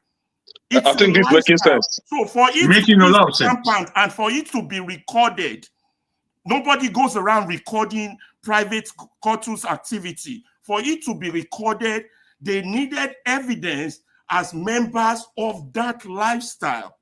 So for the women to be voluntary participants and the men, it's a lifestyle. From this video, from my own forensic investigation. So all this Nigerian talk, God this, marriage damage, Bible say this, and the man has not beaten Solomon's record. Solomon was 300 wives, 700 concubines. So all these religion, we don't have to attach religious things to everything. Let's just get our facts straight and go with the fact. They were not done, most of it were not done in private. It was in public. There were even group sessions. There were orgies. Orgies, they call it orgies. I call it orgy. There were orgies. So you guys, you just come, you push out information that are not real, and it baffles me. And I'm not sending you videos, forefather. Go dig your own out. You're muted. Yeah, sorry about that. Yeah, we're just asking for evidence of written. Do you want video about this? No, not video. Just evidence. Go on Google, search for upside down pineapple. You'll get all your evidence. The thing is, you get location. Search for upside down pineapple. Upside down pineapple. Okay, good. You don't give forefathers why do you people new porn video to look cool? Kind of thing that I have some ulterior motives about this. He's writing it down, man. I'm trying to find information about what is going on. Just broke. What I initially thought was, is it possible that some of these ladies were going to pay the price on behalf of their husband because this guy is like the head of their EFCC. That was my initial thought until today when I now heard that his wife has videos as well. So I'm thinking, okay, so that totally throws everything out. Because I was thinking, because it's possible that in some cases, maybe the husbands have cases with their EFCC. I don't know what it's called now. And, I thought of that, but now it's not making sense, of course. Because what throws that off show is the voluntary participants of the women. They were aware of the video. It was in open places. They were, it's not like they were forced into it. And the man has not committed any crime. He hasn't. They are consenting adults. So, but it's a lifestyle. You just have to go dig into Equatorial Guinea's culture and see whether they pick this up from the white people or it's an African culture. Let's go with your theory because it makes sense. It makes the most sense out of everything I've had. But let's say that's true. Why would the same government officials release those videos? We're just deliberating now. Why would they want to expose it if it's can I say this? Can I say this? Maybe it's not the answer. But I too like where Ferreira is coming from and the aspect that he takes, because we all know that this is a lifestyle in the West, and there are all kind of flagrant levels of conjugals. Let me say. Having said that, to what's going on with a place like Equatorial Guinea, we know that I've forgotten his name momentarily. He's the longest-serving, rubbish, corrupt, iniquitous leader in Africa. Bongo. And then there's yes, okay. Then there's his son, who's a global playboy. He's gone everywhere and had everything that you can ever think of, from an African boy. He's done past his own level.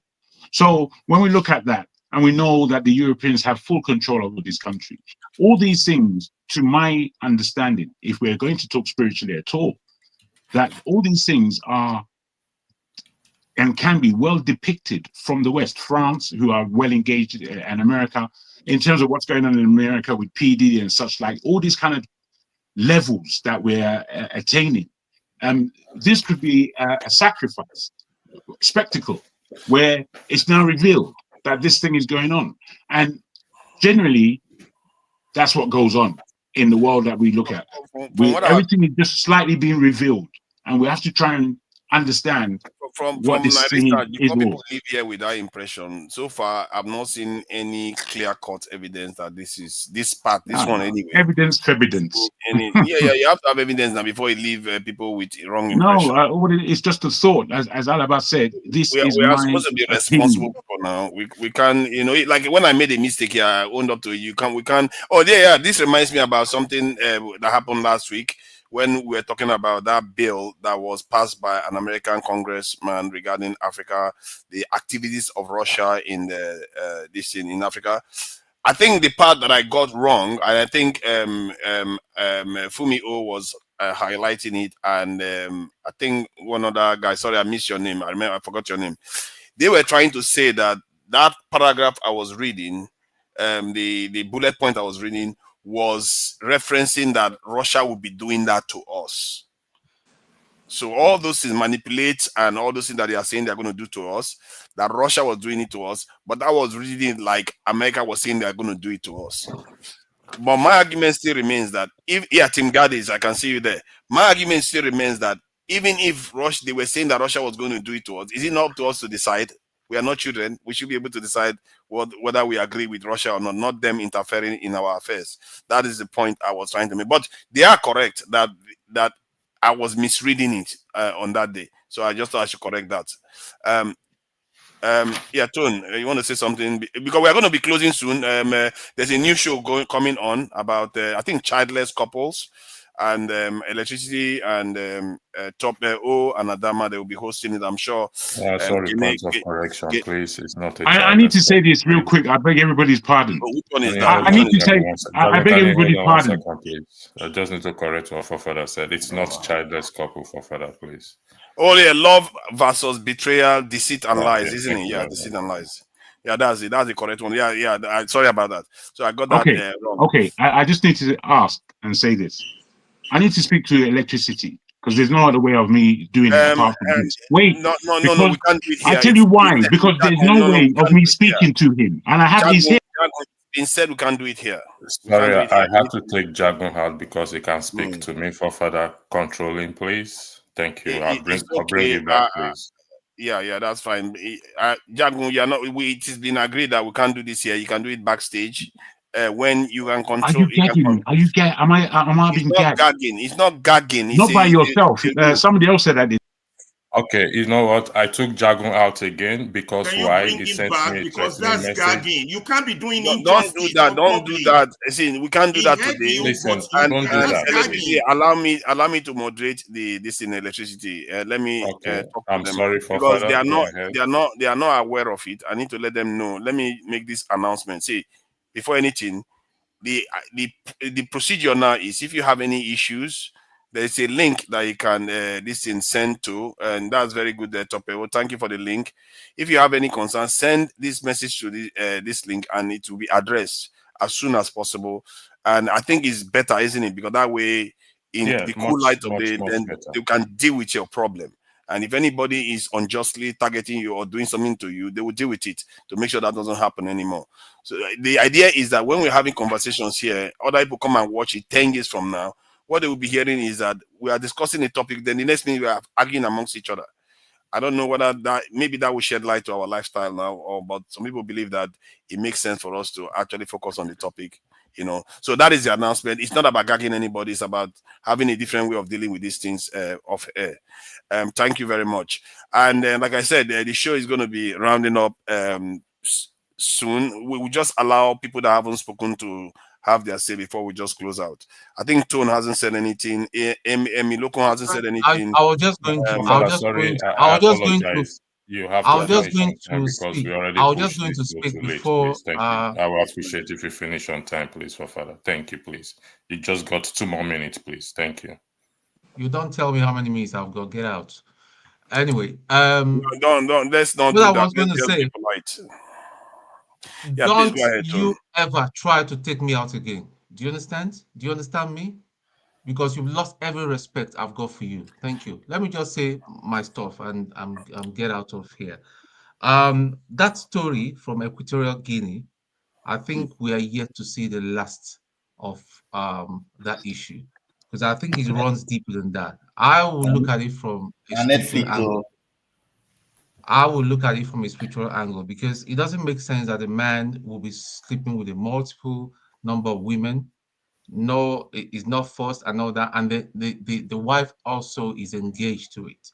Because somebody was telling me, was suggesting that the act of sex is not just sex when it comes in the occultic world. It might be some occultic side and all that. That's the way they get their influence and power. So I don't know. It's something that runs very, very deep, and it just shows how dark our society has become. You can't talk. You cannot express yourself. A whole lot of things is just happening in our world. But anyway, the truth will also always stand, no matter how we try to suppress the truth, or no matter how we try to suppress each other, the truth will remain the truth. Thank you. And thank you. I appreciate that. Yeah, we're going to be running also. Who else? Oti, you haven't said anything now. And yeah, Oti, say your piece, please. Let's try to keep it very brief because we are rounding up. No, you can pass me. I'm not saying anything really. Thank you. Yeah, thank you, Oti. AY. You want me to say something?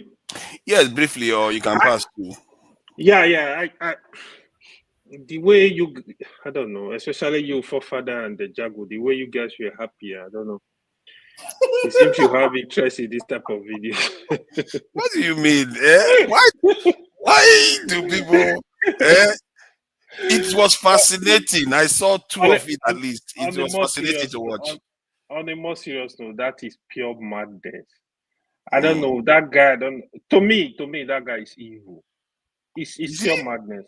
Especially sleeping with people's wives, pregnant women. I can't justify that rubbish. No, I think that was just too much. I think Ferreira was making a lot of sense from what he was saying. I would think along that line, but until we get the full investigation what happened. Because obviously, there must be something going on, to be honest.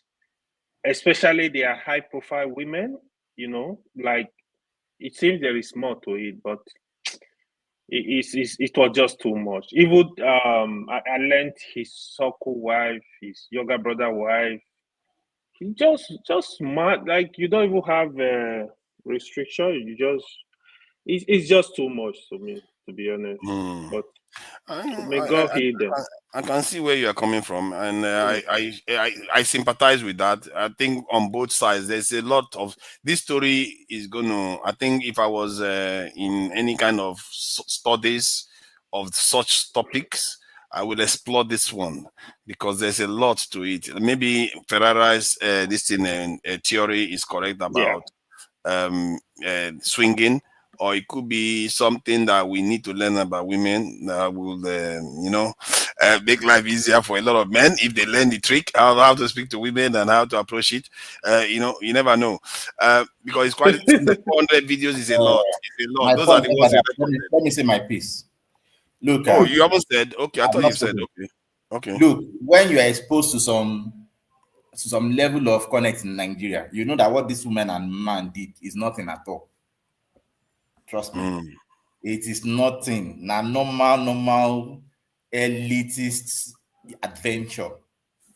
And you see, when I saw the man's videos and I heard it was 400 and blah, blah, blah, I was first of all like, and what about the wife? If the wife is still with him, then that means that the wife knows that these things are going on and decided that she is a very gentle person or she's also partaking in that event. Trust me.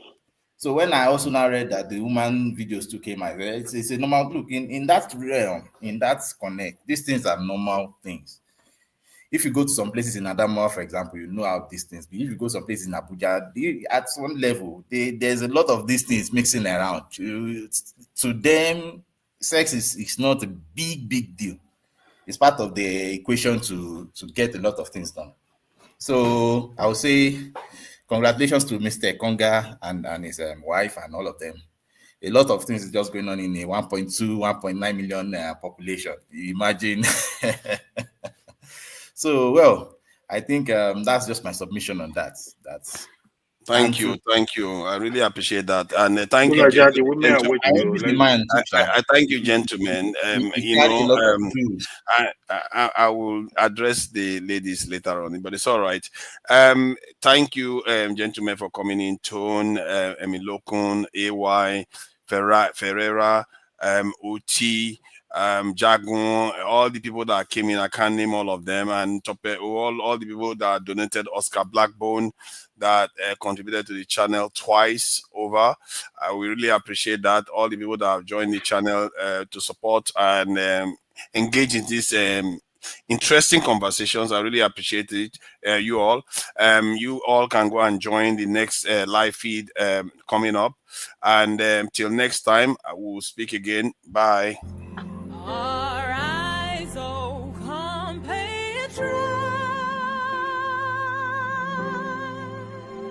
Nigeria's call obey, to serve our fatherland.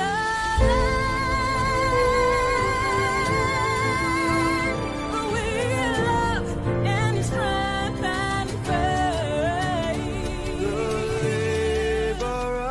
our heroes past shall never be in vain. To serve with heart and might, one nation bound in freedom, peace and unity. Hey, now so, yeah. Oh, yeah. Arise, O compatriots, Nigeria call obey, to serve our fatherland with love and strength and faith. The labor of our heroes past shall never be in vain. To serve with heart and might, one nation bound in